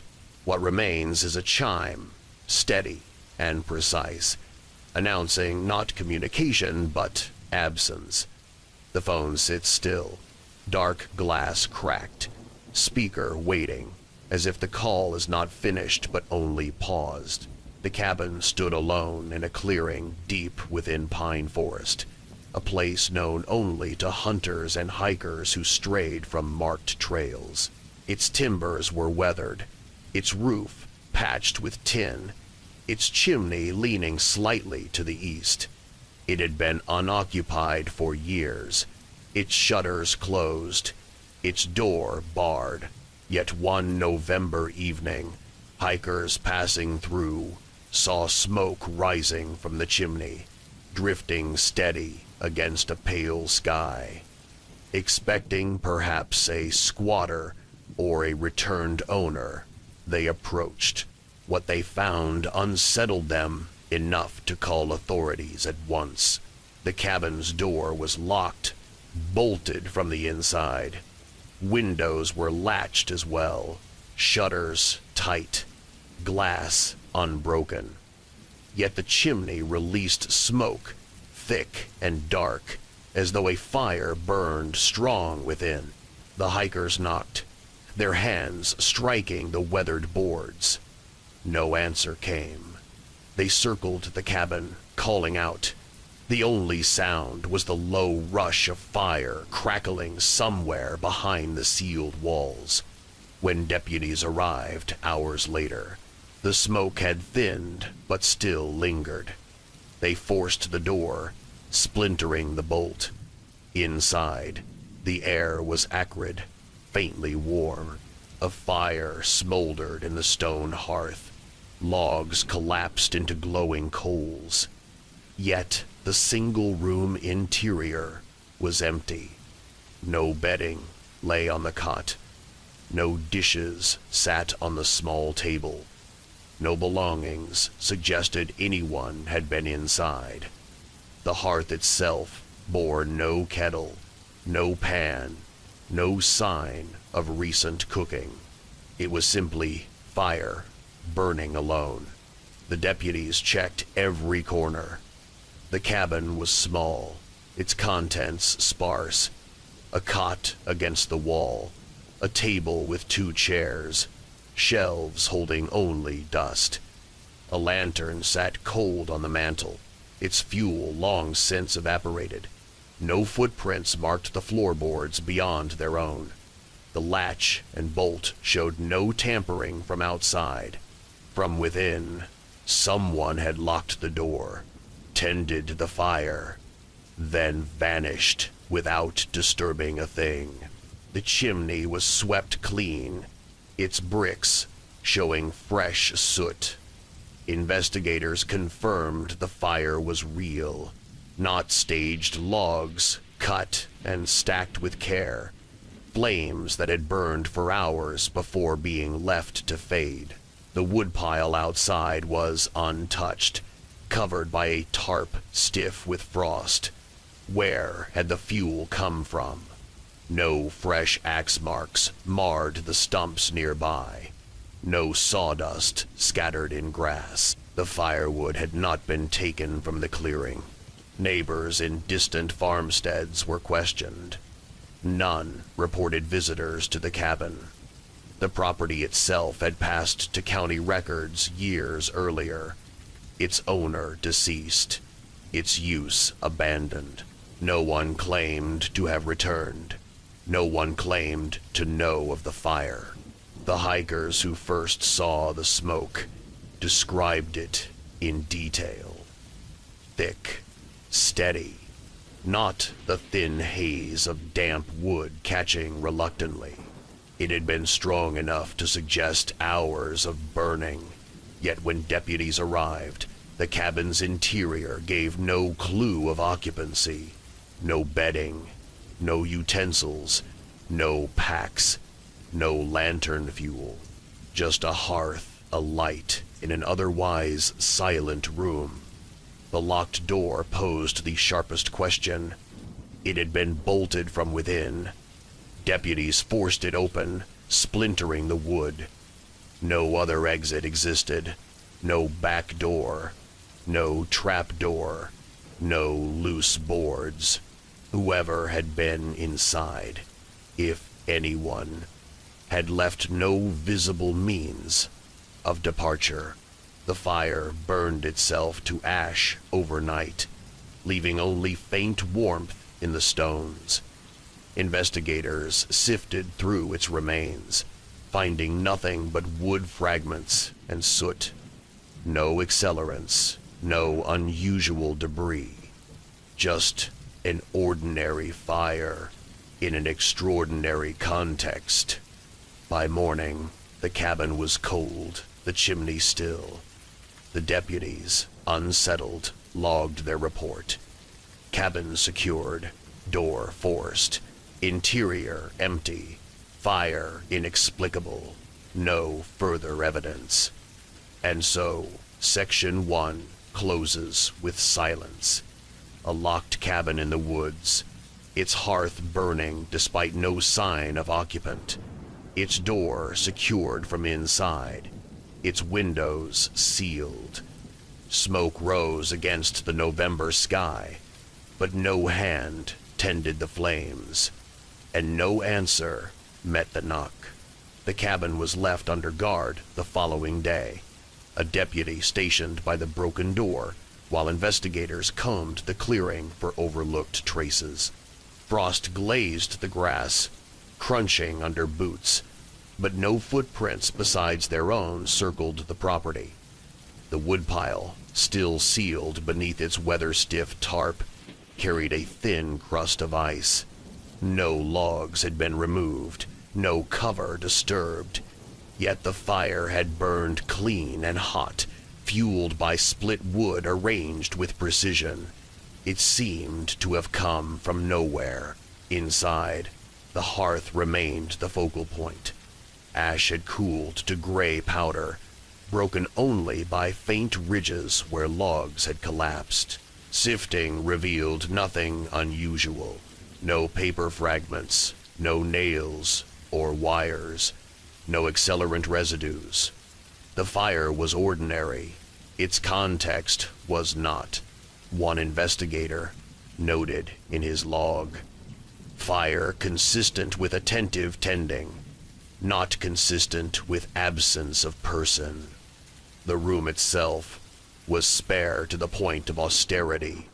A cot with a flattened mattress, a table scarred with old cuts, 2 chairs, empty shelves. Yet a small ledger book lay on the table, its cover coated with dust. When brushed open, only blank pages appeared, brittle but unmarked. The odd detail was its position. Housekeeping, if it had ever been performed, would have stored such a book on a shelf. Instead, it sat centered on the table as though deliberately placed. Forensic dusting showed only recent disturbance, not the years of settling expected. Someone had touched it. The ledger carried no entries, but its first page bore a faint indentation. Under angled light, investigators made out shallow lines, verticals and loops, not enough to form clear words. Only the ghost of writing once pressed against its surface. Whether notes, numbers, or initials, the marks refused to resolve, yet their presence proved use. The book was not forgotten. It had been handled recently. Attention turned to county records. The cabin's original owner, Samuel Wright, had died in the late 1982nd, leaving the property unclaimed. It reverted to county hands, noted as abandoned. Wright had been a recluse, remembered vaguely by neighbors as a man who kept to himself, cutting timber and seldom traveling to town. His death certificate listed natural causes. No relatives came forward. For decades, the cabin stood empty, visited only by hunters who sometimes sought shelter in its clearing. None admitted to staying overnight, and none described finding it in use. Deputies revisited local accounts. A farmer recalled seeing faint smoke from the ridge weeks earlier, dismissing it as brush burning. Another swore he heard chopping in the woods, though no stumps showed recent cuts. None of these recollections aligned neatly, but they hinted at activity. Still, no person was identified. The door, splintered from its forced entry, revealed details of its original bolt. It was old iron, rusted but strong, mounted inside the frame. Before deputies broke it, it had been set firmly, leaving no gap. The only way to secure it from outside would have been with elaborate tools, none of which left marks. In every practical sense, it had been locked from within. Investigators questioned whether the chimney might allow access. Could someone have climbed down? They measured its narrow width, its sooted bricks. It was barely wide enough for smoke, far too narrow for a person. No handholds marked its interior. No smears of fresh soot indicated descent. That path was impossible. Another theory. Perhaps someone left while smoke still rose, bolting the door with wire or hook through a crack. Yet the bolt's position inside the wood made this implausible. No scratches marred the frame. No wire was found. Even if such a trick had been performed, the departing person would have left footprints in frosted grass. None existed. The ledger's presence became the focus. Investigators tested its fibers, confirming it was decades old. Yet its top sheet bore fresh oils, faint fingerprints smudged along its edge. They belonged to no staff, no deputies, no hikers. The ridges were partial, insufficient for clear identification. Still, they proved someone had handled the book within days. As word spread, locals revived older stories. A hunter in the 1992nd once claimed to see lantern light through the cabin shutters, though he found the door barred when he approached. Another spoke of smoke seen in winter, though no tracks reached the clearing. These accounts, once dismissed as imagination, resurfaced now with unease. The cabin seemed to resist abandonment. Theories circulated among investigators. Some insisted a squatter had found a hidden way in and out, securing the door by unknown method. Others countered that no sign of intrusion, no supplies, and no bedding supported the claim. A man cannot live in a cabin without leaving food wrappers, clothing, or ash heavier than what they found. The cabin held none of these. Attention turned to Paul Hensley's case.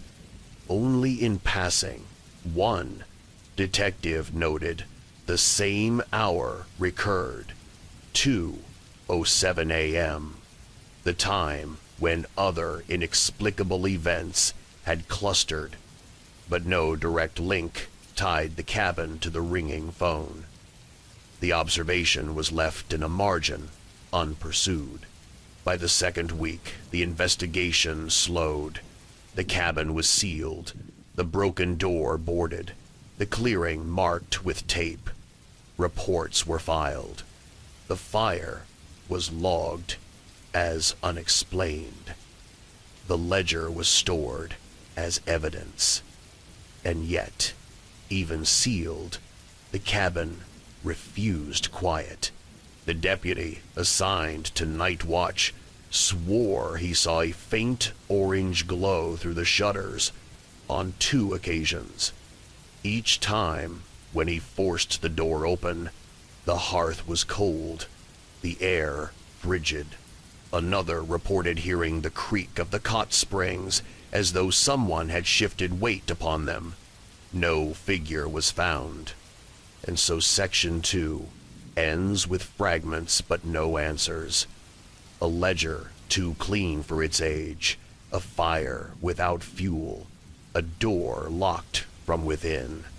The cabin remains both ordinary and impossible, its silence heavier for what evidence failed to prove. Winter came early that year. Snow pressed against the cabin's roof, settling into its cracks, muting the clearing in a blanket of white.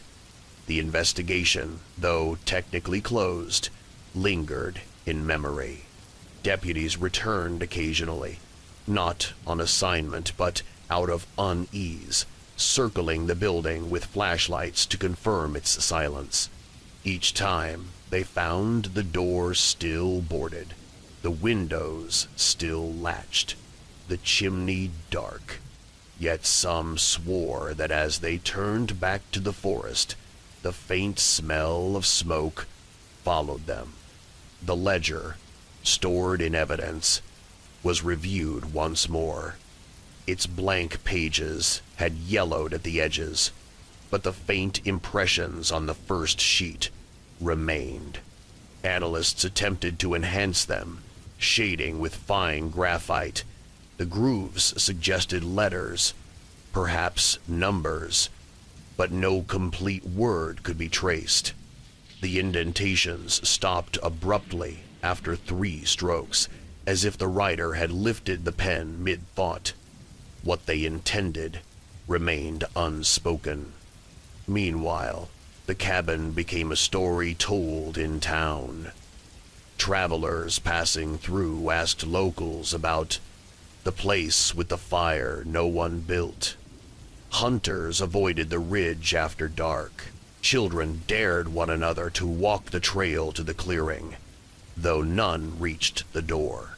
Even county workers tasked with inspecting abandoned properties moved quickly past it, filing perfunctory notes without stepping too close.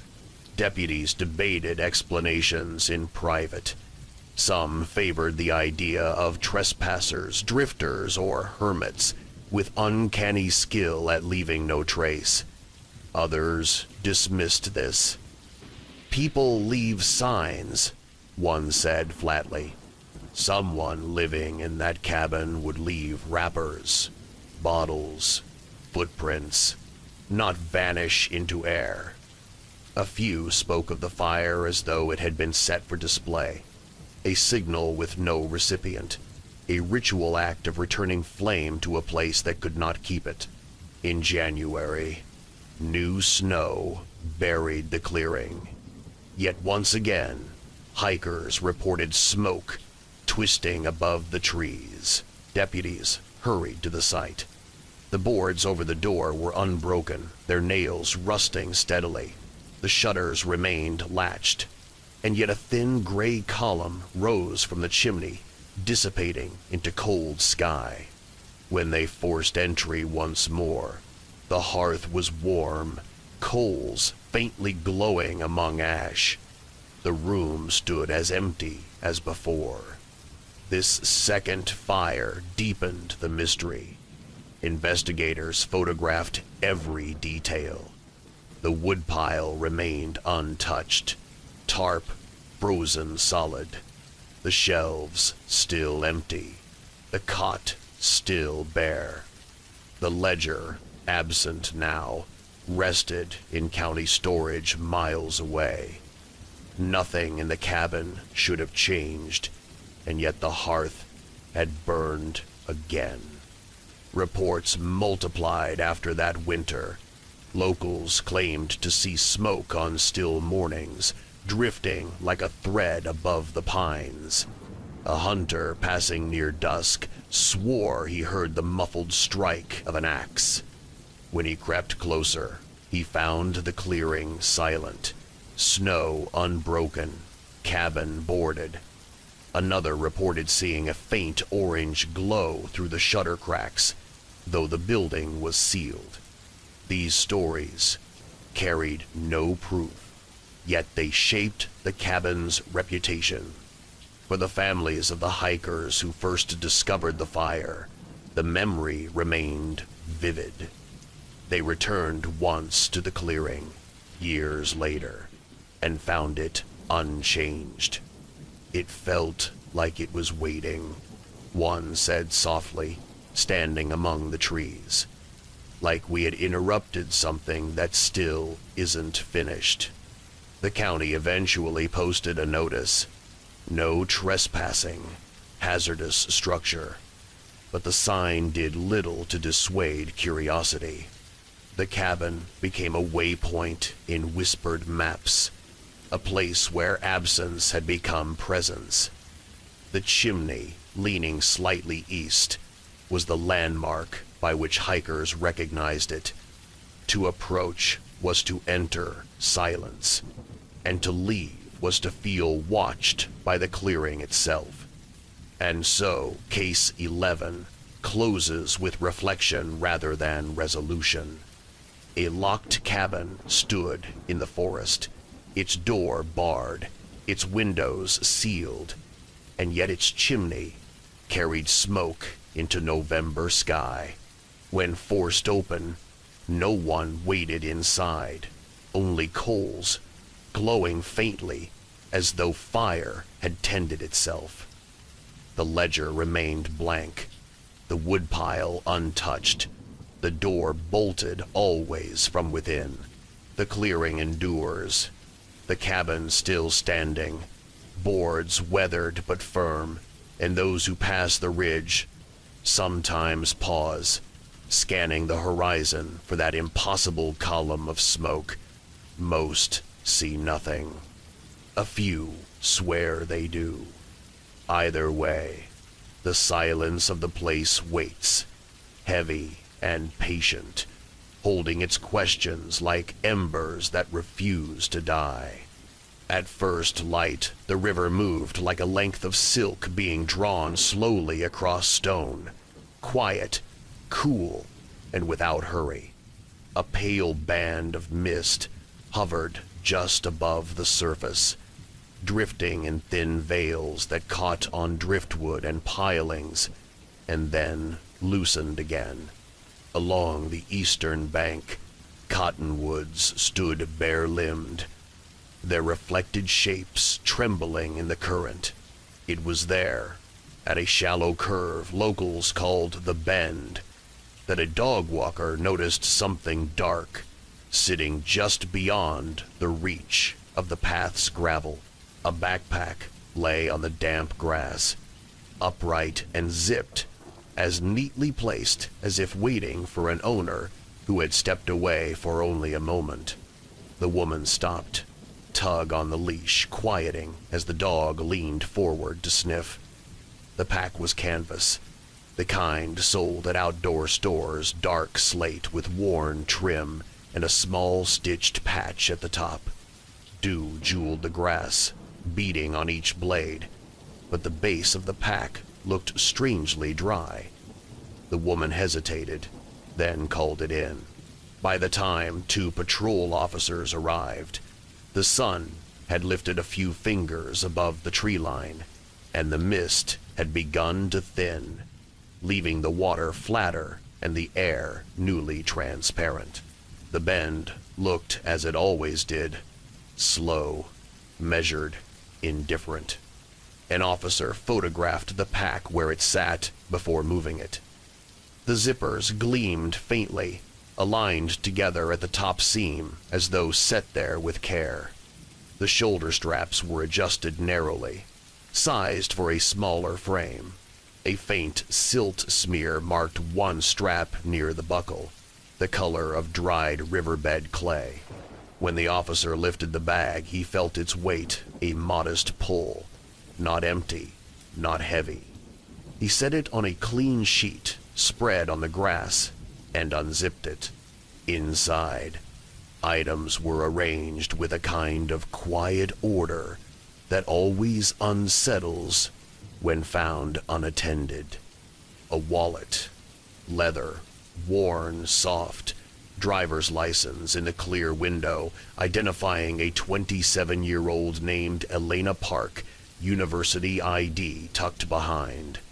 2 keys on a ring with a small brass fish charm. A folded windbreaker rolled and secured with an elastic. A spiral notebook with a graphite smudge across the bottom edge, cover bent from use. A stainless water bottle, half full. A compact umbrella, a granola bar still wrapped, a small cloth pouch containing earbuds and a charging cable. There was no phone. The notebook opened to a page crowded with quick handwriting. The top line read, "Sunrise, 636 Glassy East Bank. Read heads above sill." Beneath that, a simple sketch, 3 pilings, a notched cross line showing water level. In the margin, a tiny arrow and 2 words, "Slow fall."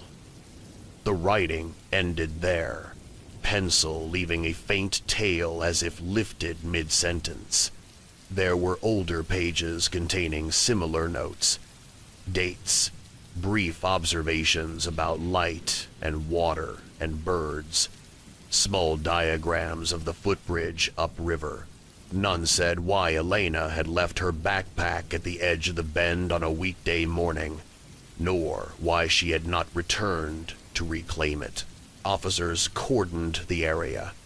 The path that paralleled the river was lightly pebbled and showed a scrim of crisscrossed shoe patterns. In places where the shoulder turned to loam, the grass was pressed in narrow ovals that might have been footfalls, but were too softened by dew to read clearly. Closer to the water, a steeper cut dipped 3 steps down from the path to the bank where anglers sometimes stood. There, mud held prints long enough for photographs, a tread consistent with a women's trail shoe, size likely small. The impressions faced the river. Only 2 steps registered cleanly. The rest dissolved at the edge, where water had lapped in and out, wiping details, smoothing edges.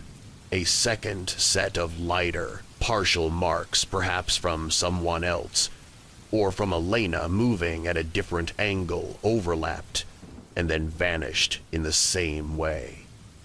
No drag lines scored the mud. No scuffle marks widened it. Just approach and erasure. By mid-morning, detectives had the first hour of a timeline. Elena had left her apartment before dawn, according to her roommate, who woke at 5:22 to the soft click of the front door and the whisper of shoe soles in the hall. A message waited on the roommate's phone, sent at 5:28. Headed to the path, want the fog. It fit what friends knew of Elena. She liked mornings the way some people like fires, quietly, with a kind of reverence. She kept a small camera in her jacket pocket for the river's mild drama at first light. Herons lifting, barges sliding, the curve of water as it slowed over a shoal. At the bend, a city camera, perched on a pole near the footbridge, had a partial view. Footage from 5:58 a.m. to 6:15 a.m. showed figures moving like gray chess pieces along the path. Joggers, a pair of cyclists, a man walking a dog, and one person in a dark jacket with a small backpack, whose frame matched Elena's B. At 6:06, she appeared to stop by the 3-step cut and turned slightly toward the water as if looking for something. A minute later, she moved out of the camera's field toward the bend proper. At 6:11, her silhouette was gone behind the stand of reeds that grew in the shallow. The camera caught no further movement at the exact spot where her pack would later be found.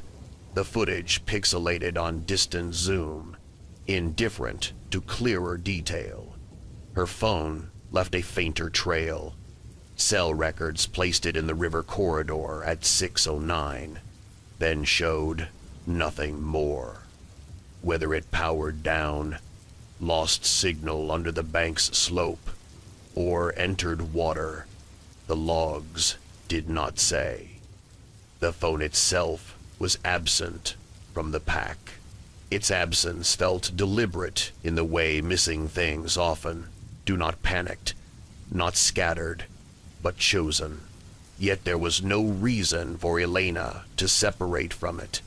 Her friends said she used it for photography when not carrying a camera. The gap was small, but it opened the kind of space in which questions begin to echo. The river that morning was low. Drought had drawn the level down through summer and fall, and only winter rains had begun to nudge it higher. A low sill across the channel remnant of an old mill foundation made a soft line of turbulence, arresting enough that birds hovered there, and anglers watched it for flashes. If a person entered the water at the bend, the current would slide them against the sill, and then release them into deeper, slower movement. Searchers knew the mathematics of such places. They sent a small motorboat to quarter the downstream pool, and a sonar unit to draw crosshatch scans. The screen returned the predictable: logs, stones, a shopping cart like a ghostly scaffold. Nothing that resembled a person. The pack went to the lab. The silt smear on the strap yielded clay minerals that matched the river's bed, but could have been acquired any time in the recent past. The zipper teeth held a few grains of sand, finer than the bend's usual grit, more like the stuff that collected under the footbridge steps, where runoff settled after rain. A single hair caught in the inner seam was dark and long. Later, it matched Elena's profile. No prints beyond her own decorated the wallet or bottle. On the pack's underside, investigators found something odd, a faint rectangle of dry that suggested the bag had rested on a flat surface before it came to the grass. It was the sort of mark left when dew falls during the hour an object is absent and then returns. Yet the grass itself bore no imprinted outline where the pack sat. Under it, the blades were beaded as if they'd just been allowed to breathe again. The timing implied recent placement within the hour of discovery, perhaps less. On the bank near the steps, the team found two small things that did what small things do in such cases: enlarged curiosity without closing it. A thin, black hair elastic lay half-tucked in a tufts of sedge. Its outer threads fuzzed from use, and on a flat rock just below the waterline, a single silver stud earring clung, face down, caught in algae film, as if placed or as if rolled and stopped by chance. Elena's roommate later said she wore studs most days, often silver, sometimes mismatched. The earring from the rock matched one from a pair in Elena's jewelry dish at home. The other remained in the dish. Whether the one on the rock had been Elena's, whether it had fallen or been set, the river refused to clarify. The current moved against the stone and then away like breath. Witnesses added faint strokes to the outline. A man rowing in the pre-dawn Club 8 said he noticed a figure standing on the steps around 6:05, facing the water, hands near pockets. He looked again to align his oar, and when he drifted back to the view, the steps were empty. A delivery driver cutting across town at 6:20 parked briefly at the pull-off above the bend to text a dispatch update. He noticed a gray sedan idling 2 spaces over, windows fogged, tailpipe leaving a thin plume. He registered no make, no plate. When he pulled away, the sedan remained, a dim shape in the mirror. By 6:45, when the first patrol car arrived, no vehicle like it stood there. Maps accumulated, then duplicate maps with hand-drawn circles, then copies of those maps with the circles darkened and numbered. Volunteers moved along the bank, probing with poles, talking in the steady shorthand of tasks. Clear under the snag, nothing in the reed bed. Mark the eddy. A K-9 team worked the path and the scrub between the footbridge and the bend. The dog alerted weakly at a small eddy formed where a fallen branch bunched leaves and trash against the bank. Divers entered there and fanned outward without finding anything but sticks and the weight of silt in their gloved hands. Cadaver dogs can be too eager and sometimes too quiet. Currents fold scent in ways that deceive. Elena's life offered no spark for a simpler explanation. She worked part-time at a framing shop and was finishing a certificate in environmental design at the community college. She had a standing coffee with her father on Thursdays and a list on her refrigerator door of small, ordinary anticipations. Mom's birthday pie, finish grant draft, meet Jill at market, no debts pressed. No arguments had been recorded in anyone's faithful memory. She kept a plant by her window, a rubber plant with glossy leaves she dusted with a cloth. People who knew her struggled to find a dramatic pivot in the ordinary arc of her week. Her roommate said the notebook entries were typical. Elena liked to keep small records of repeating things, the way water lines, the pilings, the way mist formed, the way winter laid light differently against brick under the bridge. The notebook was the most Elena part of the pack. The path camera gave one more fragment. At 6:13, a cyclist coasted into view from the west and glanced briefly toward the bend. The video caught the tilt of his head, the slight reduction in speed, the way he straightened again and rode through. He told investigators later that he'd noticed a person in a dark jacket near the reeds. He had the impression of someone crouched or kneeling, perhaps tying a shoe or checking a tripod. He did not stop. He did not see a backpack. The cyclist did not know his timing would place that impression just minutes before the dog walker would find an orderly bag sitting alone. Investigators walked the footbridge itself, 3 low arches with a narrow deck and a bolted handrail. On the third post from the east bank, a faint scrape marred the paint at hand height. It could have been from a passing bicycle pedal, a backpack buckle, any of 1,000 daily contacts. Or it could have been Elena's. Beneath the post, pooled water held a thin skin, iridescent, not from oil, but from decaying leaf matter, the sheen breaking when a twig passed through. On the underside beam of the bridge, left by some earlier maintenance worker, chalk marks still lingered like a half-erased equation. A date, a short line, a check mark. The lab produced small-seeming facts that turned meaningful when placed alongside others. Tiny grains inside the zipper teeth matched the fine, wind-blown sand that gathered at the foot of the bridge, steps more than the heavier grit at the bend. Trace pollen on the pack's flap included alder and reed mace in proportions that suggested still air under the footbridge rather than open bank. The bottom panel's dry rectangle, when measured against a nearby bench plank, aligned almost perfectly.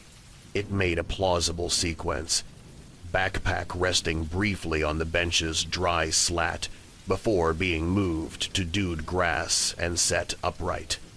Such a sequence did not tell who lifted it, only that someone had. Late that afternoon, a ranger walked the opposite bank and found a wet footprint on a flat stone where children sometimes skip from one to the next in summer. The print was partial, a heel, the suggestion of arch, and it had dried around the edges while the interior remained damp. The size could fit Elena or a dozen others. The stone lay 30 yards downstream from the bend. No other prints led to or from it. When photographed and compared to the pattern of Elena's shoe, the heel shapes shared nothing precise enough to claim. The ranger marked the spot, then watched the evening gather itself over the water. By evening, the river seemed to swallow the day's effort without comment. The current slipped past the reed heads, denting them, then released them with a whisper. A cormorant, perched on a piling, used the last of the light to dry its wings. The pull-off emptied. The footbridge took on the dull luster of steel just before dark. On the open page of Elena's notebook, graphite recorded the ordinary in elegant shorthand, glassy east bank, reed heads above sill, and offered no closing sentence. Family and friends returned to the bend for a small vigil, candles guttering in the faint breeze that runs along water when the air cools faster than the surface. They spoke of Elena's steadiness, of the way she watched for subtle changes most people lose in the noise of the day. The detectives on the perimeter let the words rest without taking them as evidence. The case file, for now, contained what many do early: a place, a time, a collection of small material truths that did not yet combine to form a straight line. A backpack placed with care, a phone missing, prints that approached and then thinned to nothing at the edge, a cyclist's glance, a sedan idling with fogged windows, trace sand that belonged more to the footbridge than to the bend, and the river itself, low, slow, and very quiet. When the path emptied and the candles winked out, the bend returned to its default, which is to say, it held its surface and kept its depths. Officers folded the tape and tucked it away. The bench caught dew again.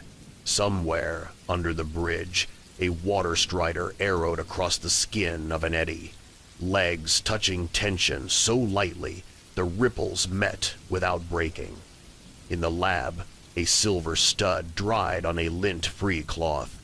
In the evidence locker, the backpack sat in its clear bag, its brass fish charm lying still against key and ring. The open question at the end of the first day was simple and heavy. If Elena set down her backpack and walked the few steps to the water, what happened in the span between her last markable impression and the river's smooth face? And if she did not set it down, then who did? And why with such careful calm? The bend became a locus of quiet tension in the days that followed. Volunteers in bright vests combed the banks, their figures reflected in the slow water, their poles stirring leaves caught along the edges. Patrol boats quartered the channel, sonar sweeping in steady grids. Helicopters skimmed above, their rotors stirring the mist into tatters. Each pass returned the same, no sign of Elena Park. Investigators layered evidence into timelines, taping sheets side by side on the station wall. The last certain anchor was her roommate's text at 5:28 a.m., followed by camera footage that placed her silhouette on the path until 6:11.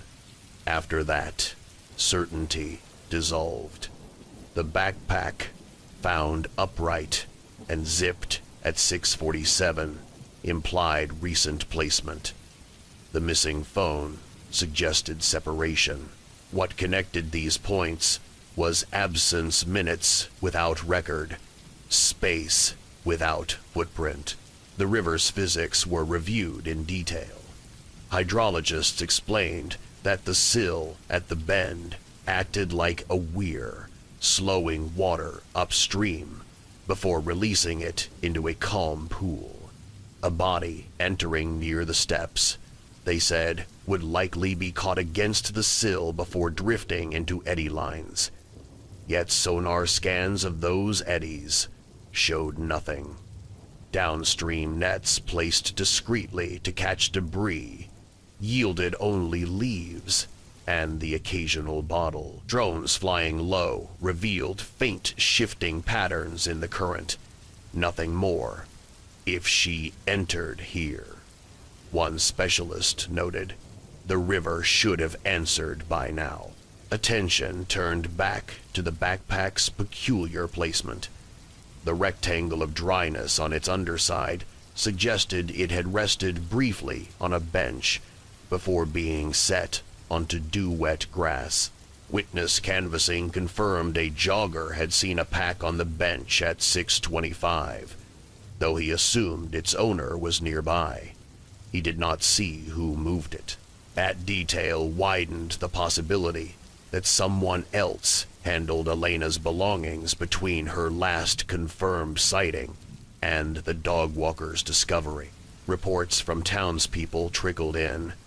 A man driving across the footbridge at 6:30 recalled seeing a woman in a red jacket leaning against the railing.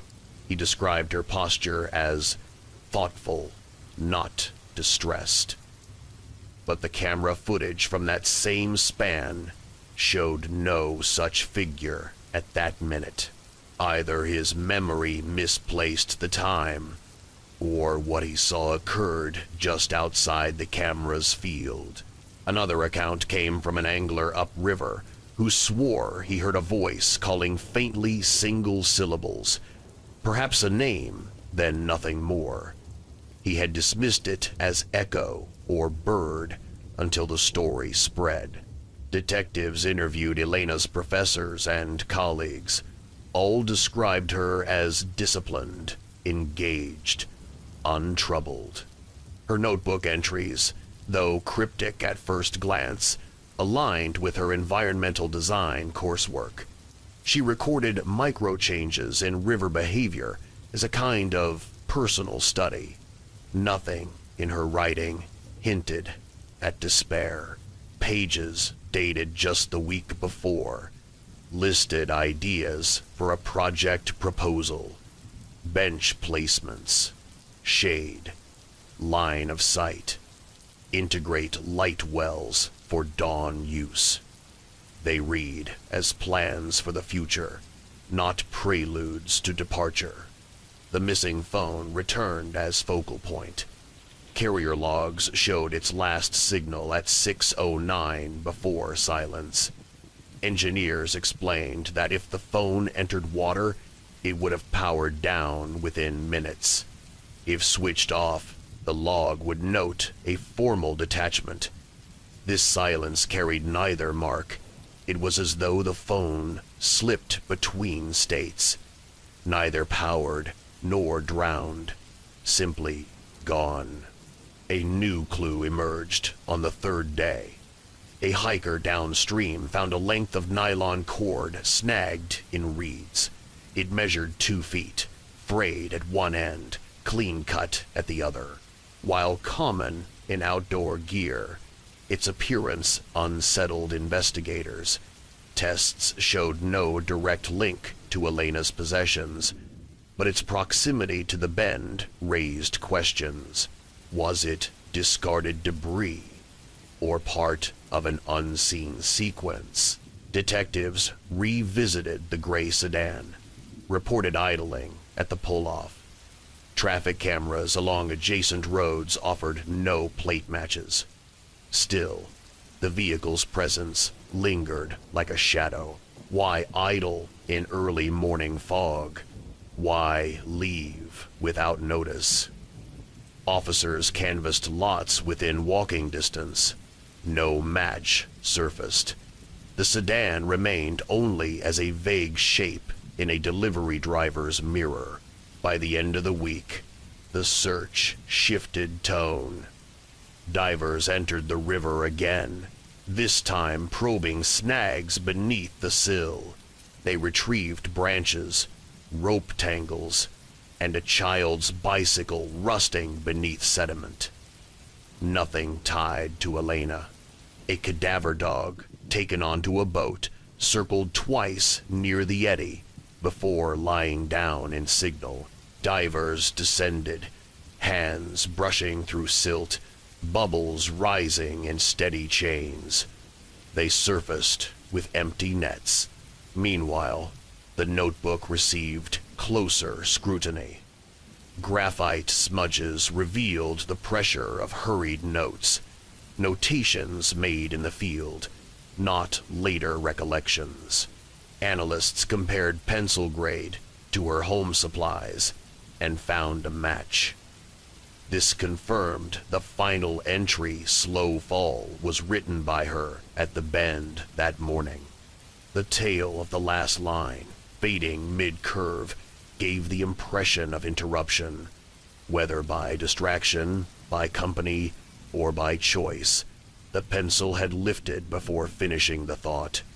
Her family spoke publicly once, standing by the riverbank. Her father described Elena as a watcher of small things, someone who saw patterns most people overlooked. He asked anyone with information to come forward. Reporters stood quietly, their cameras catching mist rising behind him, their microphones recording silence between his words. Investigators filed interim notes. Subject's belongings found intact. Phone absent. Footwear impressions consistent but inconclusive. Witness accounts conflicting. River yields no trace. It was the kind of language used when evidence remained scattered, when no line yet tied pieces together. And so Section 2 closes with fragments unresolved. A backpack resting where it should not. A phone that left neither farewell nor drowning mark. Witnesses who saw figures but disagreed on the when. A gray sedan, idling, without purpose, and a river whose calm face seemed to keep what it knew. By the 10th day, the search narrowed, as such searches often do, from wide grids and aerial sweeps to quiet walks by detectives who carried only notebooks. Volunteers drifted back to daily life. Patrol boats tied up at docks. The bend returned to its usual rhythm. Joggers tracing the path, anglers leaning on poles, mist rising in pale veils at first light. What remained was the backpack, zipped and neat, sitting in its clear evidence bag, its brass fish charm dulled under fluorescent light. Investigators retraced Elena's final movements once more. The camera showed her until 6:11. Her notebook bore the line, Slow Fall, written likely at that moment, a record of the river's level. By 6:25, a jogger glimpsed the pack on the bench. By 6:47, it rested on the grass. Who had moved it, and why upright, zipped, unhurried? The simple order of the scene contradicted panic, contradicted accident. It suggested intent. The missing phone was never found. Its silence remained absolute. No log-off, no tower handshake, no reactivation. Technicians described it as an object that left the grid without farewell. Such phrasing entered the file because no technical language fit better. A device can fail, drown, shatter, or power down, but it cannot simply vanish between signals, unless someone removed its SIM, unless someone carried it far and quickly. But no such trace appeared. Detectives pursued the gray sedan lead until exhaustion. They checked plates from traffic cameras, canvassed owners of similar makes, knocked on doors. Nothing aligned. The sedan remained only as fogged glass in a driver's rearview mirror. One detective, scribbling margin notes, wrote, "Vehicle real, but function uncertain. Shadow roll? Watcher?" The term was never clarified. Weeks later, the river gave up small things. A waterlogged shoe downstream, brand and size close to Elena's Beast, but analysis showed wear inconsistent with hers. A length of cloth, tangled in roots, weathered by too many seasons to be new. A notebook page, torn loose, writing blurred, but traced later to another student's journal lost months prior. The river offered fragments, but never the one thing sought. The family held another vigil at the bend. Candles lined the bench where the pack had likely rested. Friends read aloud from Elena's earlier notebook entries, her notes on mist, her sketches of reeds, her lists of bird calls. Their voices blended with the low hush of water, their words half carried away. For a moment, the bend felt less like a crime scene and more like a place of memory, though its silence pressed all the same. Detectives filed their final report months later. The conclusion was written in phrases shaped by procedure, but heavy with resignation. Subject last seen on path camera at 6:11. Backpack recovered 6:47. Phone unrecovered. No body located. Cause of disappearance undetermined. It was the same language used for drownings, for walkaways, for cases that resist explanation. The bend itself gained a quiet reputation. Joggers said they felt watched when running past the reeds. Cyclists claimed their lights flickered near the sill. Anglers whispered they sometimes found footprints in morning dew, small and solitary, ending at the water's edge. Whether these impressions were true, no one proved, but the story folded into the place, the way stories do. And so Case 12 concludes without resolution, only reflection. A young woman walked to the river at dawn, noted its slow fall in her own hand, and was never seen again. Her pack remained, zipped and neat, a proxy for her presence. The river, wide and quiet, returned nothing. What lingers is the image of that careful order, a backpack upright, a notebook open, a phone absent, and water moving past in silence too deep to measure. The city block was an ordinary one. Brick facades lined shoulder to shoulder. Narrow shops on the ground floor, apartments stacked above, fire escapes stitched their ironwork across the rear walls, zigzagging from roof to alley. At night, their ladders lay pulled high and locked in place, as they always did, leaving alleys dark but orderly. It was there, at the back of a bakery, that the watchman first noticed a break in the pattern. It was close to 3 in the morning, the streets empty, the air still. The watchman, walking his routine circuit, paused when something felt subtly wrong. He lifted his flashlight. The ladder on one building's fire escape, the section that should have rested several feet above reach, now hung lowered, touching the alley floor, its metal feet pressed into the grit with a clear outline. Yet no one stood there. The alley stretched empty to either end, its walls close and silent. The watchman hesitated before stepping closer. Lowered ladders usually meant trespassers, or at least careless tenants sneaking out. But the alley showed no fresh trash, no cigarette ends, no scuff marks. He played the beam upward, expecting to see someone descending. The iron rungs glistened in light, empty, leading up into shadow.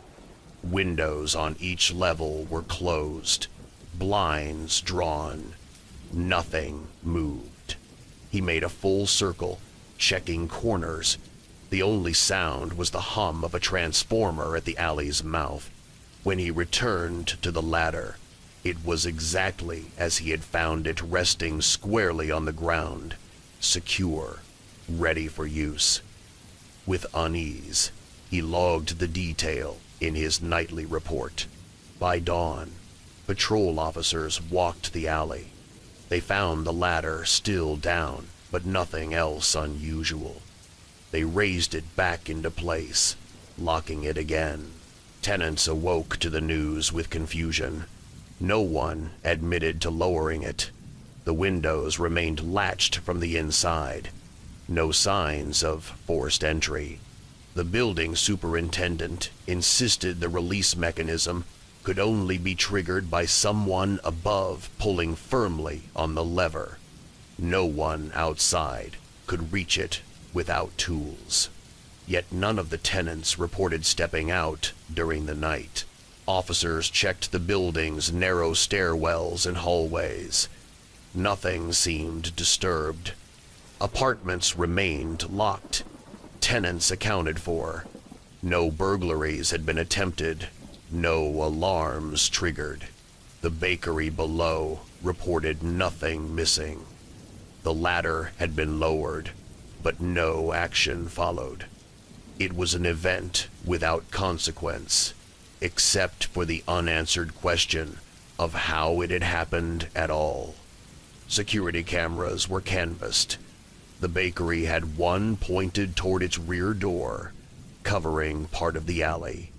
Its footage showed the ladder at its raised position at 2:51 a.m. At 2:54, the camera briefly glitched, static blurring the frame for less than 2 seconds.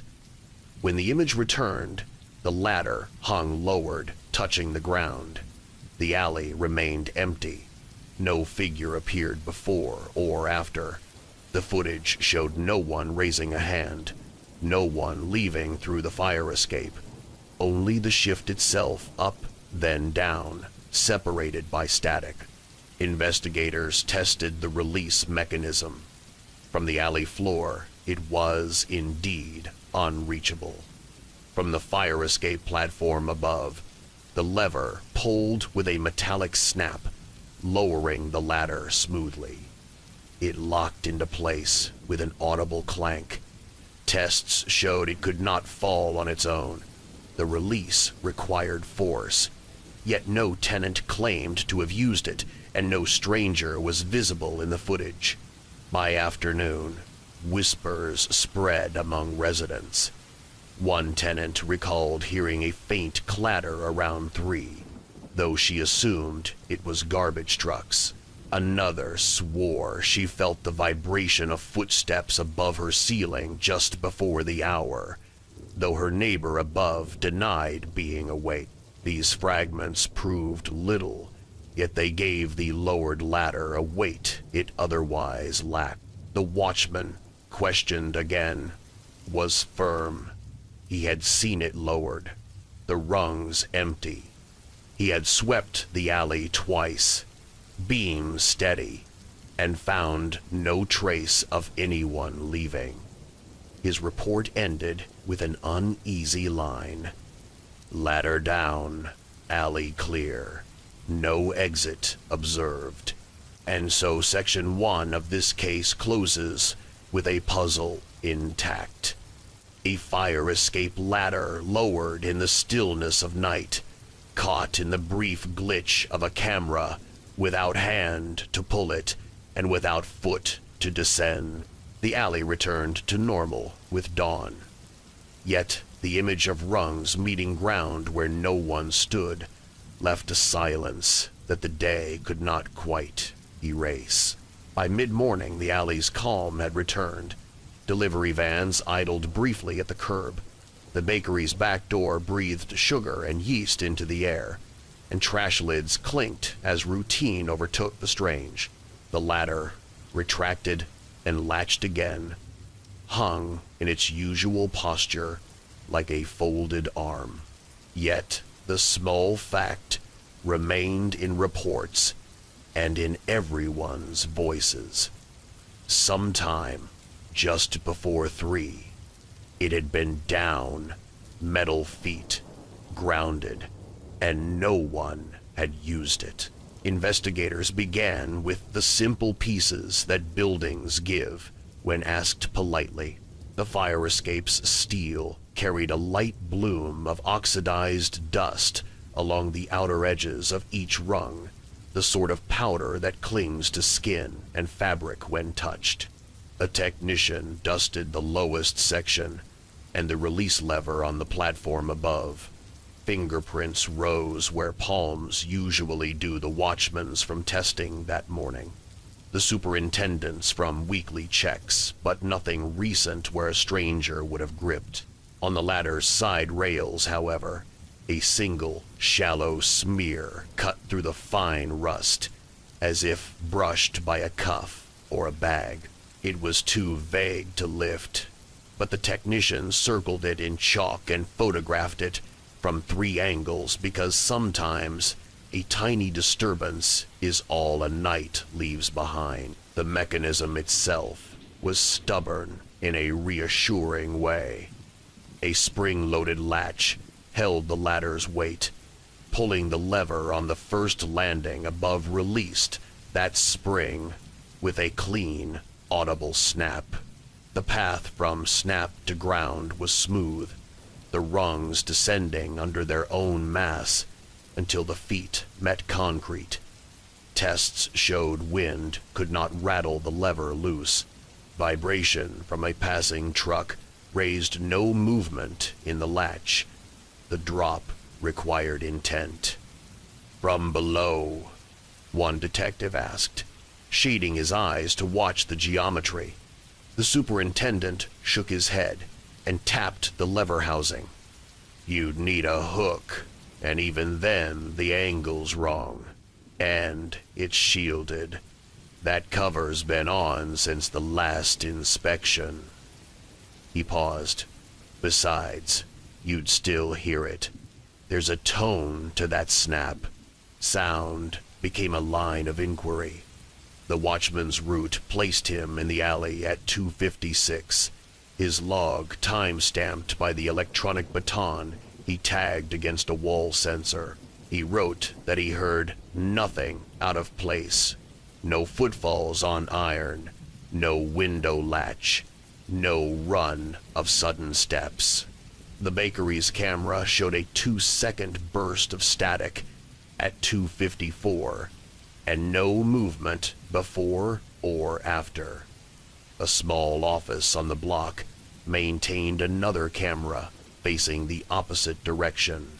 Its footage, retrieved by late afternoon, showed a faint shimmer at 2:54, an exposure shift rather than true interference, followed by the latter already down when the system stabilized. In both videos, the alley stayed empty, bare concrete and brick, and the steady line of shadow under the eaves. Tenants were interviewed floor by floor.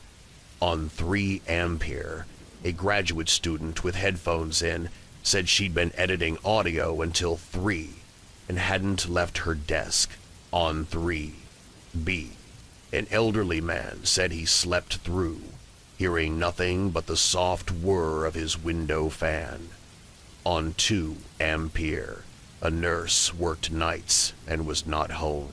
On 2B, a couple reported waking briefly to a sound they could not name, like metal thinking about moving.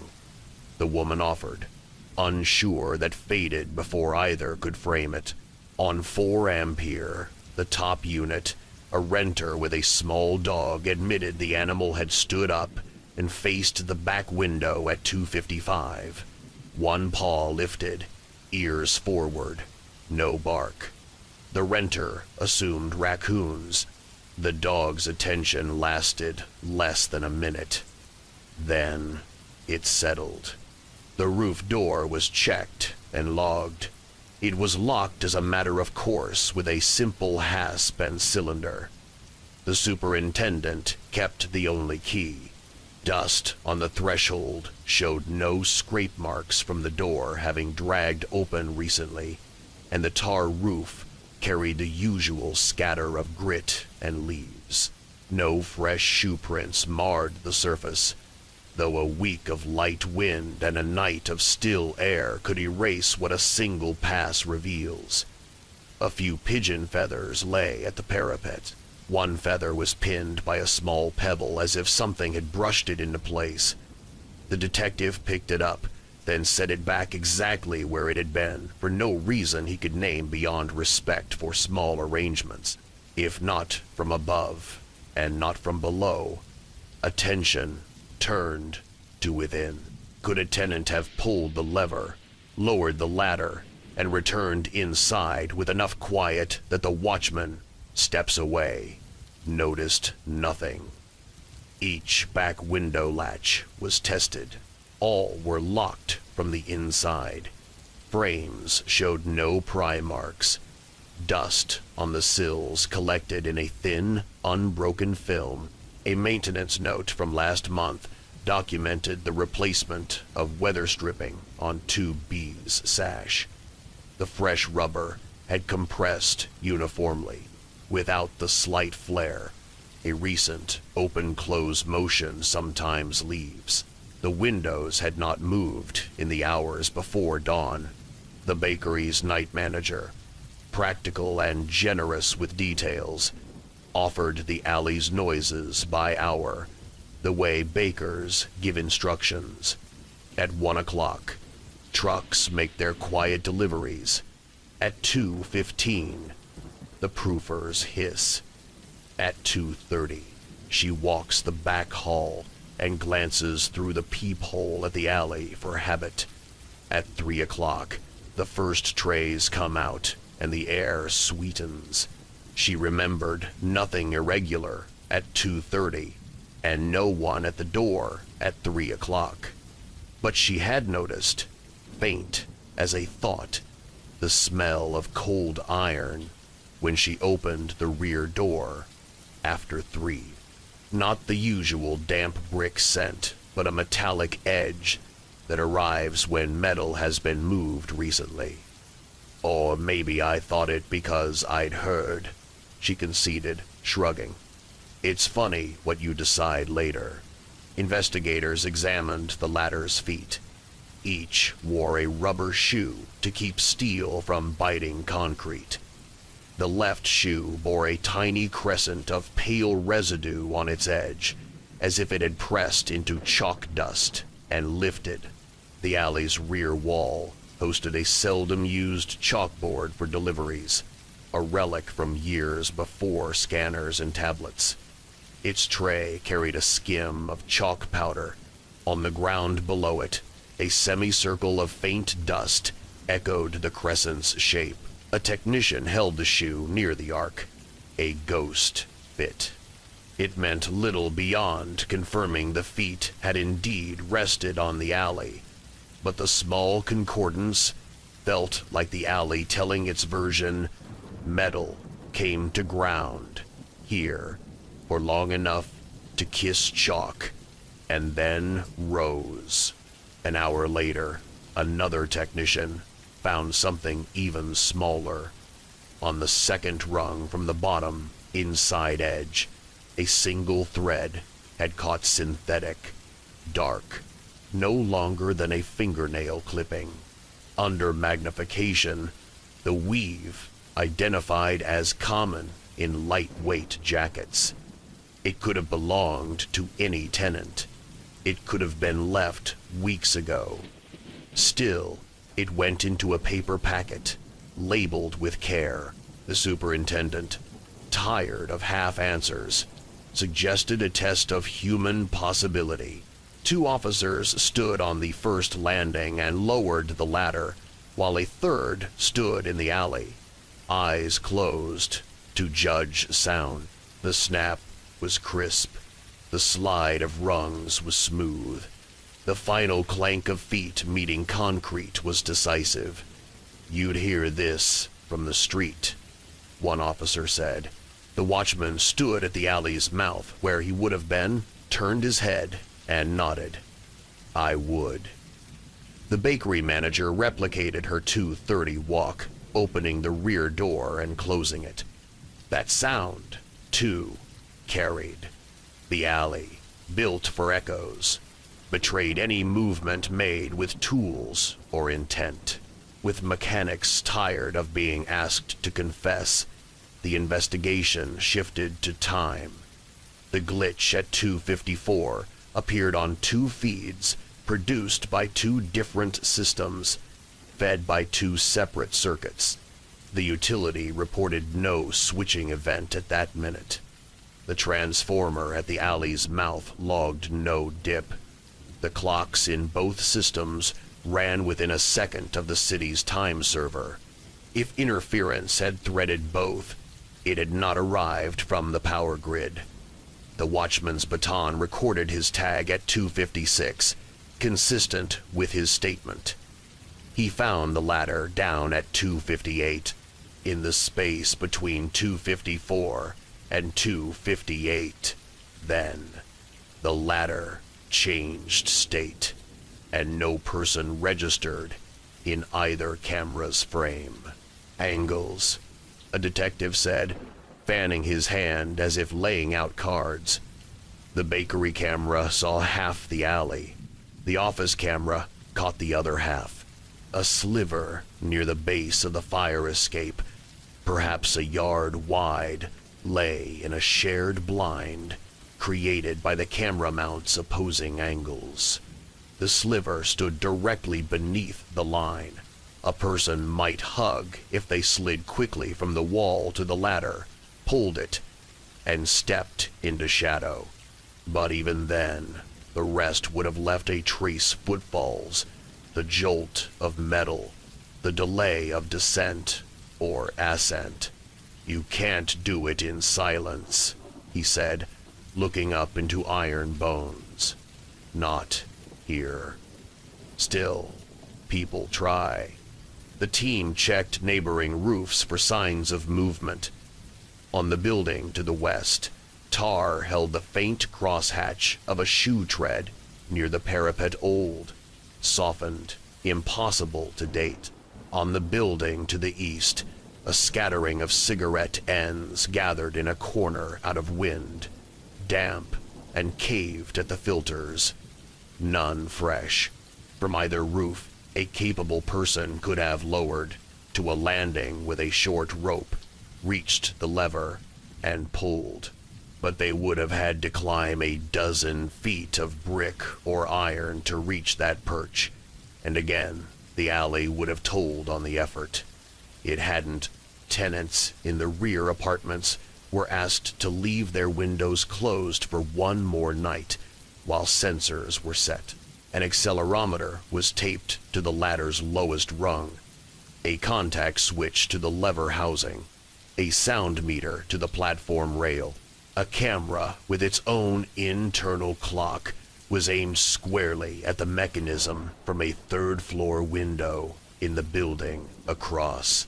For hours, the alley was left to itself, the bakery hatching dawn, the watchman on his same route. Just before 3, the sound meter drew a shallow hill, ambient hum rising a hair, and then falling. The lever switch did not register. The accelerometer stayed flat. The camera recorded nothing more dramatic than a cat stepping into frame, pausing, and stepping back. The ladder remained where it belonged, folded and high. No repeat. The note read in the morning file. That absence made the night before feel both singular and deliberate. Singular events resist pattern. Deliberate acts usually want one. Investigators held the two in tension and let the knot sit. A secondary line of inquiry emerged from a tenant in 4B, a teacher, mild in manner, who remembered a small envelope slid under his door the previous week, unaddressed and sealed. Inside was a typed note. Plain paper, standard font. In the event of fire, do not use the elevator. Use the stairs. It was not a prank exactly, only redundant. There was no elevator, and all knew the rule. The envelope carried no return, no smear of branding. Other tenants had not received similar notes. The superintendent shrugged. Someone's idea of a safety campaign. The detective filed the envelope anyway. Paper sometimes belongs with iron in the story a building tells. By late week, the block had digested the event. Residents no longer glanced up as they passed beneath their own ladders. The bakery's line of customers lengthened into the front sidewalk, impatient in kind ways. The watchman's pen returned to ordinary log items.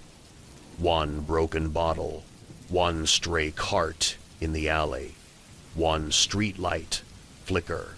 Then, on the 7th night after the first incident, the bakery's back camera caught another 2-second tremor at 2:54. When the frame stabilized, the ladder hung down again, feet resting where the chalk arc had once been. The watchman rounded the corner at 2:56 and stopped with the kind of stillness people use when they do not want to frighten something that isn't there. He swept the beam once, twice. No figure returned light. This time the sensors spoke. The lever switch recorded a clean event at 2 hours, 54 minutes, and 12 seconds. Contact open, then closed, while the accelerometer on the lower rung registered a light, even descent, and a quick settle. The sound meter showed the snap, the slide, the final clank. The across-alley camera, newly mounted, stayed clear. No static this time. It saw the lever move on its own, the small arm flicking down and releasing as if a hand had tugged it from the shadow just out of frame. The ladder obeyed gravity. The alley held its breath. No one came down. No one went up. Technicians inspected the housing immediately for a mechanical fault that might throw the lever with vibration. Springs were measured, replaced, and measured again. The protective cover sat firm, Its screw threads bit cleanly. The hinge on the lever showed proper resistance. They wired a second switch inside the housing to detect any micro-motion. The threshold was set low. Even a tremor would draw ink. When tested by a human hand, the graph gave a satisfying steep slope. Whatever moved the lever that night gave the same slope.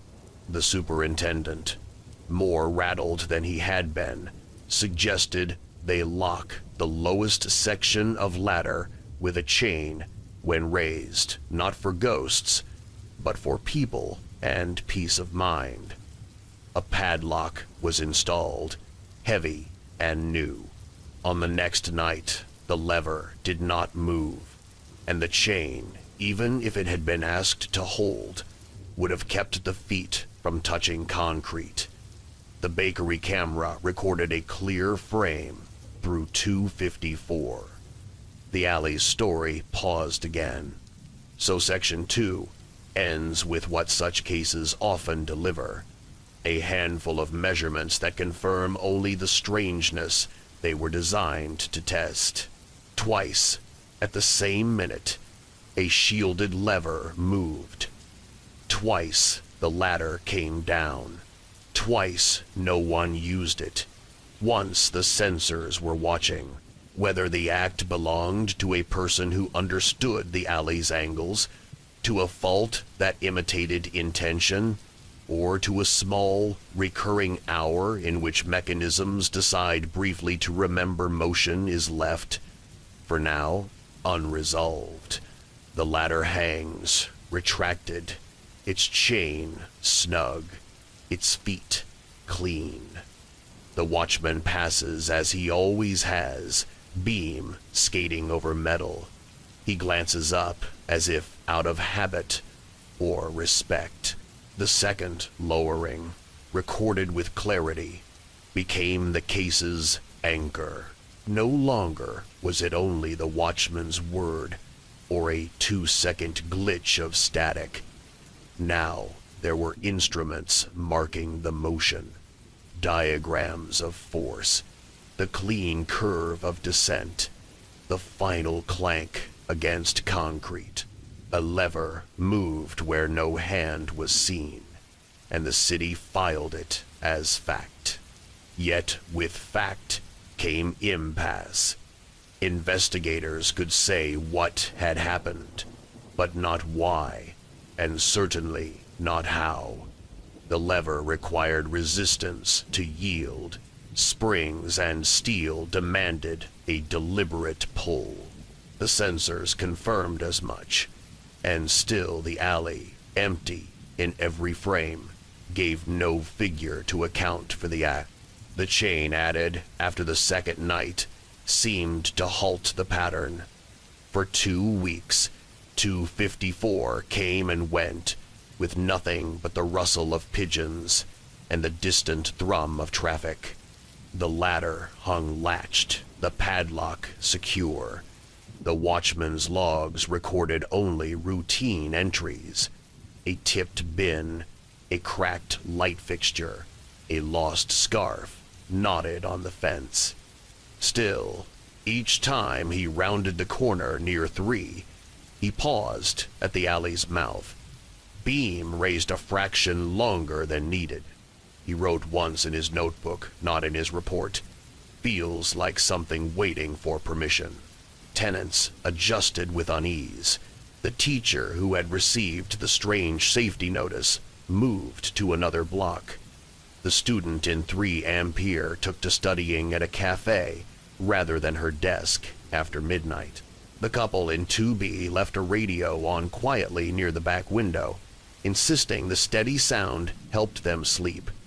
None reported further disturbances, yet each admitted later that they sometimes woke near 254 without knowing why, listening for a sound they had not heard again. Investigators closed their formal file with careful phrasing. Fire, escape, ladder, lowered, without observed human agency on 2 occasions. Events recorded on security footage and sensor logs. No suspect identified. Further action suspended. In practice, this meant the case had no crime to prosecute, only an unexplained repetition to note. It would rest in archives. A handful of photographs showing an iron ladder on the ground, a lever caught mid-descent, a graph line curving down and settling flat. The alley, however, remembered in different ways. The bakery staff joked softly that the ladder wanted company. Children on the block dared each other to stand beneath it at 3 in the morning, though none stayed long enough to test the minute. The watchman, after years of treating the alley as background, now carried a private ritual. He tapped the chalk tray once with his baton as he passed, as though acknowledging the mark left on the rubber shoe that first morning. Months later, a painter working late in the office facing the alley glanced out at 2:55. He saw the ladder still chained high, but swore he caught a tremor in the air above it, like heat shimmer against brick. He described no figure, only a ripple that passed upward and was gone. He did not report it formally, but mentioned it to the superintendent in the way small truths slip into conversation. The superintendent only nodded, as if by then the alley's strangeness was something he had chosen to accept rather than solve.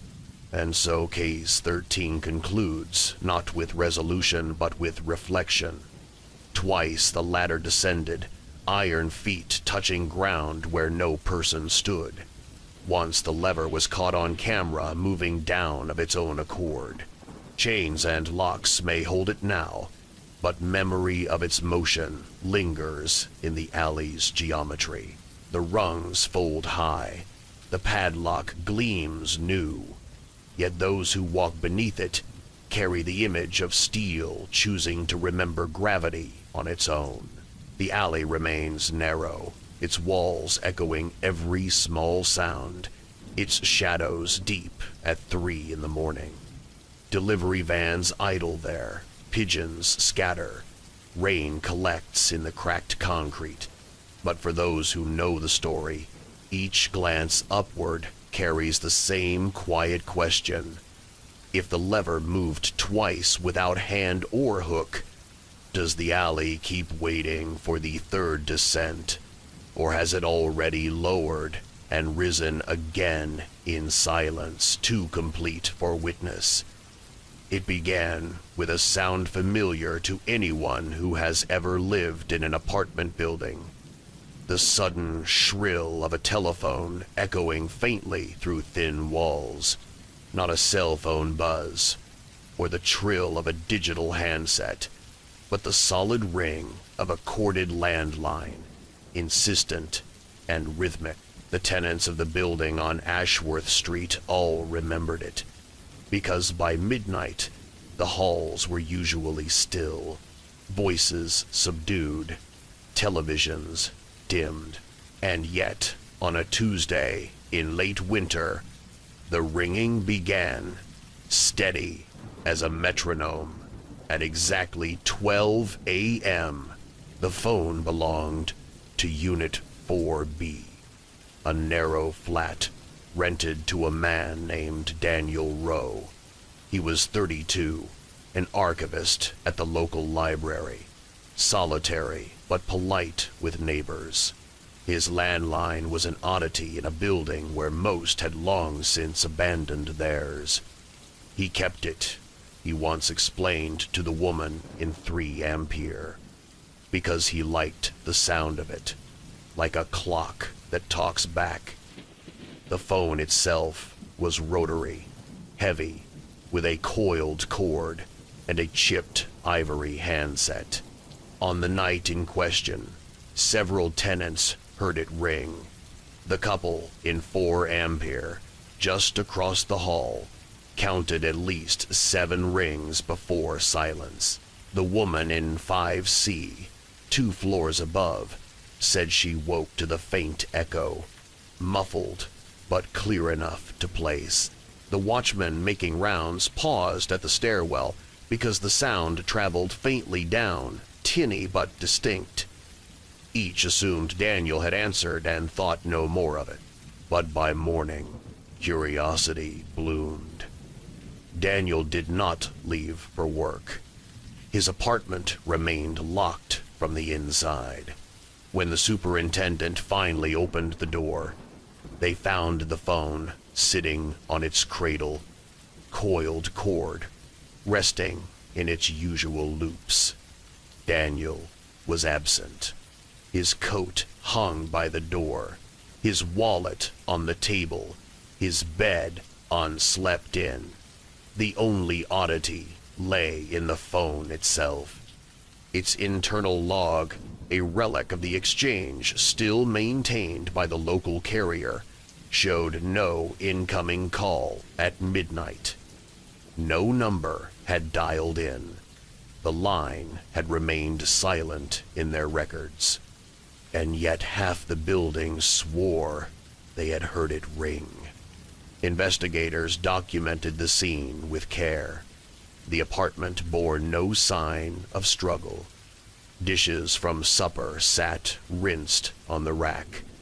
A book lay open on the couch, spine upturned, a slip of paper marking a passage. Shoes stood neatly by the door. The rotary phone, though old, was intact, its cord plugged firmly into the wall jack. Officers lifted the receiver. A faint dial tone hummed as expected. But when they asked the carrier again to check the midnight hour, the technician repeated the result. No inbound activity, no missed call, no record. Neighbors were interviewed. The couple in 4 Ampere remembered the ringing clearly. They described the sound echoing through plaster, ordinary in tone but strange in timing. They waited for it to stop, then rolled over to sleep. The woman in 5C said she woke just long enough to note it before drifting back. The watchman insisted it lasted nearly half a minute, long enough for him to pause and note the time. Their accounts aligned, each placing the rings at midnight sharp. Daniel's work records showed nothing unusual. He had left the library at 8 p.m., walked the 6 blocks to his apartment, and waved briefly at the night clerk across the street. Surveillance confirmed his arrival at 8:14. He entered the building, climbed the stairs, and was not seen again. What unsettled investigators most was the locked state of the apartment. The windows latched from the inside, the door locked with deadbolt engaged. No sign of exit, no sign of forced entry. It was as though Daniel had vanished into absence, leaving behind only the echo of a ringing phone. The landline itself was tested. Technicians dialed the number repeatedly, producing the expected ring. They cut the line and spliced it, confirming tone. They tested for phantom currents that sometimes cause bells to jolt faintly when lines cross. But those phantoms appear as a single stutter, not the steady rhythm of half a dozen rings. And the neighbor's testimony was too consistent. They had heard the sound not once, but repeatedly, in cadence and in time. The superintendent swore the building's wiring had been updated years earlier. No crosstalk, no bleeding signals. He frowned at the phone as though it had betrayed him. That one always worked, he muttered. Never gave trouble until now. And so Section 1 of Case 14 closes with an unresolved moment. A phone ringing clearly enough to wake tenants and halt a watchman's steps. A phone that, according to records, never rang at all, belonging to a man who by morning was no longer in his apartment. The handset sat quiet on its cradle, dial tone intact, its bell silent once more. The building returned to its ordinary noises, but the echo of that midnight ringing lingered in every hallway. The investigation into Daniel Rowe's disappearance centered almost entirely on the telephone, because in the stillness of the midnight hour, the phone seemed to be the one thing that had acted. Every other detail in the apartment suggested stasis. A book open, dishes rinsed, a jacket hung. Only the phone carried motion in memory, the ringing that neighbors swore they heard, and the records that swore it had not happened. Technicians from the carrier were brought into the apartment.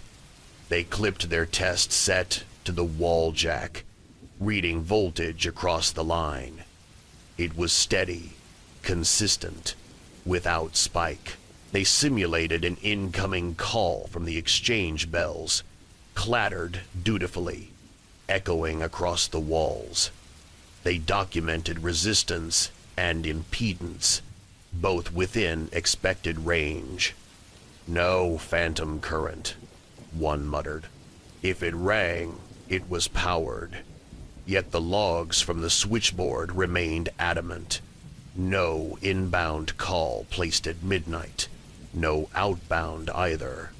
Neighbors' statements grew sharper under questioning. The couple in 4 Ampere recalled counting 7 rings before silence. The man insisted the interval matched the old 4-second cadence of rotary phones, not the quicker trill of modern handsets. It was deliberate, he said. The woman added that she'd rolled toward the wall and could hear the faint buzz of the bell even through the plaster. Not a knock, not pipes, a phone. His phone. The watchman reiterated his memory of pausing in the stairwell, listening long enough to note the time at 12:01. The woman in 5C admitted she drifted between sleep and waking, but insisted she'd recognized the sound because her grandmother once kept the same style of phone. Investigators turned next to Daniel's life. At the library, colleagues described him as meticulous, fond of old cataloging methods, handwriting, index cards, even as databases replaced them. He had no debts, no feuds, no recent changes in routine. He lived alone, ate plainly, spent evenings with books and records. His desk calendar showed notes about upcoming exhibits and errands. Nothing alarming.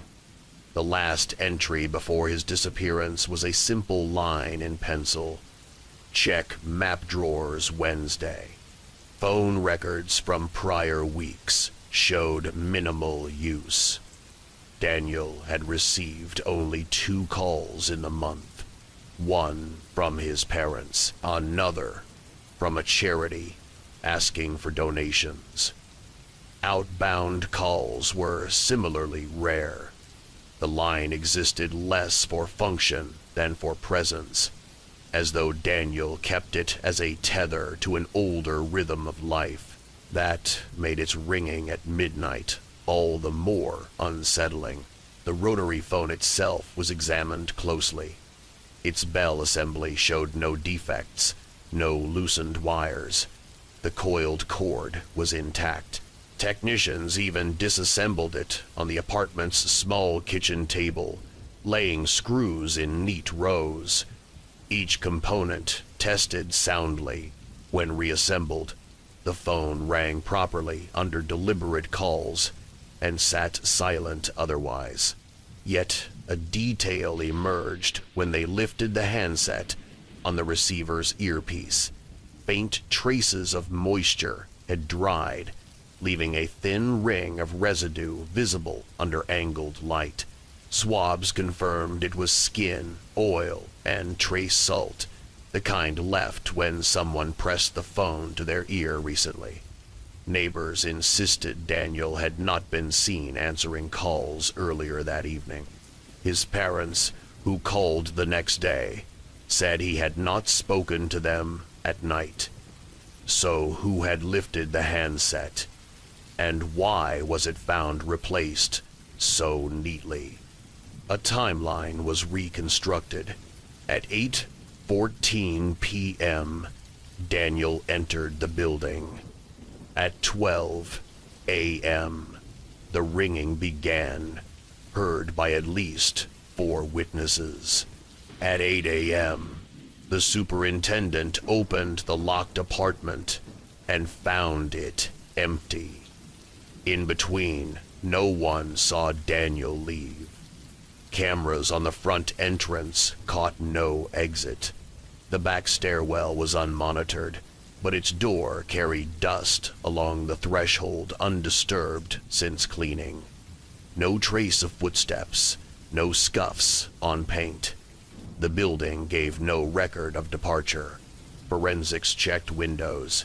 Each latch was locked from the inside. Each sill showed a continuous line of dust. It was as if Daniel had sealed himself in and then dissolved. Detectives considered the possibility of a prank. Could someone have spliced into wiring from the basement, triggering the bell without the carrier's involvement? Electricians tested the risers. All connections were clean. Lines separated. No additional splices. No jumper wires. Even if someone had looped current through the line, it would have registered differently in the exchange logs. Still, a curious anomaly appeared. The carrier's switchboard records for 12 a.m. showed a single half-second fluctuation, not logged as a call, not categorized at all. A blank entry, a tiny rise and fall in voltage without identifier. The technician called it a ghost tick. Normally such things passed unnoticed, but here, at midnight, it aligned too closely to ignore. Investigators replayed the interviews. One tenant now remembered hearing not only the ringing, but a faint pause after it stopped, like the hush when a receiver is lifted. Another thought she heard a low murmur through the wall, but assumed it was Daniel speaking softly. Neither could swear to it, yet both impressions placed Daniel in conversation. If true, with whom? The unanswered question pressed harder with each detail. A phone that rang without call. Neighbors who heard it. A record that denied it. And a tenant who was no longer there. And so, Section 2 ends with fragments that form no whole. An assembly of evidence too ordinary to be trickery, too consistent to be chance, too empty to be solved. The midnight ringing stood at the center, a sound that summoned witnesses, denied by machines, and followed by absence. The apartment on Ashworth Street remained sealed for weeks after Daniel Rowe's disappearance. Investigators had combed through it with patience, cataloging every item, photographing every surface. When they left, they locked the door again, leaving his things as they were. The jacket by the door, the rinsed dishes, the book still open on the couch.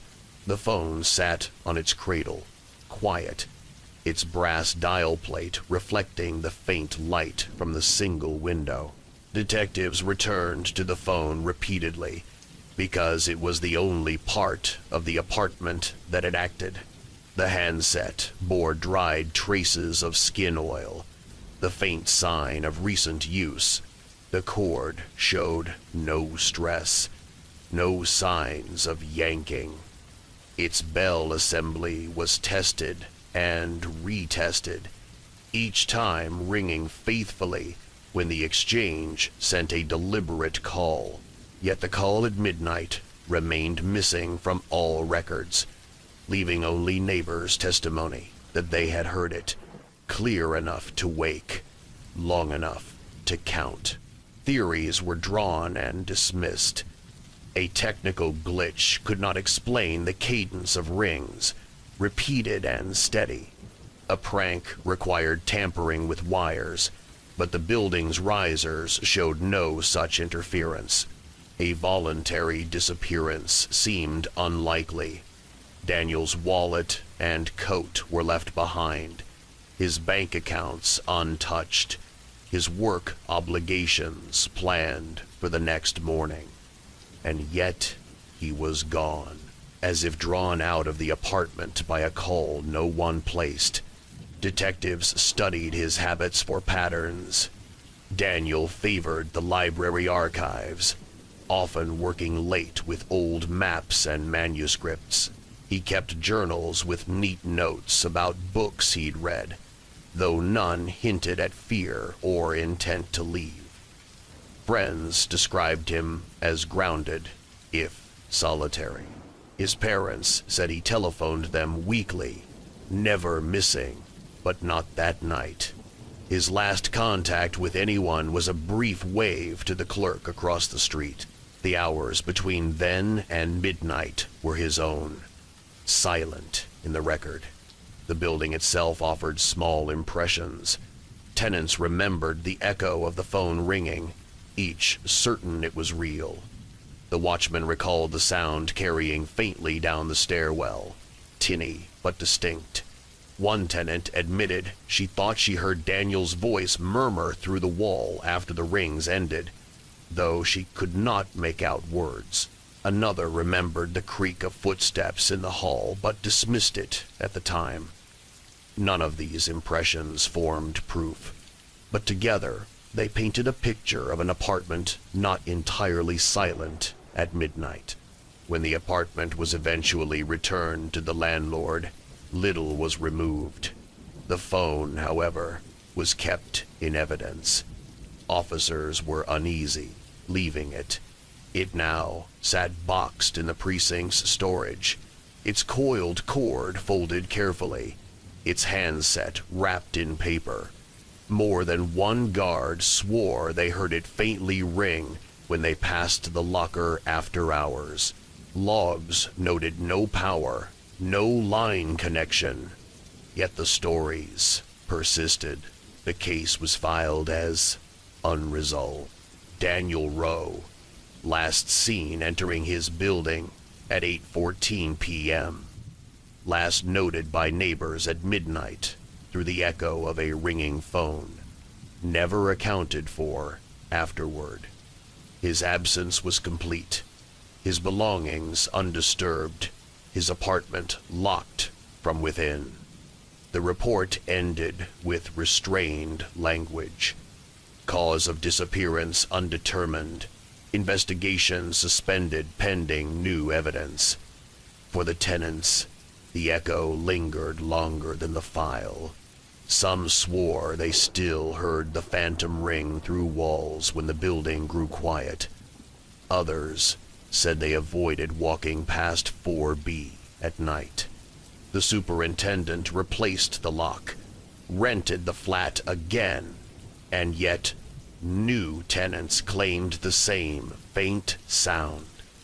A phone ringing at midnight, steady and deliberate, answered by no one. And so, Case 14 closes with quiet reflection. A phone rang when records swore it had not. A man vanished without opening his door or unlatching his windows. What remains is the image of an ivory handset resting silently on its cradle, and the memory of a sound that half a building still insists was real.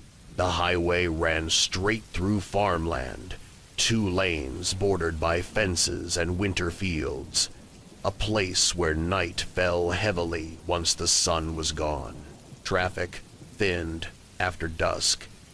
By midnight, the road lay mostly empty, only the occasional truck throwing light against frost-silvered grass. It was there, on a January night, that a deputy making routine patrol saw a faint red glow ahead. At first, he thought it was tail lights from a car pulled onto the shoulder. As he drew closer, the glow steadied, unwavering, as though the vehicle had been there for some time. He slowed, pulled behind it, and angled his spotlight. The car was a sedan, pale gray, engine humming softly. Exhaust curled faintly in the cold air, rhythmic and calm. But no driver sat inside. The front seats were empty, seat belts hanging slack. The deputy approached with measured caution. The driver's door stood ajar by inches, just wide enough to let frost creep into the seam. Keys were still in the ignition, turned to the on position, dashboard lights casting pale green across the interior. The radio murmured faint static from a weak station. On the passenger seat lay a purse. On the floorboard, a pair of gloves. He called out, expecting perhaps that someone had stepped briefly away into the field. But the night answered, with only the hush of wind moving across rows of stubble. No footprints marked the frosted shoulder. The fence nearby showed no break. The field stretched empty beneath the moon. He leaned in to check the purse. Inside, a wallet with ID naming the owner as Rachel Porter, age 29. Credit cards, receipts, small notes, nothing scattered. A phone rested beside it, screen dark, battery charged. A half-empty water bottle lay in the cup holder. The glove box was closed, undisturbed. The car smelled faintly of perfume and the sharper edge of cold air. The back seat held a coat, neatly folded, as though placed for later. The trunk, when opened, was empty, save for a spare tire and jack. The tires themselves were sound, the fuel gauge half full. There was no mechanical reason for the car to be idling on the roadside. Deputies spread out, searching the field with flashlights. Their beams caught weeds, frost, the pale gleam of ice along furrows, but no sign of Rachel. They checked ditches, culverts, and fence lines. The ground showed no scuffs, no impressions of hurried steps. The frost lay smooth, disturbed only where the deputy's own boots now pressed. The vehicle's hazard lights were off, suggesting it had not been pulled over in distress. The keys in ignition implied she had not intended to leave for long, yet Rachel herself was absent, leaving only the soft idle of the car as evidence of interruption. Investigators canvassed the last hours of her day. Rachel had left work at 8:30 p.m., co-workers confirming she was cheerful, planning to stop at the grocery before heading home. Security cameras showed her leaving the lot at 8:41, driving alone. Receipts in her purse confirmed a purchase at 9:05, bread, milk, a packet of tea. After that, no further records. Her car was found at 11:57, its engine still turning over smoothly. The phone offered no guidance. Its call log ended at 7:52 with a brief exchange to her sister. Heading out now, we'll talk later. No messages after, no unanswered calls. Investigators found the last location ping near the grocery lot.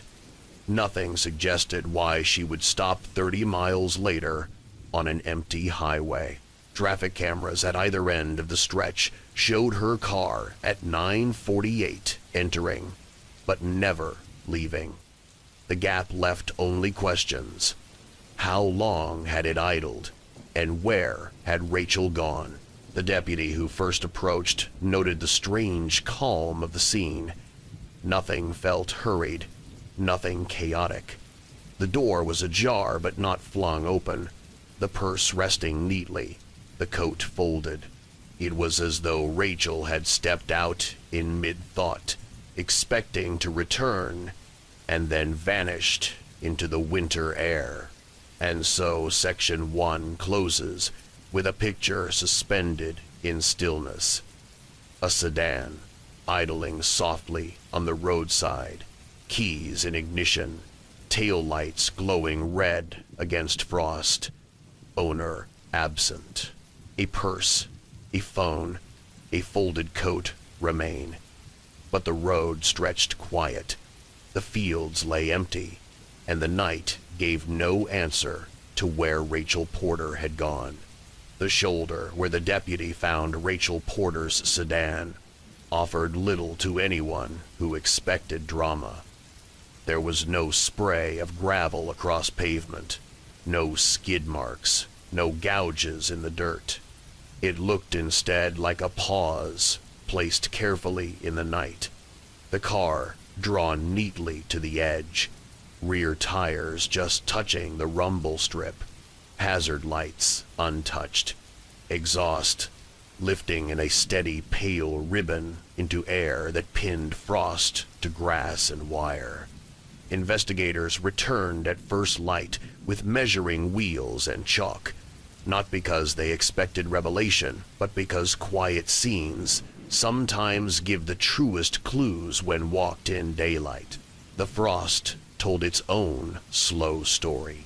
A thin, crystalline film had settled across the hood and roof, while the deputy waited for backup, tiny feathers forming in the beam of his spotlight, then fading where engine warmth fought them back. By morning, a neat ellipse of thaw had formed over the hood and front fenders, its edges wet, its center warm to the touch. Thermometer readings suggested the engine had idled at least 40 minutes after the deputy's arrival, perhaps much longer before. On the narrow strip of grass behind the exhaust, frost had melted and refrozen in a scalloped pattern, as though a small breath pulsed against it and withdrew. In that pattern, they found the least ambiguous clock the night was prepared to offer. This car had been sitting here long enough to change the shape of cold. They catalogued the interior again, this time with slower hands. The driver's seat was slid forward to a position consistent with Rachel's height, according to her family. The steering wheel bore the faint sheen where hands polish plastic over years. No fresh smears appeared on an otherwise clean rim. The radio dial, turned slightly to the left, sat between stations, thin, static, and a ghost of voice fading in and out when the deputy first leaned in. The climate control showed low heat, fan on its lowest setting. The dome light worked. Nothing about it felt staged. It was the tidy, ordinary interior of a person who expected to continue home. Crime scene technicians dusted the driver's door, the outer edge of the window frame, and the interior pull handle. They lifted Rachel's prints cleanly from the latch and the steering wheel. On the outer sheet metal, near the trailing edge of the door, a single partial impress rose, a smudged half-loop inconsistent with her known patterns. It was faint, incomplete, and without directionality. The sort of mark that drives reports to bracket their conclusions. Insufficient for identification. Still, they circled it in pencil in the photographs, because singular marks, even unhelpful, tend to hold the eye. On the car's exterior, a second detail emerged only when the frost melted. A thumb-sized arc on the door, where oil from a fingertip had briefly repelled moisture, then surrendered. Whether it belonged to Rachel as she steadied herself stepping out, or to someone who leaned in, was not knowable. The arc refused elaboration even at high angle under portable lights. Engine data offered a little more. The car's onboard diagnostics recorded a series of routine events. Ignition on at 11:56 p.m. Driver door opened shortly after. Passenger door not opened in that interval. Engine status, run. The logger could not say when the vehicle had first been parked, but it could say the key had been left in the position the deputy found. At some point before midnight, someone had unlatched the driver's door. Whether they returned to latch it only partially, or left it ajar, as found, was not recorded. The grocery receipt in Rachel's purse set the earlier bracket, 9:05 p.m. She had purchased a loaf of bread, milk, tea, and a sleeve of paper filters. The clerk, shown a photograph, remembered her faintly pleasant coat collar up against the cold, a reusable cloth tote over her shoulder. That tote was not in the car. When the clerk was asked whether Rachel had carried the items out bagged, she frowned. She put the tea and filters into her purse, she said after watching the footage. The bread she carried in her arm, the milk in the tote. It was possible, if not neat, that the milk had sat on the floor as she drove and had rolled somewhere unseen. It was not in the trunk. It was not under the seats. When officers later visited Rachel's apartment, the milk was not in her refrigerator. Traffic cameras established a scatter of points rather than a line. The car entered the long rural stretch at 9:48, threw its white shape cleanly under a county camera at a feeder road, and then vanished into the part of the map where neither poles nor lenses watched. At 10:44, a privately maintained camera at a grain co-op a mile north of the shoulder captured, at the very edge of frame, a pair of taillights flare gently and then settle, as if a sedan had eased itself to a stop somewhere beyond the camera's reach. The timestamp matched the physics of engine warmth. Whether those lamps belonged to Rachel's sedan or to another vehicle was argued quietly in a conference room. The angle deprived certainty. Witness statements, always the softest material to hold, came in with their own textures. A long-haul driver reported seeing a car stopped on the shoulder around 11:10, door shut, 2 red dots, steady as if someone had simply paused. He glanced back and continued, night closing behind him, as miles do. A farmhand driving home from a late feeding said he noticed a shock of white in his headlights along the fence line.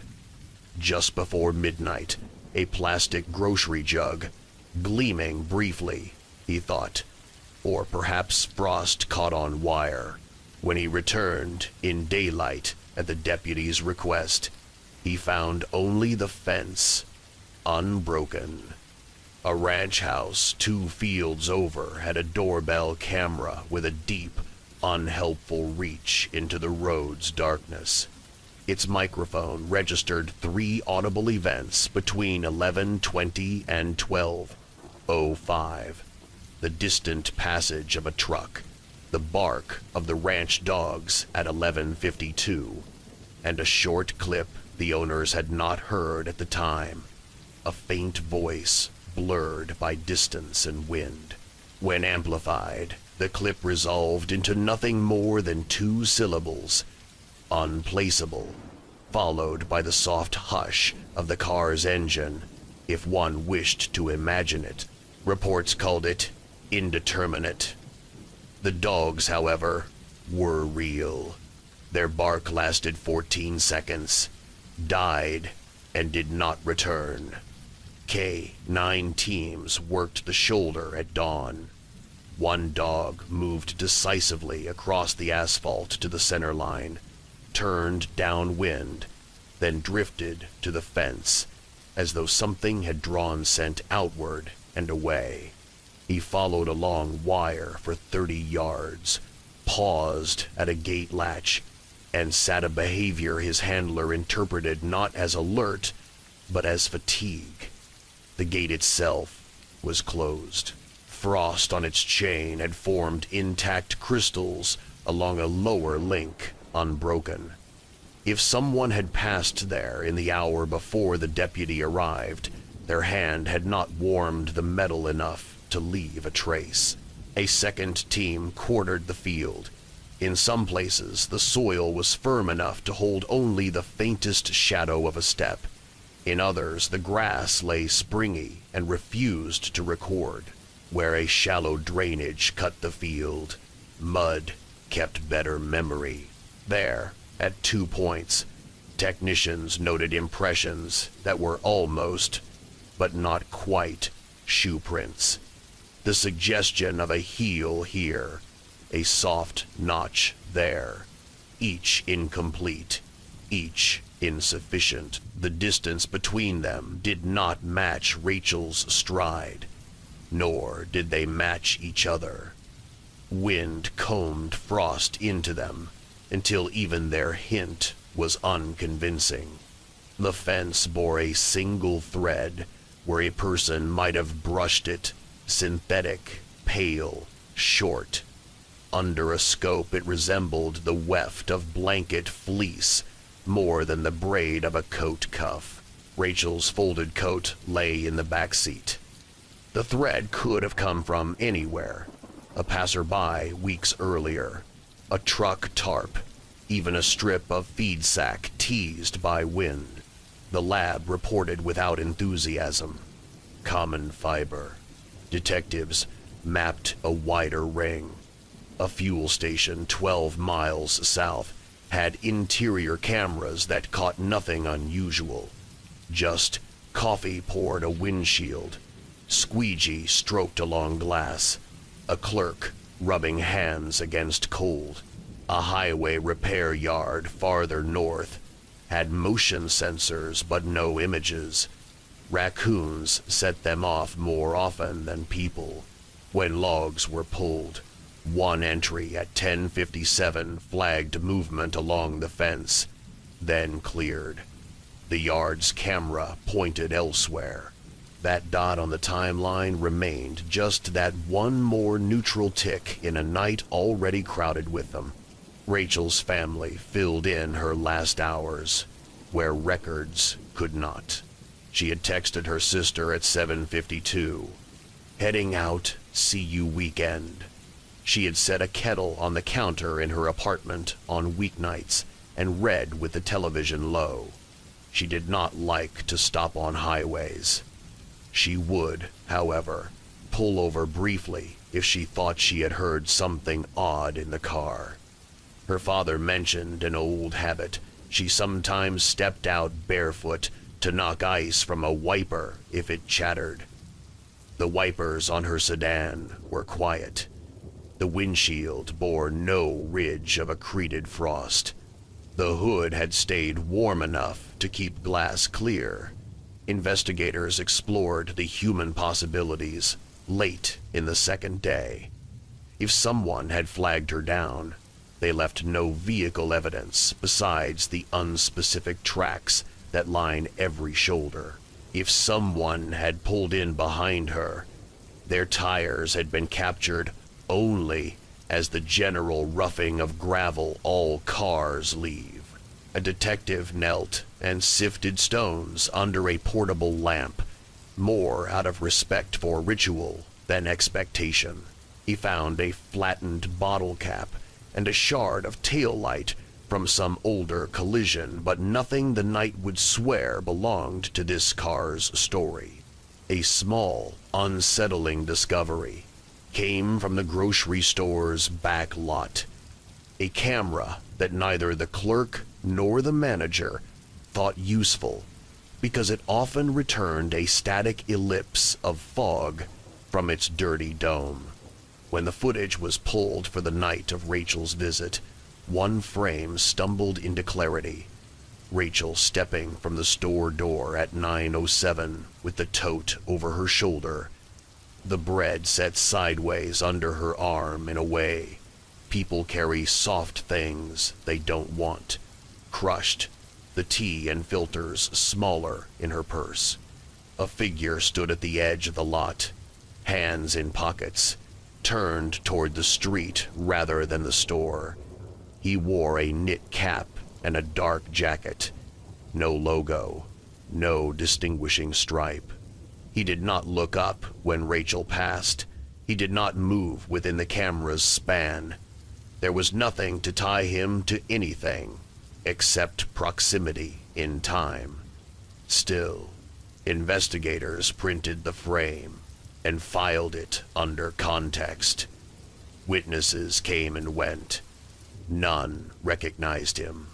A second camera, a dash-mounted device in a livestock hauler, offered another sliver. At 10:45, the truck's headlights roll through darkness. On the far shoulder, the beam brushes the rear quarter of a pale sedan, with its driver's door dark as if opened against the body. Two tall shapes cross the headlight flood for less than a second, one, perhaps the door itself moving, the other, perhaps nothing more than a road sign strobing in light. The hauler continued without braking. When the driver watched the clip later at the detective's request, he shook his head. Could be anything, he said. Could be nothing. The timestamp lined up neatly with the Grain Co-op's distant flare. Neatness did not make it true. By the third day, search maps grew into a paper shawl draped around the section of highway and fields. Volunteers working slow lines in hats and orange vests found the remains of a balloon tangled in a hedgerow and a receipt from a different day, crumpled and rimmed in frost. Deputies cut back weeds along the drainage and found a child's mitten, pink once, now weathered into a shade the case could not claim. Helicopters that had dragged thermal patterns low over fields withdrew to other duties. The silence of the stretch returned and pressed itself against windshields of people who knew the story and slowed without deciding to. At the county garage, technicians examined the sedan's tires for transfer seed heads, leaf bits, soil clots that might match a specific track. The treads gave up only the generalized dust of rural winter and a single bleached blade of grass folded into the siping, a species common to every field along the route. Brake rotors bore a faint orange bloom, where cold air and time kiss metal left in place. The gas tank's half-full gauge held steady. Nothing under the car suggested a roadside struggle. No smear where boot might have braced against gravel. The last detail of the week came not from the scene, but from Rachel's phone. Silent, yes, but leaving the smallest fingerprint upon the network when powered at all. Carrier logs showed no reconnect after 9:09. But the phone's last handshake, just as she left town, noted an oddity, common but always curious. Though her device updated its tower connection as cars do while moving, It paused for 12 seconds, within the span between the city's last antenna and the rural handoff, enough time for a driver to check a mirror, to adjust a heater dial, to reach for a cup, to answer the noise that lives inside every engine when we think we hear something new. The handset said nothing after that. The road did not either. And so Section 2 closes with a shape that remains stubbornly incomplete. The frost read out a clock. The engine wrote warmth into cold. The radio held a thread of static no one could turn into words after the fact. A camera far away caught a breath of taillights brightening and dimming. Another caught a door's darkness that might only have been angle and glare. Dogs followed scent to the center line and lost it in air. Somewhere in the hour between the grocery store's light and the deputy's spotlight, Rachel Porter stepped out of a car she did not bother to turn off and did not return to. The mile where she paused still refuses to keep footprints. The search for Rachel Porter stretched into weeks. The sedan long since towed from the roadside, its exhaust trail dispersed, its warmth folded back into winter air. The road itself returned to stillness. 2 lanes through farmland where headlights sweep and vanish, where frost forms anew each night. Yet for investigators, the memory of that idling engine remained the quiet pulse of a machine running with no driver, no purpose, no end. The sedan underwent its final round of testing at the county garage. Mechanics combed through its systems, hunting for signs of failure. The ignition functioned as designed. No shorts, no loose wires. The heater fan worked properly. The fuel lines showed no leaks. Even the faint static on the radio could be explained by geography. A weak station drifting in from across state lines. Nothing mechanical forced Rachel to stop. The car was roadworthy, waiting for a driver who had stepped away and never returned. Family members searched her apartment for clues. They found groceries from the previous day neatly stored, assignments for work in progress, a list on the counter that read milk, tea, filters, bread. Each item matched her purchase. Only the milk never reached her refrigerator. It was missing from both her apartment and her car, as if it had vanished along with her. The tote she carried from the store remained unaccounted for. Investigators considered the human possibilities again. Could Rachel have left the car willingly? Could she have walked across the frost-dark fields, unseen and unheard, while her engine idled? Search lines scoured miles of farmland, yet no trace appeared. No shoe print clear enough to hold. No dropped item. No witness seeing a lone figure moving across open ground. The fields carried only silence, broken by wind rattling fences and dogs barking at distances too vague to pinpoint. Theories shifted to other people. The faint partial fingerprint on the door remained unidentified. The single thread on the fence too common to matter. The man in the grocery lot, standing in the frame with hands in pockets, was never located. The gray shapes caught in a truck's headlights at 10:45 could have been anything. A door, a sign, 2 tall figures crossing light. Without clarity, they remained possibility, without proof. Rachel's phone stayed absent. No tower logged its presence again. No device pinged it later. It was as if the handset had been carried into a pocket of silence from which signals do not return. The network, when asked, repeated its answer: no further activity. As days stretched into weeks, the case was filed under unresolved missing person. Yet the strangeness of the scene held it apart. Officers spoke of the car in tones reserved for puzzles that feel personal. They remembered the steady hum of its idle, the frost scalloping behind its exhaust, the purse resting neatly, the gloves on the floorboard, the coat folded in the back. Nothing about it had suggested fear or flight. Everything about it suggested interruption. The road where it happened grew its own reputation. Locals slowed when they passed the mile marker, eyes flicking to the shoulder where red taillights once glowed. Some swore they saw faint shapes near the fence at night. Others said they heard an engine idling faintly, even when no car stood there.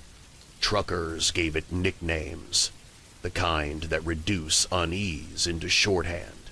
The Porter Stretch, one called it, as if naming it could keep its silence contained. Rachel's family returned once, standing by the roadside as evening fell. The wind moved steadily through the stubble, the sky paling to violet. They placed a candle on the shoulder, shielding it against the air.